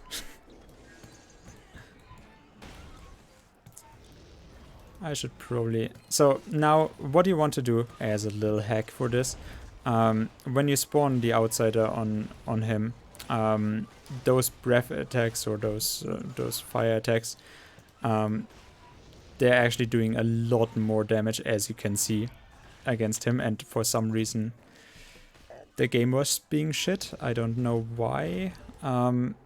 For some reason they hit him. I'm not quite sure. That should not have been the case. That is why I spawned him behind Talos and actually positioned myself on the other side of him so that my outsider does not get hit by the fire, which for some reason apparently the game decided, nope, we're gonna fuck you up, I guess. Also, I can heal from him. That is the weirdest thing. Why can I life leech from Talos?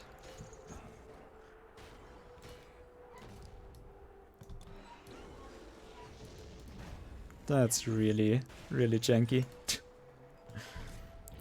For this one, I guess if I had a little bit reduced reduction in armor, would not be too bad. But yeah, with him, you can kite him relatively easily, so he's not that huge of an issue. Like, basically just don't stay away for too long, but I actually like to trigger the... like, obviously, I actually like to trigger the flame breath, because for me it's super easy to dodge. It actually does have a very fair hit. Like, when you stay away, you can't tell. But when you're staying close, it's literally the moment that it goes off. You just don't stand right in front of it, and that's good enough.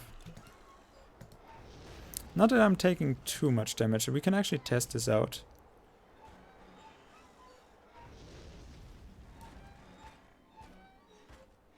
So yeah. I mean, it's almost 800 damage, so...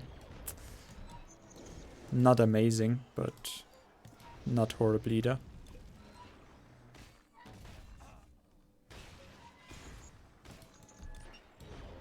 Yeah, but I mean, even though he's bugged, he's usually one of the fairer ones.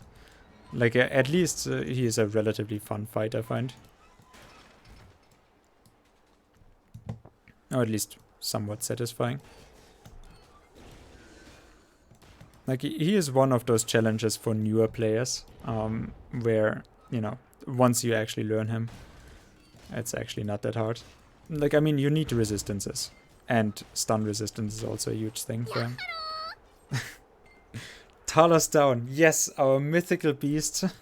I would have captured it normally. But unfortunately, I don't have a net ability. Thank you very much for the biddies, dude.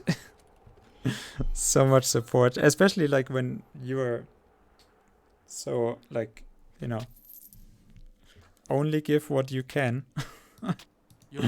But thank you very much, dude.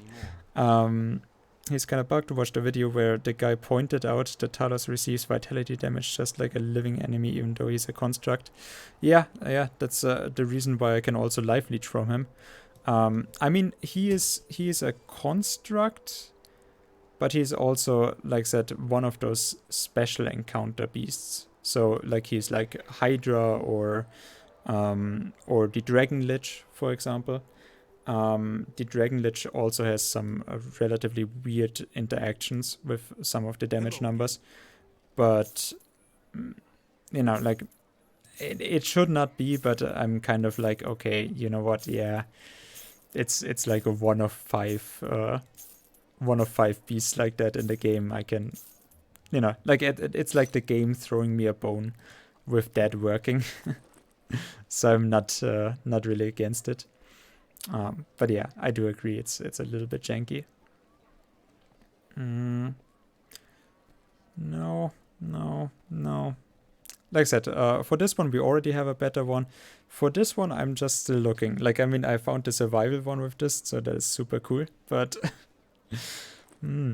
could even be more. But I mean, if it is even better, if I have really good items in there, I don't want to take them out anymore. I'm just gonna be reliant on them so much. Just like the blue items, they're just so hard to take out because, like I said, they have multiple resistances. That's why I put them on then. And because of that, it's relatively difficult. Yeah, see, I have the Apple Bearer's Greaves, and now I have the Bracer as well. So yeah, like this one has cold and lightning, or this one has 3 resistances. So then I have found something else that gives me poison resistance, but I can't actually mitigate the bleed resistance. And so I would have a better green item for everything else, but I want the resistance. So I can't take it out anymore. This one we can finish. 13% elemental resistance. That's actually the best you can get in around here. I could almost put it on because, like I said, we do have the torso armor. So I could almost actually put this on just to get to get this to full. We would have 80% flat on this, and you know, get the cold resistance up. I'm good with like everything at like even the elemental resistances at like 65%. I'm kind of good on them, but not lower than that. So yeah, that is a really good find. Or really lucky completion bonus.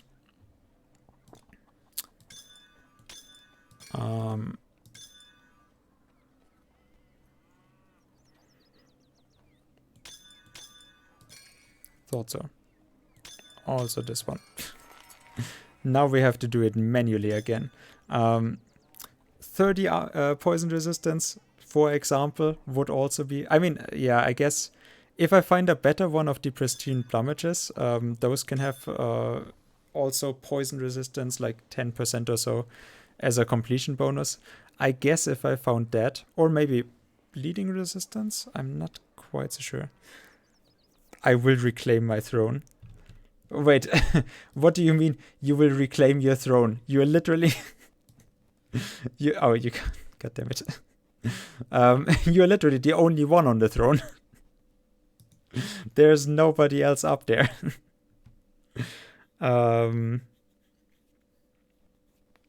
Get the energy cost reduction. Yeah, I mean, usually it's like mostly about the energy cost. That I also put on the...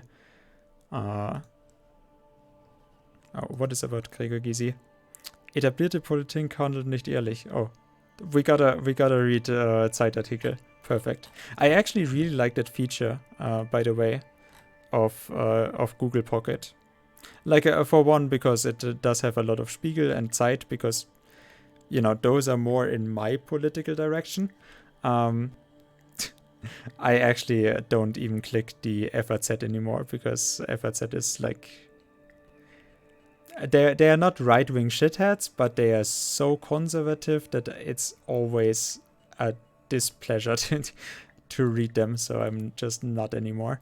But yeah, I actually really enjoy the Google Pocket feature, so I also post a lot of it on the Discord. What were yeah. Not relics, pristine. Where are you, pristine? 40 and it can have bleeding. So yeah, that would be one of those things. Just to get some extra resistances. And with this one I could have, yeah, like 25% if I get that, and it is even 16% poison. So yeah, that one would actually be worthwhile to even farm. Just to get that upgrade, because I need both of those. With this I would then even have the bleeding resistance for the end of act of epic together, because I don't need like you need, well, in normal I would say you need about 30 to 40 poison resistance, then you're Gucci. In epic I would say it's more like 50% that you need, and in legendary you need at least 70% poison resistance, that it actually, like below that, the poison is gonna be kicking in hard. So like maybe 60%, but you know, 60 to 70%. So yeah, that would actually be because I also need bleeding. And bleeding I'm good. Like bleeding is like, bleeding you need 10% less than poison, like between 10 and 20% less than poison, because it's just less likely to occur. You only need it for specific monsters, and then you just, you know, the effects are also not that strong usually. I mean, if you get hit by bleeding, it usually does hurt. A man of class. Yeah. I mean, it is a conscious choice that I use Firefox, yes. I'm just trusting them more. I also really like that Firefox, they had their privacy changes, right? Or in how pages like, you know, Facebook and whatnot spy on you, or how they drag together the different information from what websites you're using, and that Firefox just went ahead and said, like, we are pre-installing it on Firefox that those websites cannot do that, and you have to actually manually deactivate that feature so that, you know, that you can change it if you want better advertising. But otherwise we are actually taking it out by default, and I do enjoy that. I'm actually a fan of that politic, because it is also more convenient for me.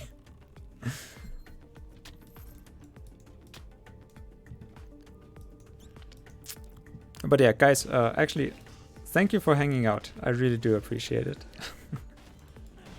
It is, even though I went even less far, like we went even slower than I went the first 2 hours of this. So I will never get through this run. Why is the chest floating? But yeah, it has been much more fun than being alone. And there he goes on key. But no, anime, have a good one, dude. Thanks for hanging out. Thanks for the biddies. I'm sure you will be master of the throne tomorrow as well. So have a good one, dude. How late is it in South Africa?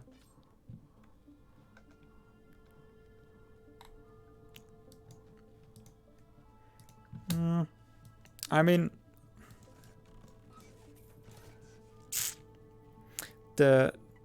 it's literally one of the only fights, or one of the first fights, the Minotaur fight, that I reckon that one could actually be close.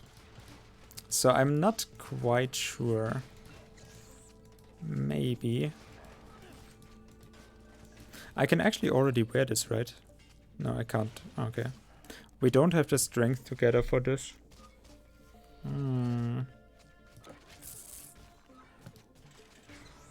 Because this one would have physical resistance as well.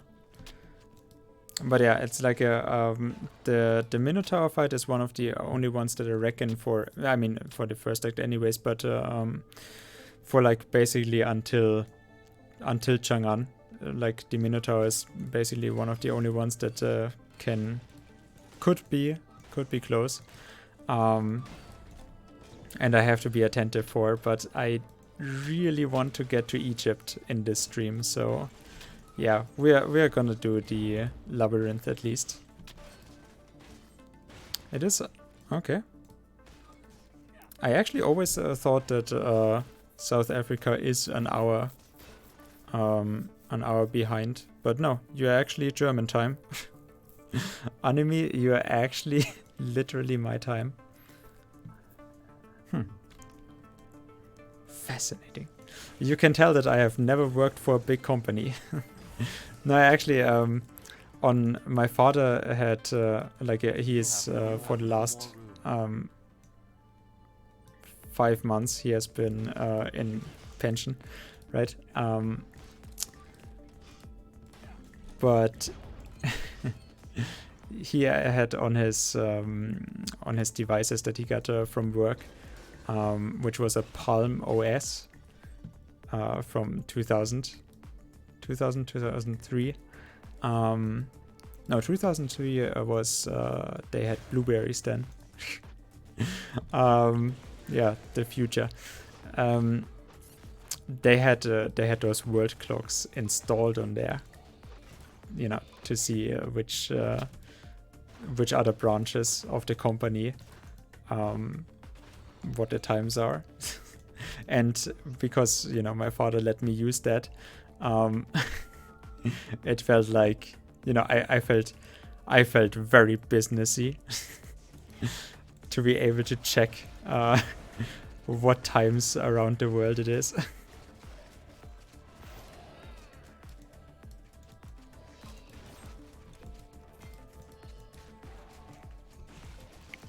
But yeah, apparently I have not been so super attentive. Because I always thought South Africa is like an hour behind us. For some reason. But no, it's relatively straight down.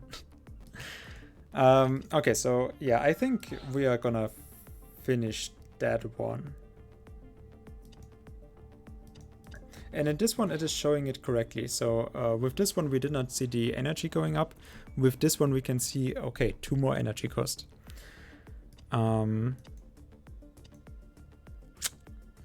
Yeah, but with this one, we also have a 6 target maximum.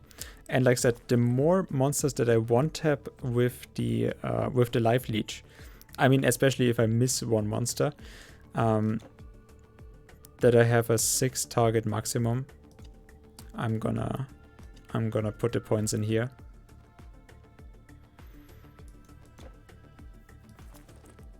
Or do we need the outsider? Like I said, I'm not quite so sure about the Minotaur. But even then, I mean, I can only have the outsider for one of the fights anyways, right? So yeah, I'm gonna put it in the Shadow Strike and then the next level. So we have also finished another one of the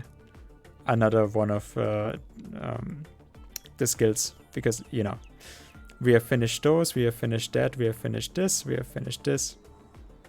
And then I can start working on something else at some point.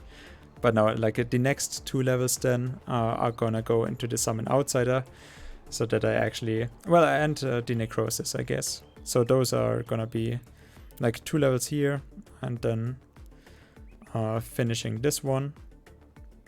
That's another 3 levels, so that's 5 levels, and then the Soul Vortex needs another one, or finishing the Death Ward. There's still a lot that I have to put in points for. I sell to magicians. You are a magician, right? Yes, I am. I mean, I bonk things with a giant stick with with stones at the end. But yes. Also this one. That's actually really high of Vengeance. That is one of the higher ones that it can have. Very nice to have. Yeah, not horrible.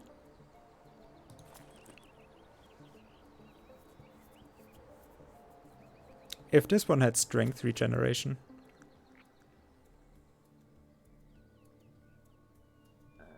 Buy now. Eh.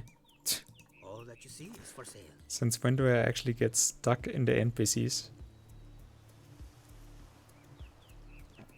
Goodbye. Okay. Goods stored and transferred. Travel lightly.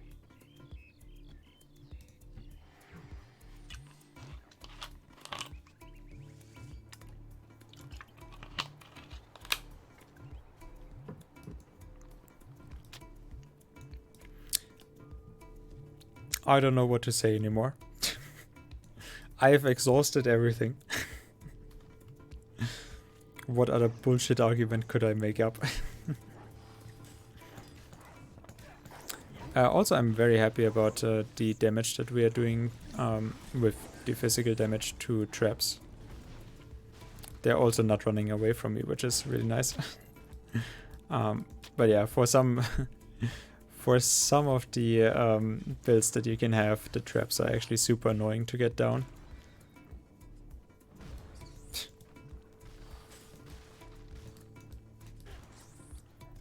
Oh.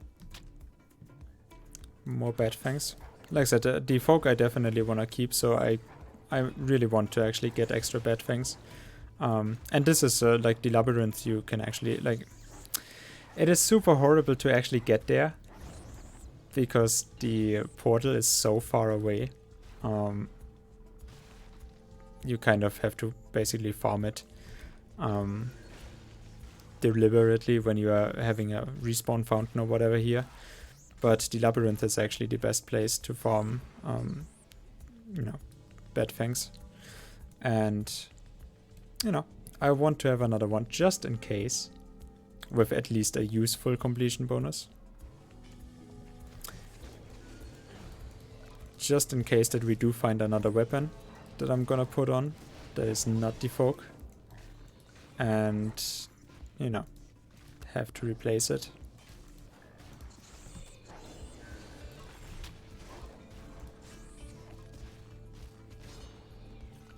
As you can see, already 3 of them. Relatively quick. An arm and a scimitar down in the nothingness.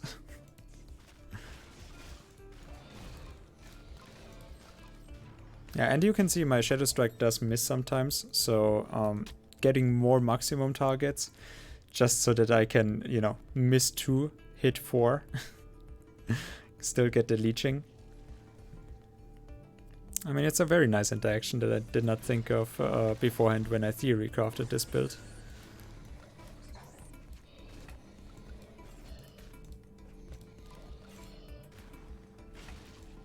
Oh.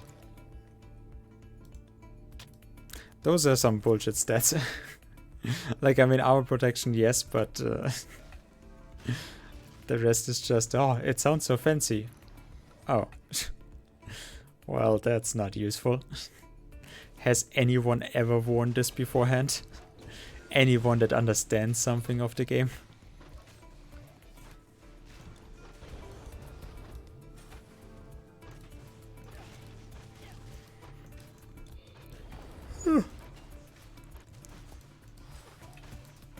Sorry. Like I said, I should have, by a long amount of time now, already been in Egypt and probably also it's after midnight. God. But okay, we made it then out of Greece, so it's one more step. Expertly leading. You have no more room. Don't worry, I'll lead you through this labyrinth without any much hiccups. And we are gonna get all of the loot out of it. They really did not expect someone to be able to teleport in here, right?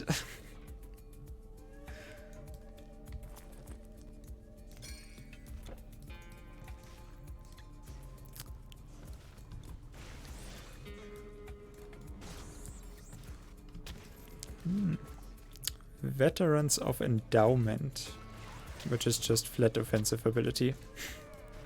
It is money. That is what I see with it.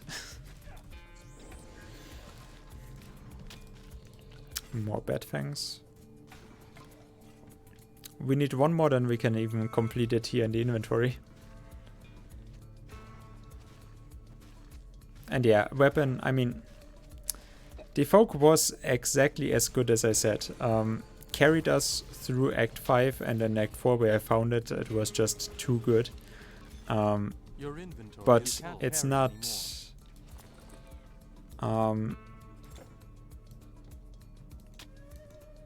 for Epic, we have to find something else at some point, just for the damage extra. But still, I like this one so much with the extra ability that it has. Like, you know, it does, unfortunately, for the most amount of time, activate it in very weird spots. But hey, sometimes it's actually really useful. And I like the interaction, because I said, like, I wanted a little stun in between there. And I don't know where to get it from. And then we find the Folk, and I'm like, oh, yeah, right. Yeah, exactly. That is a possibility. So I was very happy to actually come across that. Especially, obviously, with the modifier that it has. Which is actually even hard for me to get rid of, because it has the plus physical percentage, which should count for spells as well. I hope that this does not just count for weapons, the 24 physical damage. But in any case, it even has extra bonus damage and such.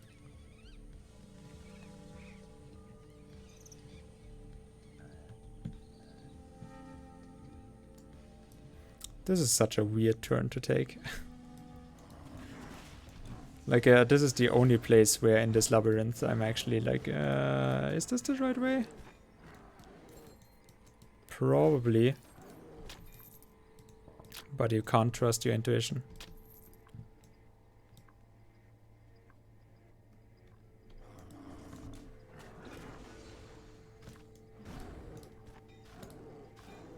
I had to just make a little bit of more use from the experience shrine, so let's go back, sell some stuff. Like I said, 22.5 million is kind of the goal that I'm going with right now. Just in case that we do find something. Yeah, I mean, this is good, but I can't even use it with all of the dexterity. I mean, I should spend points. We have 64 points, 64 attribute points now. Very happy about that. I should probably spend some points, but I'm just...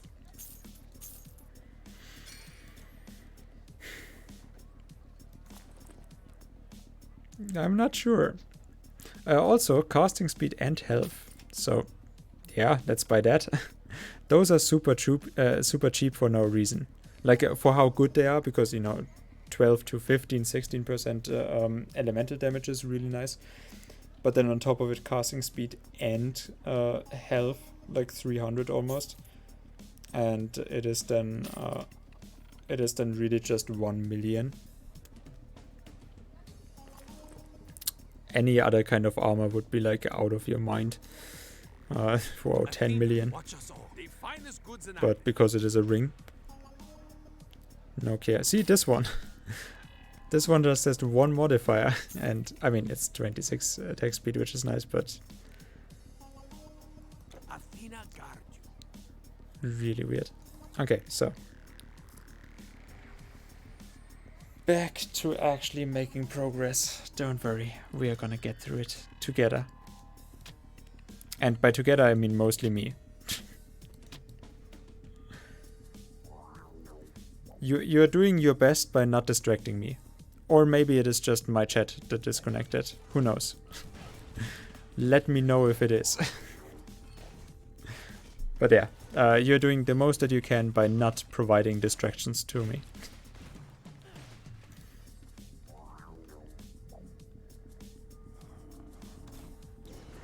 And I really appreciate you for it.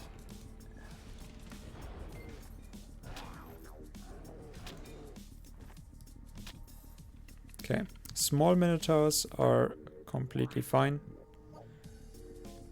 Big minotaur, I have to see. We are listening to porn music right now, aren't we?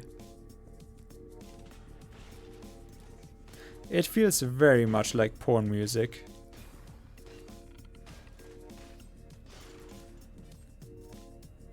Oh, hey! The War King Asterius, so we do get to test.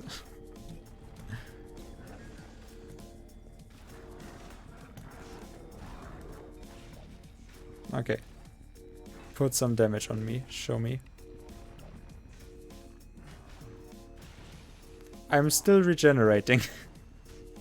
I mean, I can't get through, and I'm not gonna have my Death Ward triggered for the first time in this game. Look how big this stuff is. He kind of transformed himself into a little blob. But those weapons that he was wielding are basically as big as my body. And I can still almost heal through it.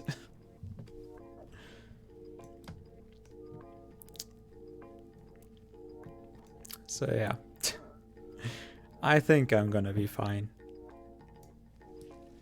It's fine, don't worry about it. Here can sometimes be a majestic chest. We don't get one. There's another place coming up where there could be another one. There are constructs. I mean, constructs, there's just not enough of them to really be dangerous, but I can also not leech from them, so they are annoying, if nothing else. And I need more defensive ability somehow from the monsters, like reduced defensive ability. I'm not quite sure how I would get that, how I would go on about that, but with how much we are missing.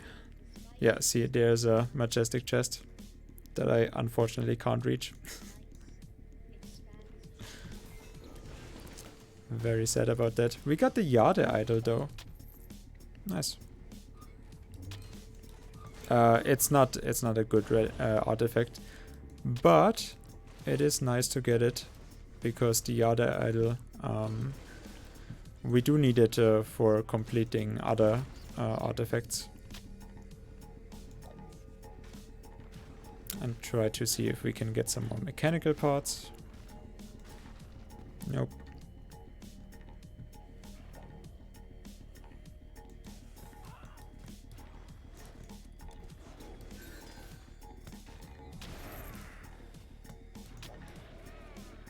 Oh, and the life leaders I can actually kill now in the duration time of the stun.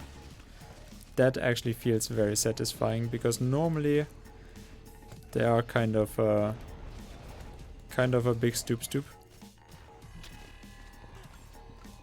Like they're super annoying to fight, especially because I don't have the damage, right? So when I'm fighting them, it takes forever when they're leeching from me. But I do have life leech resistance now, so like with the premonition I have all of the life leech that I could ever wish for, and then I even have more to top it off on the arm braces, so yeah. There's gonna be absolutely no problem with those anymore. But still, even then, I can actually kill them in the duration of my stuns, which feels super satisfying. Not this one, because I don't have a Shadow Strike anymore. Nah, even then I can.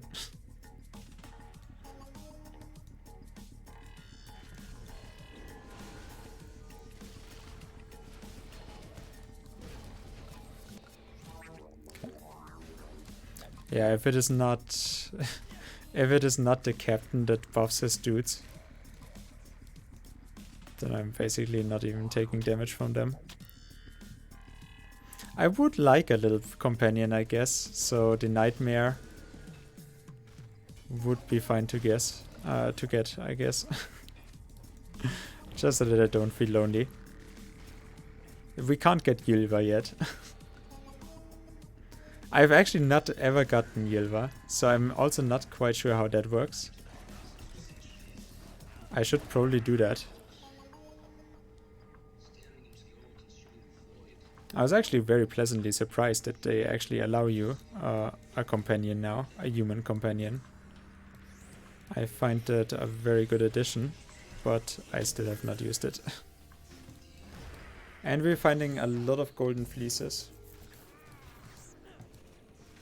Yeah, who is leeching from who here, huh? What you think? Yeah, Black Death, Corona Bite bat. I am leeching from you. That's how it looks. I mean, yeah, 1,500, 1,600.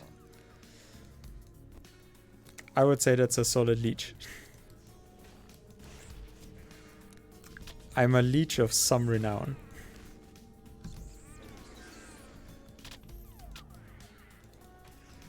Okay, get the Bat Fang.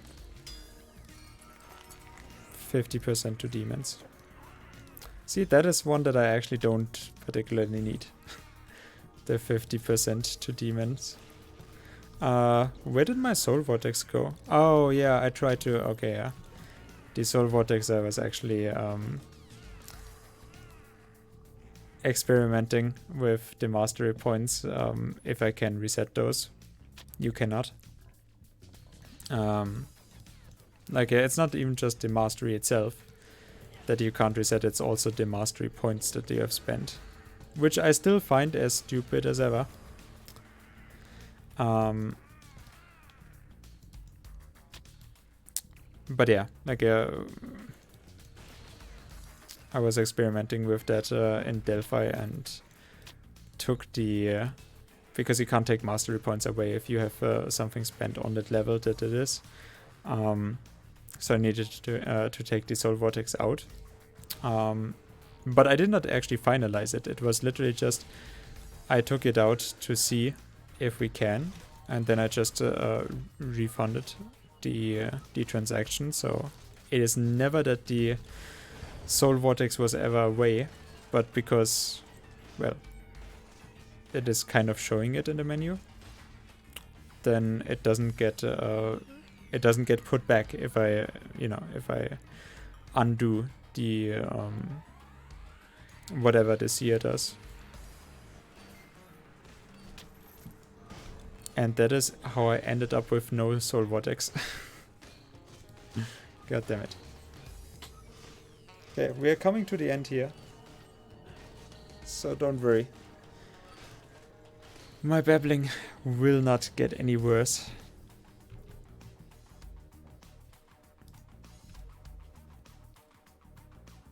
Also, Andri.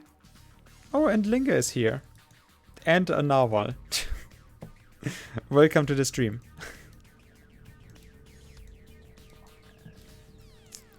Very nice that you can make it. Or that you could make it. Like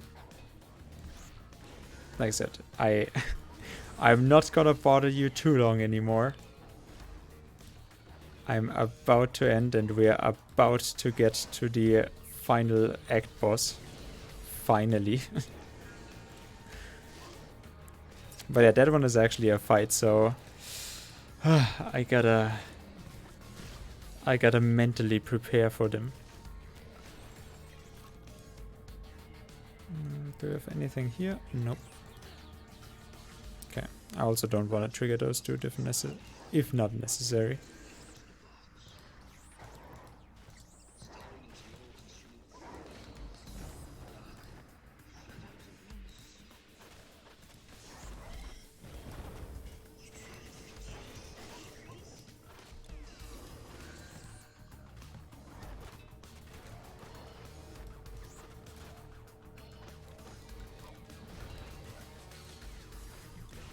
Okay, that was not very good.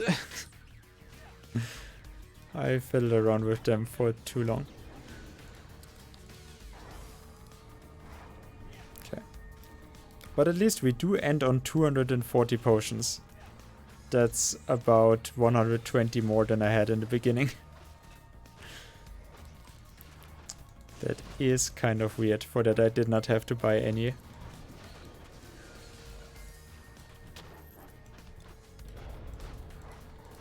And yeah, minus recharge. Minus recharge would be one of those things. Ah, God. Look at my healing there. That's pretty damn strong. You can't hold anymore. And then we can just stun to top it off. Like once we healed to basically full, then I can stun them again. And stuff will take its course. I will just rake up so many flasks and then I'm gonna sell them. I'm gonna be so rich. I actually have no idea what a flask goes for. I knew it once, but not anymore. Okay, so here could also be a majestic chest. You also have to check on the other side of the labyrinth. Or on the other side of the entrance. I'm gonna heal anyways to top off, so it's fine, you guys. And now is the boss fight time. Once we go back, we're gonna do the boss fight. Which, like I said, is one of those which I'm actually kind of... If nothing else, I don't want to really play it. Because it's a super annoying fight for me as a melee range character.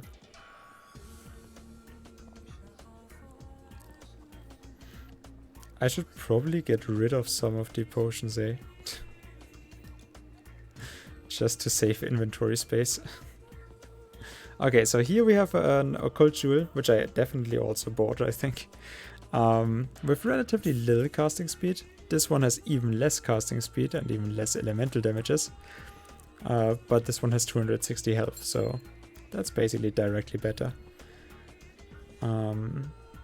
This one I can also take out. And that means we have inventory space.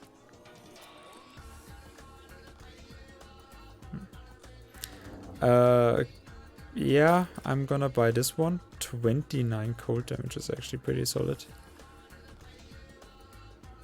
That's actually pretty good, 29 cold damage. What am I gonna sell for this one? Some more fire resistance. This one we had worn beforehand, before we put on the one that I have right now. So I guess I'm gonna do it like this. Anything else? I wish I could actually get other completion bonuses by putting like 3 or 5 of them together. That you can reroll one of those and actually get, get other completion bonuses. But hey, with those two here, 10% strength and 13% elemental resistance, that's very solid.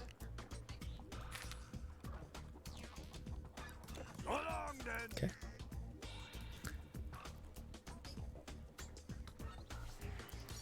So long to go out of Greece, but we have it, finally.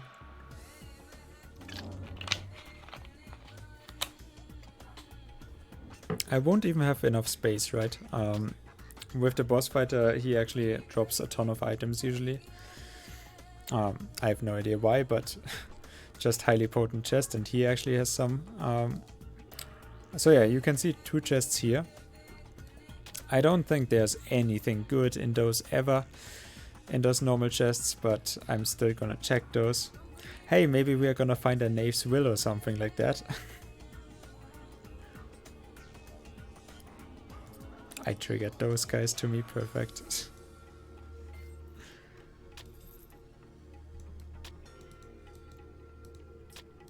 So yeah, I made it away for no reason. And also that I'm gonna trigger those again.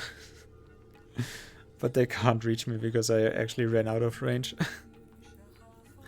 Okay, so now, boss fight time. Like I said, this one is still not my favorite. So first up, we are gonna get rid of the ice traps as much as possible.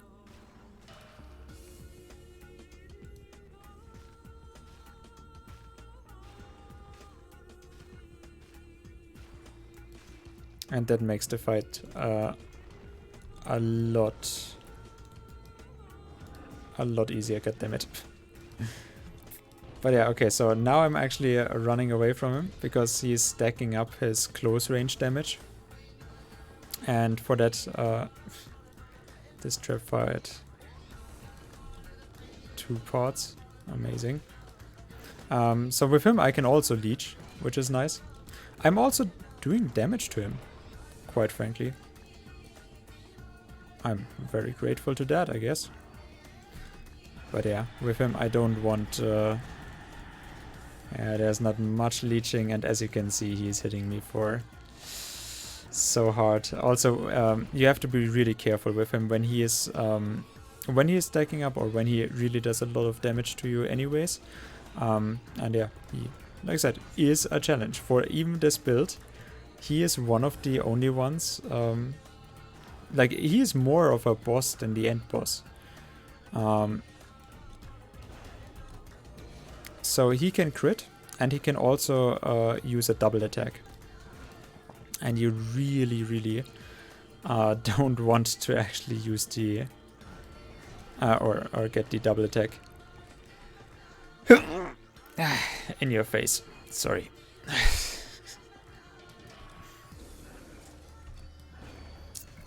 But yeah, now he doesn't have any energy left. So that is one way to actually counter it. You take his energy away. But even then, he is... thanks. He is... And yeah, like I said, he drops items as well. And sometimes even his axes. And he has specific bracers as well that he can drop. But yeah, sorry, it's allergy season, like I said, sometimes. But yeah, when you take his energy away, at least he doesn't stack up. But he can still use his double attack. Because it is the same as in the mastery, it doesn't need any energy for using it. So it's just a random chance that he uses both of the axes for one attack. And like I said, when he already does a lot of damage, and then on top of it, there's the chance that he crits, you don't want to get hit by it. Especially when he is stacked up. Just no. This one is also really good. Like 42 life leech, 84 life leech and the 42%. And then on top of that you get the conversion. That's pretty solid. I could almost think I'm made for this one. I can't. God damn it. Okay, next one. We're gonna go out here. Also, you could see it that I actually made a portal beforehand. Just in case that I want to run away. Because like I'm not playing with a lockout button for this. I actually in Titan Quest consider cheating. Like in oh yeah, and weirdly enough, the Minotaur, like I said, he has the bolt stuff. He usually has an armor piece on that has slow resistance. I don't know why, but usually the Minotaur has slow resistance armor. Just a weird little fact. I'm almost like, that is so nice. That's almost what I'm looking for. But yeah, also 20, that's the highest one there, probably. Yeah. What was I on about? Oh yeah, I made the portal because in Path of Exile, for example, the lockout button is definitely useful. Crest of Magus, huh? I should almost buy this. The Magus is actually a really nice fix. Nah. But yeah, of Magus, that's super rare, so look for something like that.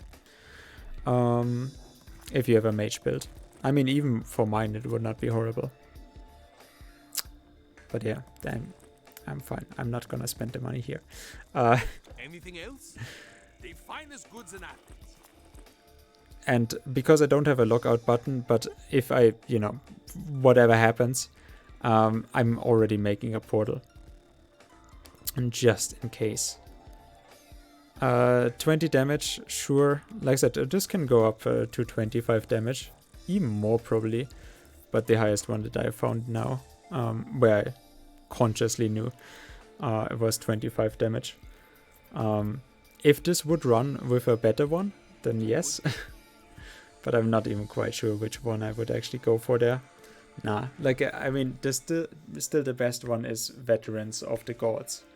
And I will hate Kerplunk forever for finding it in Legendary. So it's actually even useful. Like, if you find it in normal or, you know, I mean, in normal you can't, and even Epic of the Gods you can't find it, but... also, here I can actually go in with the Phantom Strike. You could actually be stuck in here and then not fight. Like, I mean, they will still be there. You will still have to fight those afterwards, but then together with the Telkine, because there's no way to actually glitch out of it anymore.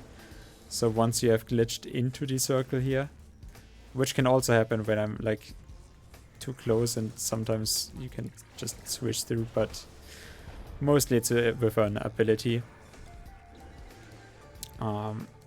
So then you just have to wait until the Celestial Conduit is actually destroyed, which he does automatically when you have the inhabited statue destroyed. Or them.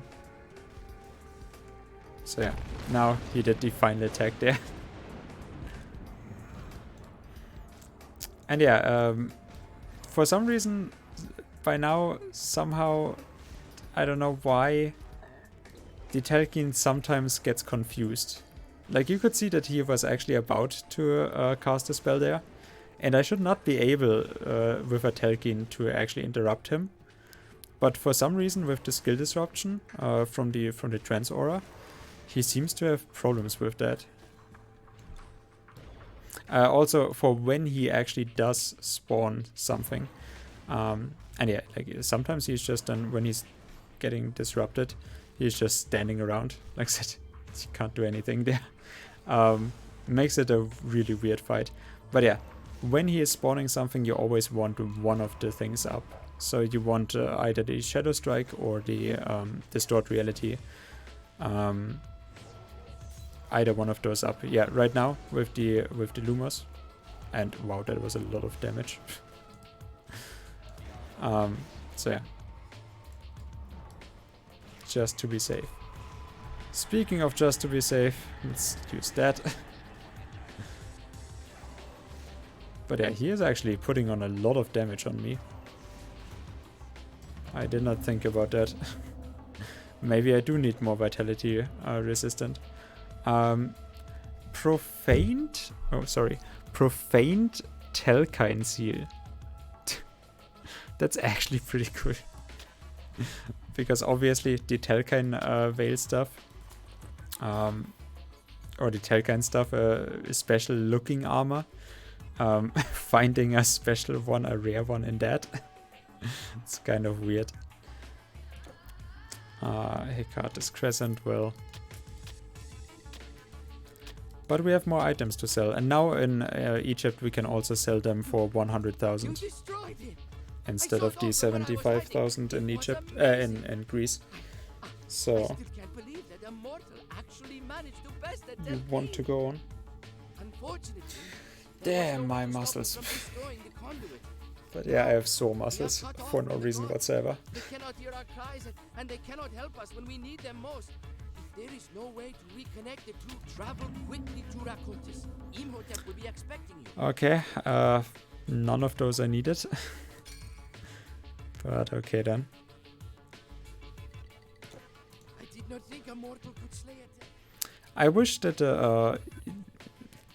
I never have problems. It's just annoying taking the energy potions constantly after every spell cast and whatnot. But I never had a problem with a build. So, you know, that I'm running out of mana and then I don't have a potion anymore and then I have to, like, then I can't fight the monsters. No. The cooldowns are much longer than it actually takes for, you know, you to spam so much energy that you can't just take an energy potion and then just be good again. So it's just never a problem that you're running out of energy. It's just annoying.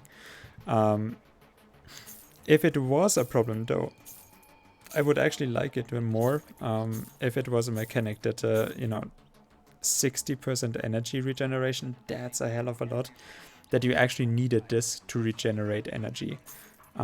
So you don't just take a potion, but that's your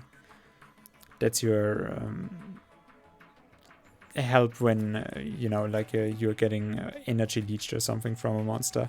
But otherwise, you would actually have to work with, that you can then activate a potion for it. But that you can just,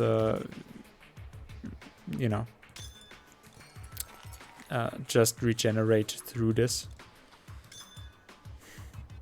Unfortunately, isn't the case in this game, that you just, you never actually are so inclined to take energy regeneration for anything, because like, yes, it's nice to have it, but just not that good, simply because I can just take that energy potion and be done with it, and buy more of it. So like this one, 12,000 per energy potion, yes. And now we have superior stuff instead of the Grand, so I should probably really sell the Grand at some point. We have so many now. But yeah, I wish energy regeneration was more of a stat. It's not safe here. We fought bravely, but they outnumbered. And yeah, Egypt at least reached, like I said, I would have, if it was by me. Also, this one, Amun-Ra's Glory, actually really good find, because I had to get rid of this one with the Amun-Ra's Glory from equipping the Death Touch. But I mean, I already said the Pristine Plumage for poison and then some bleeding resistance maybe. That would be a really good equip on this. The other one would be extra health and then energy and... No, mostly it is just the health, because it is flat and percentage, so it's about 300 to 400 health that I can put on this with just one piece. And then I can even get maybe extra cold resistance like with this one. So it is super useful. Or armor protection, I think even. So yeah. That would be another one that I actually need to find to, to support my build. But I've already said like the Pristine Plumage for the poison resistance, and then maybe if for some, with some magical help, we're gonna find the Pristine Plumage together with extra bleeding resistance, because then I don't have to do anything much more.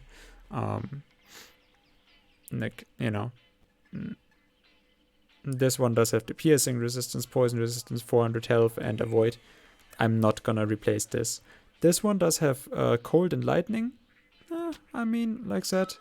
I do still have enough lightning, so it's just 50 cold resistance that is really hard to get. And I mean, the energy leech retaliation is actually also super nice to have. And yeah, this one, meh. But it does have 25 elemental resistance and then all of the life leech, so...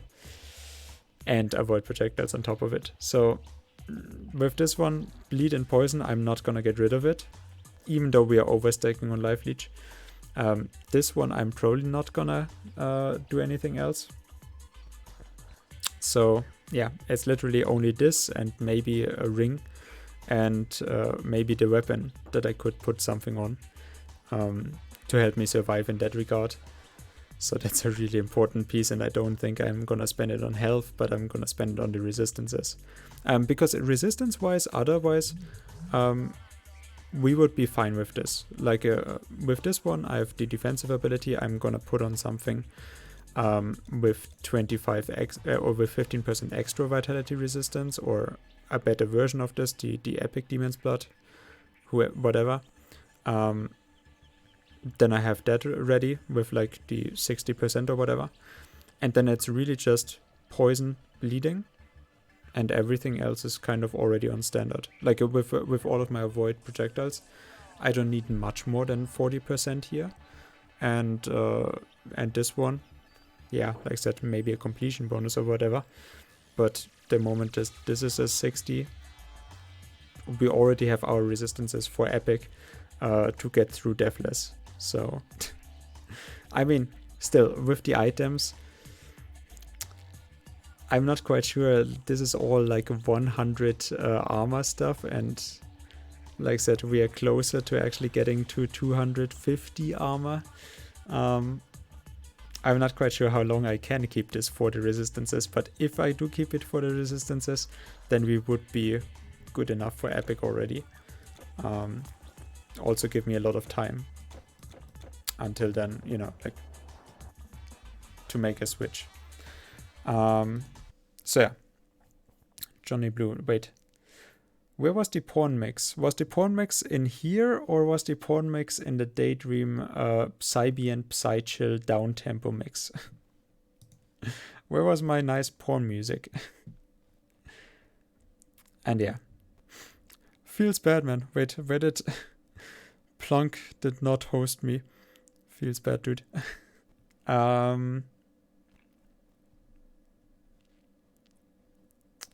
Nah, I wanna raid someone new. Where are we going? What do you want to see, Bottle? Is there anyone that you would particularly say like, oh yeah, that's an interesting channel? Also, I'm the only Titan Quest channel that is streaming. That's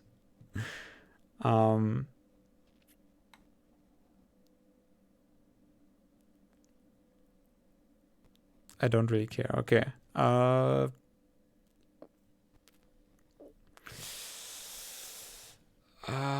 I don't see a channel that I would really like to host either in this.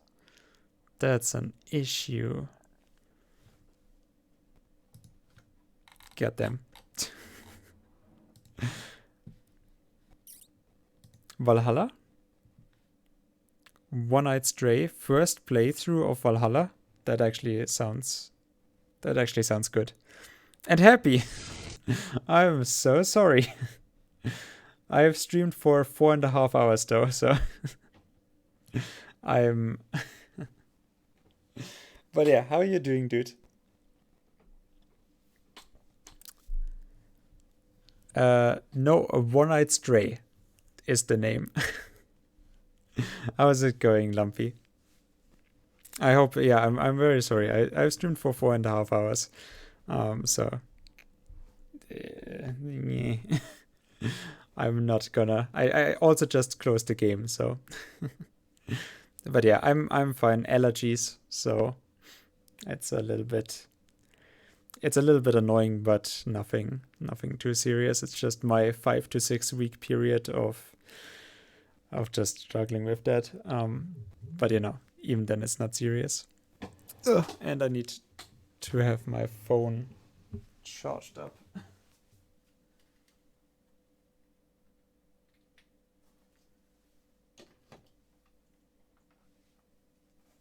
Okay.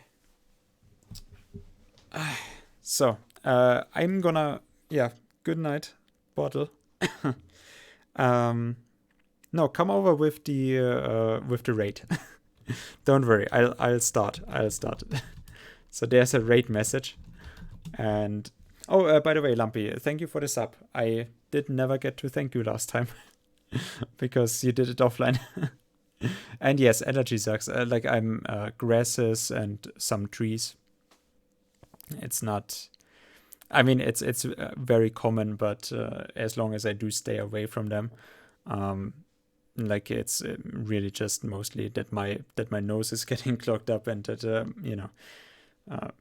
just dry, sore throat if I'm trying to talk too much, then like I do on the stream, and otherwise maybe my eyes that is just starting to burn. But it was worse when I was a youngster, when I was like 16, 15, 16, which was even worse because, you know, back then in school, other kids are not like, like where any weakness is taken as that, a weakness, and you're gonna get killed if you show weakness. It was worse there. So I'm just, whatever, it's annoying. But back in the day, it was horrible. But hey, I still have it better than some other people that really literally die. Yeah, but no, I do remember that when I had a practica, I would have to drive literally just from my house. It was literally just outside of the village. I needed maybe 7-8 minutes with my bike to actually get there. If I was really fast, even just 6 minutes. And literally just in that time, driving by the fields that were cultivating the grasses that I was allergic against, I could not look out of my eyes anymore. Which then also is not just a problem for actually arriving, but also when you're driving your bike that you can't see anything anymore. So like literally not getting any air, constantly coughing, sneezing, and then you're literally not seeing anything anymore. That was like, ugh. But yeah, kids can be so nice. Yes, kids, if people that pretend that kids are nice and innocent have never had anything to do with kids. But yeah, I'm sorry that you just arrived. I tried to, stream a little bit earlier, but, I basically, the last few days I tried to stream twice. And today it is just a little bit of a longer stream, like 4.5 hours. Is by now a little bit longer for me. But Titan Quest content, so don't worry, Lumpy, you have not missed much. Okay, wait, fuck, I switched the scene and I did not look it up. One-Eyed Stray. Playing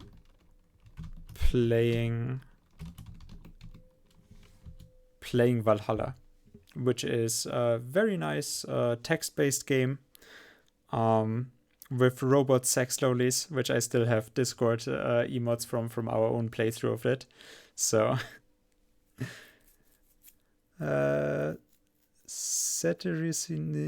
what? Good for outdoor allergies. Oh. Okay. I'm not quite sure. Can I get it here in Germany? I'm not quite sure. Yeah, I never took anything against it. I had some emergency, if I'm really not getting